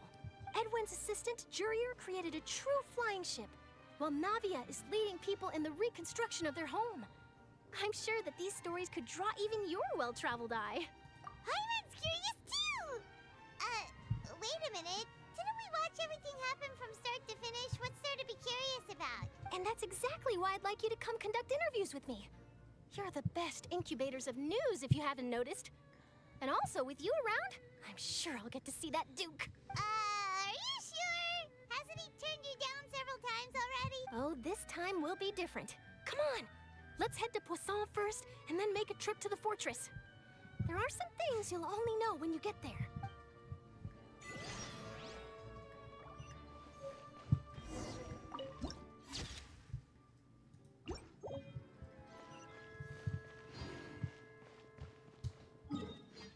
My gosh.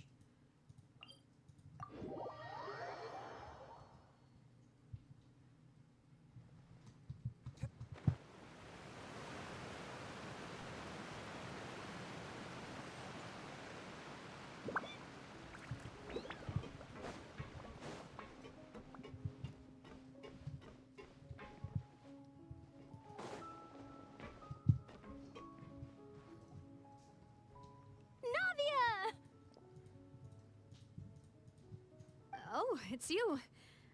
What brings you all here? Hey, we're just having a look around. I'm here to update myself on how things are going here. Oh, the Fatui are here too. Let me introduce you. This is Mr. Garunt Snezhevich. He represented the Knave in sending us a large amount of supplies, and is helping with our work. Our residents are hard at work as well. Thanks to everyone, work is progressing nicely. We've lost a lot of people, but we're moving forward. That will have to be enough. Hello, Miss Charlotte. I'm a big fan of yours. I especially like that article you wrote last year about Fontaine's stray cats. But if you don't mind, could you not emphasize our role too much in your report? It's not charity we're doing here. We just happen to share the same interests as the Spina. I get where you're coming from. I'll keep it as simple as possible. Or would you be willing to feature as friendly neighbors? That would be fine. Thanks. Oh, you're back too. How are things? We finished laying down the construction materials. It'll be another hour before the workers are able to go over there. Huh? You're here too, Clarand? Well, her reputation's greatly risen after that whole duel business with Miss Farina. So she's here in Poisson to wait out the heat. All right. She really came here to help me out. There's too much to consider in the reconstruction of Poisson. The Spina has need of more decision makers. And, well, I do already happen to be connected to Mr. Callis. Oh, wait just a moment. Do you mind me asking a few questions? You know, about how you felt before the duel, about what it was like facing down a god. There's lots of exciting material there, I bet. Forget it. I'm sure you can find a better theme than that, Miss Charlotte. I see you're the same as always. Couldn't you do me a favor, for Navia's sake? Well, if we're talking about doing things for my sake, you might as well just take a few more photos of me. Or of the Traveler. It's better than wasting time persuading Chlorand at any rate. Of course I will. I'm not gonna let him off that easy. All right, then everyone who wants to be in the photo, gather up. And smile. Oh, I love them.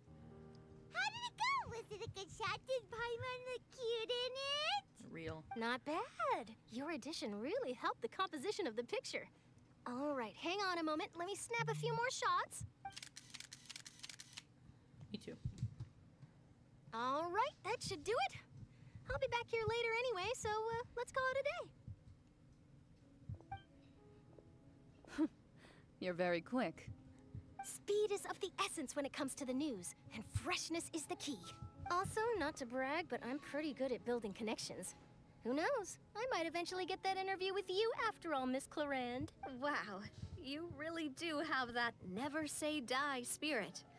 I'm impressed. I'll hazard a guess that this is how you got that interview at the Fortress of Meripede. Whoa, you're well informed. Let me make a guess too. I asked Sijuin, who told Monsieur Nervillette, and he told you, right?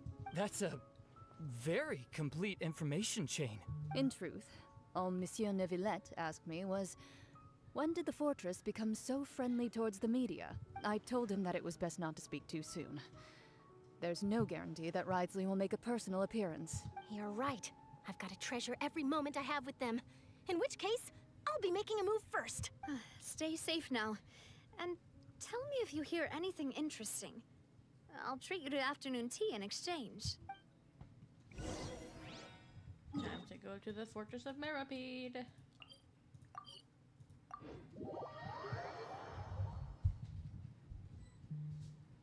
Here I am. Wow, guess we're here again, huh? There's a real nostalgic feeling to this place. Looks like you've been missing us. Risley! Duke! Did you come all the way to the entrance to greet us? Of course. I'm here to welcome you and our dear Miss Charlotte, whom our good head nurse recommended to me. It's an honor to finally meet the much-rumored Duke. Thank you for consenting to my visit to the fortress, sir. No need to thank me. But that said, I shouldn't be the focus of your interview. I trust you recall our agreement? Of course, of course. All right then, this way.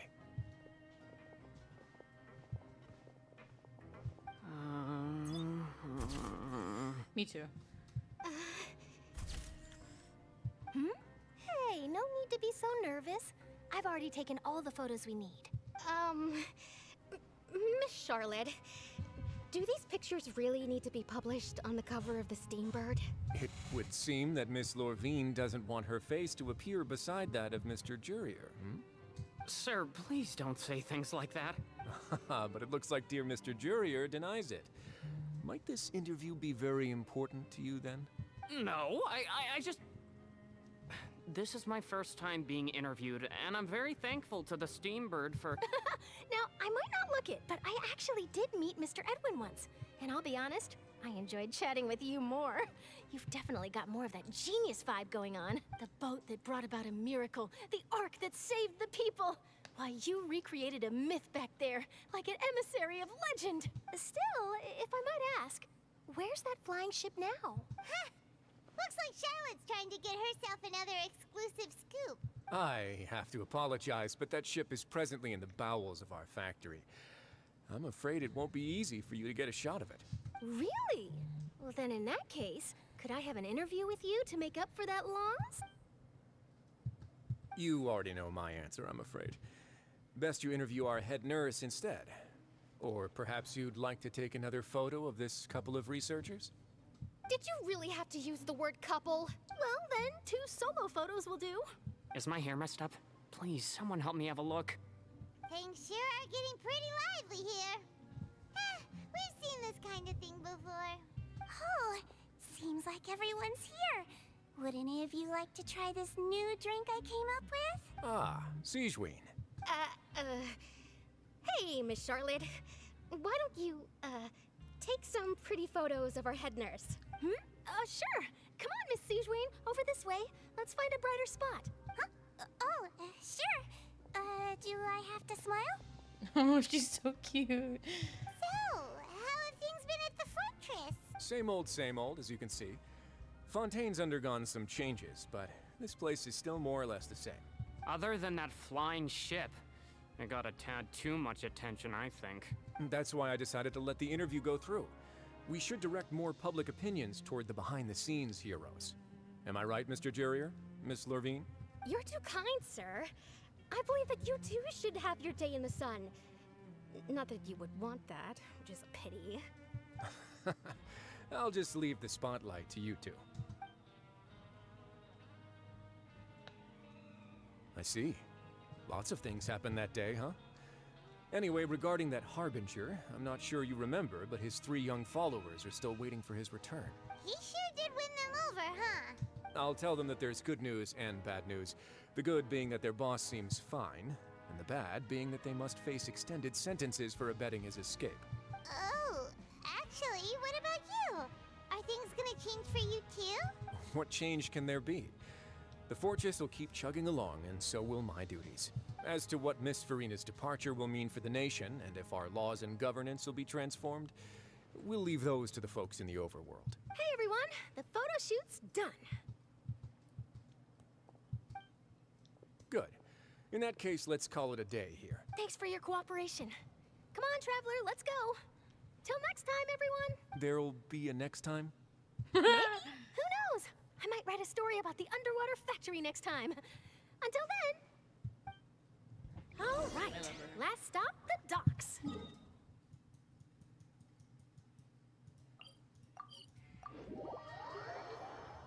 My glasses are dirty.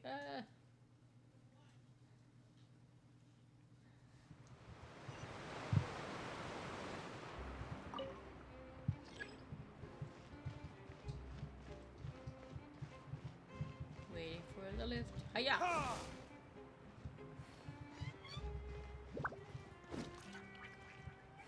Waiting for the lift.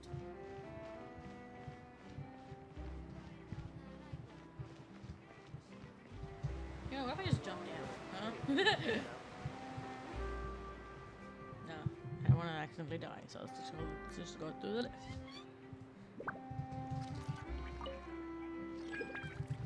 Yeah. Hurry up. Oh, here it is.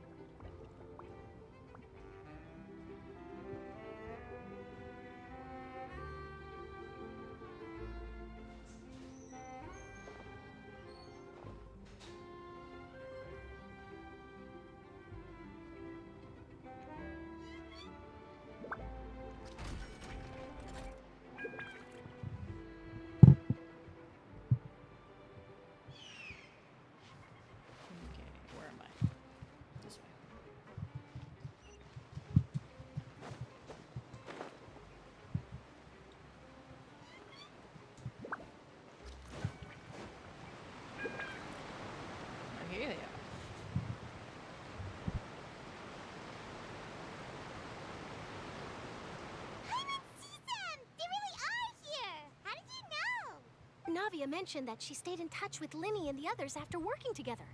Apparently, they've been at the docks distributing these strange pockets the whole time since. Traveler, Paimon. Ah, and Miss Charlotte, too. Would you like a magic pocket? What sort of gadget is it? It's a wondrous bag that can be used to carry many things. The water level has returned to normal, but if you see any of your things floating around, you can use this to carry them. Or you could trick a friend into doing it for you. Trick a friend? I wonder which of my friends would fall for that. You could just make a friend like Fremine here. Isn't that right, Fremine? Is this what you meant by, I'll help you make some more friends? Oh my god, I love that. To be honest, that sounds pretty sweet. Could I have your contact, please? Sure. Please, write down my address. Lynette sure is working hard to help Fremine socialize. He was the one who proposed doing this. He even wants to assist in our magic shows. Yes, I was planning to first introduce Pear as an assistant, and later Fremine himself. In the future, I think we can leave underwater escape magic to him too. That said, would anyone want to see a diver escape underwater? Oh, it'll work out. Every journey begins with the first step. He'll become a part of our show eventually. Lynette, could you come over? Miss Charlotte says she wants to take a picture of us. Got it. My, that Charlotte is rather perceptive. She got rid of everyone the moment she realized I had something to say to you. Father says that you did a great deal during the latest events. She's very grateful for your contributions to Fontaine. That's alright. We were more than happy to help. So, what's she doing now? Oh, I guess you haven't heard. Well, after Lady Farina left, Father and Monsieur Neuvillette opened negotiations, during which he gave Fontaine's gnosis to her as a diplomatic gift. A diplomatic gift? A gnosis? Yes, I was quite surprised at first myself. But when I thought it over, there were actually a number of things going for it. It could have been done as an apology for the incident with Lord Child, or as thanks for his help in tying the all-devouring narwhal down. Furthermore, Father did also lend significant aid to Fontaine and Poisson. Well, that's true, but this is a gnosis we're talking about. Doesn't this seem a bit irresponsible? I would agree, but I've also heard that it seems that Monsieur Neuvillette has had a significant change of heart regarding the matter. So there's some reason for this that only Neuvillette knows about? I suspect you'll have to ask him about that yourself. Ah, yes, speaking of which, I did see him strolling around the entrance to the Fortress of Meripede a while back. Isn't he real busy and stuff? But back to the topic. The gnosis was given to the knave, right? What about Child? They say that he's returned to Snezhnaya to recover from his wounds. I hear that the recent disaster really did a number on his health. That's true. When you think about it, we've had loads of run-ins with the Fatui. To think we'd be allied with them this time. So shocked by such a simple switching of sides?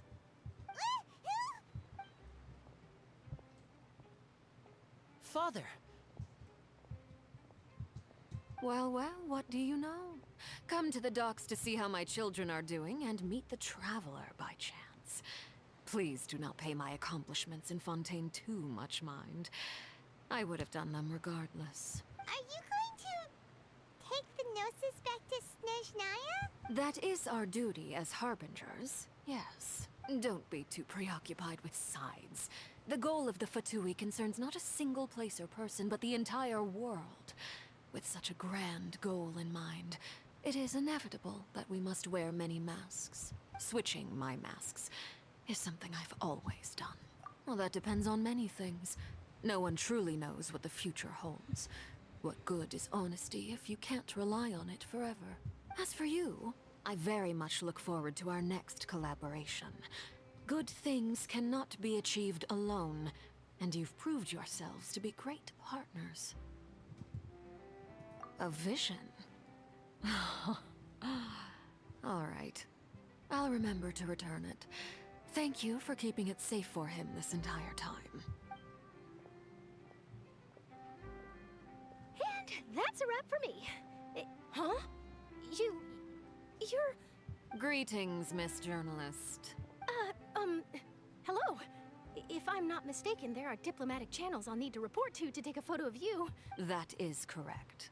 So forgive me, but I will not be able to serve as a subject in your article. However, feel free to write as much as you'd like about our dear magicians and our upcoming rookie talent. I will. The sea breeze is quite pleasant. I shall continue my walk while the weather remains so agreeable.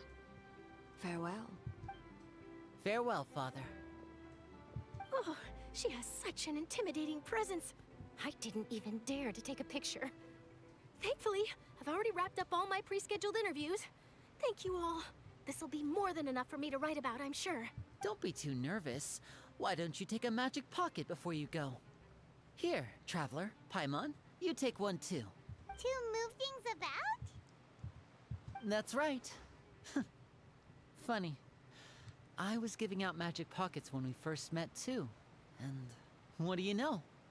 I'm doing the exact same thing right now. So many things have happened, but the pockets are still the pockets. I guess this must be life. We will all follow our own paths, and serendipity will lead you to your fated friends. All right then. We'll be handing out pockets in some other districts later, so we'll get going now. Have a good day, you two. Well, guess we sent Charlotte, huh? Shall we go see how Nivelette's doing? As long as he's not...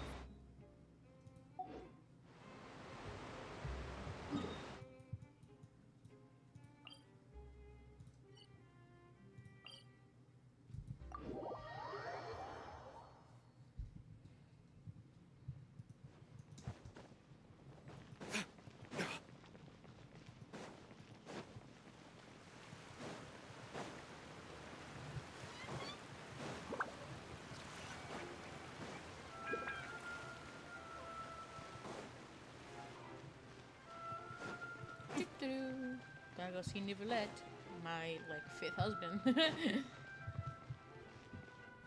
to the fortress! Ooh, he really is there!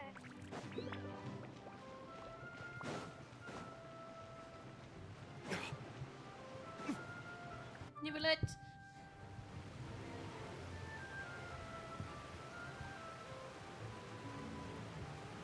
So, you really are here, Nivelette! Paimon didn't think you were going to have free time this hour of the day. Really? Oh, I suppose you must have met Mr. Linney.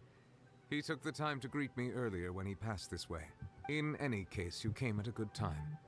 I was just considering reaching out to you to set up a meeting, so I may explain some things that I haven't had the time to before. Aw, Paimon's glad that you remembered. Thank you for keeping us on your mind, what with you being busy and all. Alright, let's have it then. How was Fontaine actually saved? The whole business is still quite the mystery to us. It is strange how words can often leave a bitter taste in the mouth when it finally comes time to say them out loud.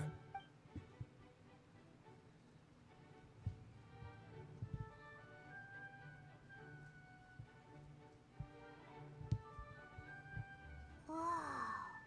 So that's what happened? Focalord destroyed the divine throne of the Hydro Archon and restored your power to you, transforming you into a fully fledged elemental dragon sovereign. But Paimon still doesn't quite get what you did to save the Fontainians from dissolving. For me, the authority of the ancient dragons refers to absolute control over the hydro element. Fontainians were incomplete humans born of Egeria's use of the power of the primordial sea, with constitutions similar to that of mimics. But so long as those primordial energies remain within them, I could use the ancient dragon's authority to grant them true blood, after the fashion in which life was first brought into being on this planet. In other words, when I gave my verdict, Fontainians became true humans, and thus would naturally no longer be dissolved by water from the primordial sea. Focalord must have counted on you to make that decision as well.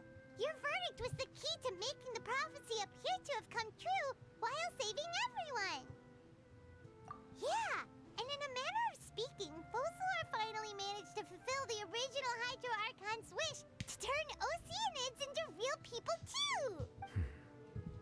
It seems from your expressions that you still have more things you wish to ask.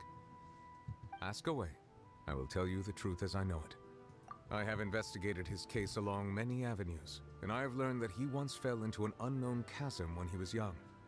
There, by chance, he awakened the all-devouring narwhal. But whether it be by sentiment or reason, that should not have been enough to consider him the root cause of the disaster.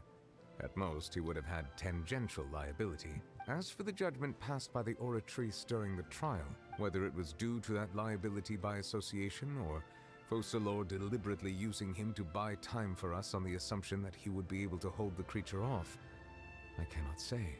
Guess Focalors had Fontanians in mind the whole time. In the end, it was thanks to her that they finally became real human. Hang on a second. Paimon suddenly got another question. Back when Fontanians hadn't yet become real humans, were the children they had also transformed Oceanids? Life has always flowed like water. Do you recall how Fontanians would often come to the Fountain of Lucine to pray for children? Yeah! Lynette said the fountain is where all the waters in Fontaine converge. In truth, even those couples did not know that such prayers were no mere custom, but instead a form of ritual. Those Oceanids who were blessed within the spring water would later descend as new humans in the coming months. Paimon sorta gets it now. Either way, it seems like this ritual won't be of any further use. But it'll probably live on as a local custom. Ask away. I will tell you the truth as I know it. Yeah, about that. Risley said Farina has already left. What's that all about? Ah, Lady Farina. The people are only aware that her death sentence has not been carried out. She abdicated the post of Hydro Archon and left affairs related to that title to me, before leaving the Opera House. I related Focalors' words to her faithfully and completely. After hearing them, she seemed neither saddened nor comforted. She simply said that she was tired and needed to rest. Having said that, she then packed her things and moved out of the Opera House, not unlike how an ordinary person might. But she's still got a place to stay, right? You need not worry. I will make arrangements to ensure that she will not want for food, clothing, board, or travel. In truth, I am somewhat happy for her. The wear and tear on her spirit will, of course, take time to heal. But now that she no longer has to play the role of Focalors the Hydro Archon, she can finally lay down her burdens and lead a normal life. What about you then? What are your plans now that you've regained your full powers as the Hydro Dragon? After Focalors passed on, the Oratrice also ceased to function. This matter will directly affect our trials. After much careful consideration, I've decided to take over its role in our courts. From now on, I shall hear cases and pass verdicts by myself. Looks like you're still considering stuff from the perspective of the Udex, huh? As an elemental dragon, there are indeed many things that I must do. But this power and this duty, in a manner of speaking, you could say that both were granted to me. As such, before I attend to my other responsibilities, I must first and foremost continue to serve Fontaine as its highest judge. The duty of the Hydro Sovereign and the duty of the Udex shall coexist within my person. Additionally, the Hydro Archon's departure has brought about another problem, which is that the Opera House shall no longer produce indemnitium. That's true. That power was derived from the people's faith in the Hydro Archon, wasn't it? Wait, but the various mechs and machines in the city are all still okay. Where are they getting their energy from? As I am now, I have full command over New Musia, and it can serve as a complete substitute. Another reason why I cannot quite leave Fontaine immediately. Wow. This ancient dragon's authority stuff is really quite useful, huh? Ask away. I will tell you the truth as I know it. Oh, that's right! They say you've given it to the knave as a diplomatic gift or something! Leaving aside their intentionality, the two Fatui Harbingers have indeed done much for us during this crisis. Their sole remaining goal in Fontaine, at least at this point, would seem to be the Gnosis. The Oratrice has ceased to function.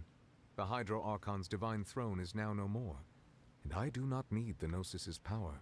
As such, it has lost all meaning for Fontaine. If the Fatui have impure designs, then we might as well accede to their request now, and avoid unnecessary conflict. He's so real. What complicated considerations? Paimon thought you were just giving it to them out of gratitude to the knave and as an apology to Child. Ask away. I will tell you the truth as I know it. You will soon be heading to Natlan, I presume. I'm afraid that I have little talent as a travel guide, So all I can do is tell you what I know about that land. As far as I'm aware, Natlan can be said to be a nation of dragons. A nation of dragons? You mean like you? No, I suspect that I would not find myself welcome there. Unlike ancient dragons such as myself, the dragons of Natlan have undergone long years of development and evolution. Large numbers of them have entered a form of coexistence with humanity. Natlan is also the nation of war. War ravages those lands like an undying flame. There is one other piece of information I got incidentally from my negotiations with the Knave that I believe may be useful to you. The Harbinger known as the Captain has thrown his hat into the endless ring of war. The Captain. Sounds like a real tough customer. Seriously, everywhere you look, there's a Fatui Harbinger doing their thing. I suggest that you fully prepare yourself before going to Natlan. In the meantime, Fontaine's doors will always be open to you. Ask away. I will tell you the truth as I know it. Hang on a sec. Paimon's still got a question about the Gnosis. When we spoke to Linny earlier, he mentioned that your attitude towards giving away the Gnosis had clearly changed. We guessed that there might be some reason for it that only you were aware of. No wonder the House of the Hearth is the Fatui's intelligence division. They are certainly sharp. So regarding this specific issue, I was just getting ready to share something with you. What is it? In truth, I exchanged some further words with that lady named Skirk after sending you two back to the surface. It went something like this.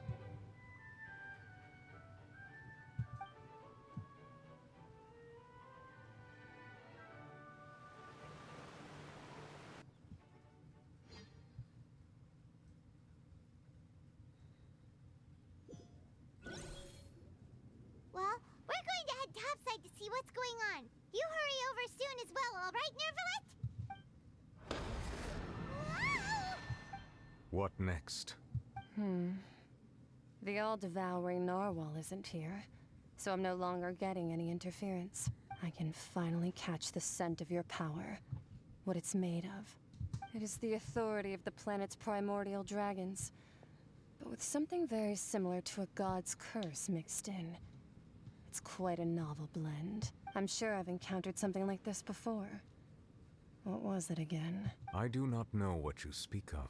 Ah, of course. How could I forget? You should have the remains of the third descender on your person, yes? Remains? I've never heard of any such thing. According to your parlance, I believe it may be called a gnosis. Well, that much is true.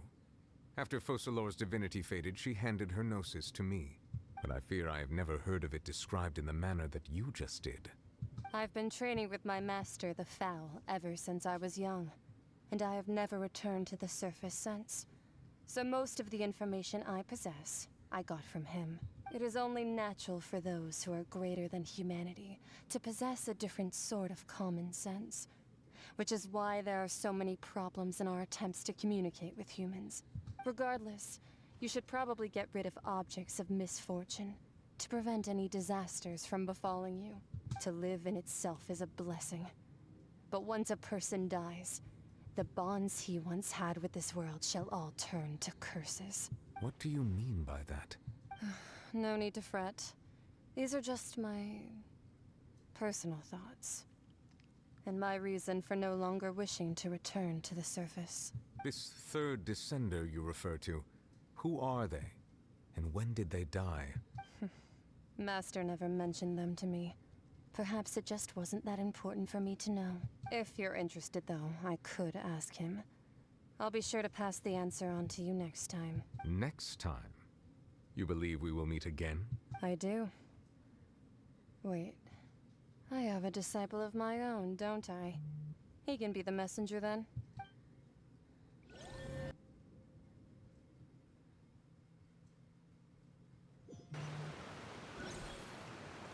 That's what she told me. Whether it would prove useful or not, I wanted to pass that information on to you. The remains of the third descender? So that's what the Gnosis actually are.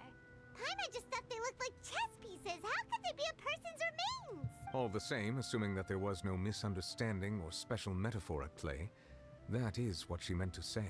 And she said that it would bring misfortune and that you should check it. which is why you gave it to the Fatui. If she speaks the truth, then I would simply be putting Fontaine at unnecessary risk by keeping it here.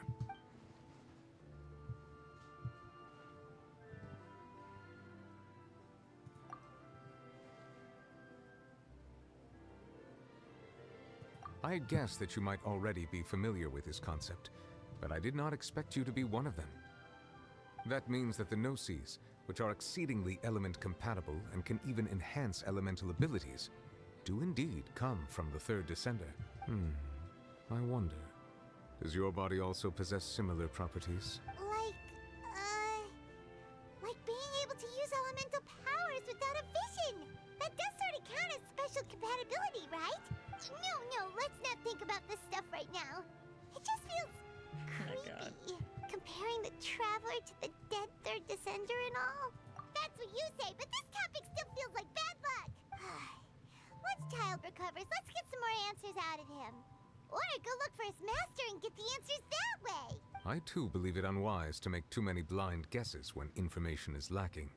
The same is true of being at court. All right. Whatever the case, it seems like the crisis here in Fontaine's over for now. Oh my gosh. Yes. All of Focalor's efforts were for this moment as well. But she sacrificed herself in the end as a god, and she suffered through all those years as a human. Was that really what she wanted? I suppose that would be the mystery of a god's will. I suspect not. But once in a while, I too would guess that if wishes were like the clouds in the sky, they will one day return to the earth as raindrops. Life flows like water, and rain is the final answer.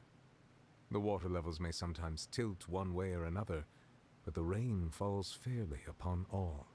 And what, ultimately, is the difference between the rains that fall upon all of us? I did it! It took 4 hours. Yay! I did it! What was I doing? It was... Wait, let me check that. Backpack. Okay. Let me go to the statue 7 and resonate with the, with Hydra real quick.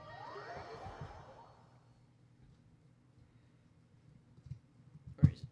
Where is it? There it is.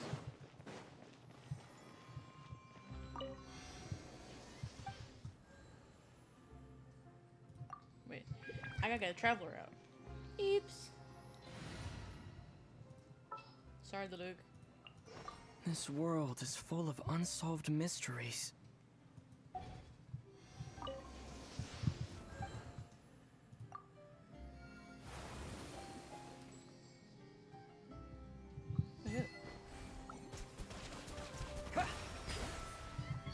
Woohoo. Okay, go here.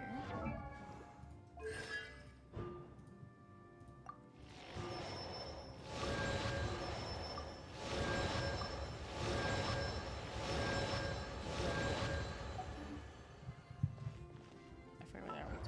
They come from the statue, right? Woohoo! Let's go to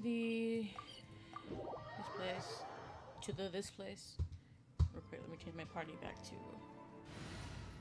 Luke. Come back. Let's finish this swiftly. Ad Astra. Thank you for Thank you. Now, let's wish for Arlekia. Nope. Nothing so far.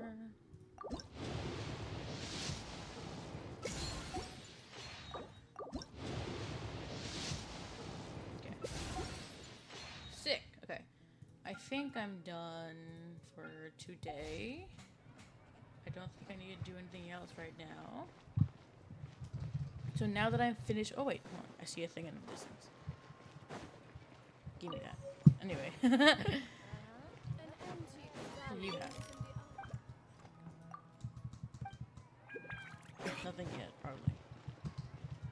So now that I've done all that, I shall be logging off soon. I have collected all my shit real quick.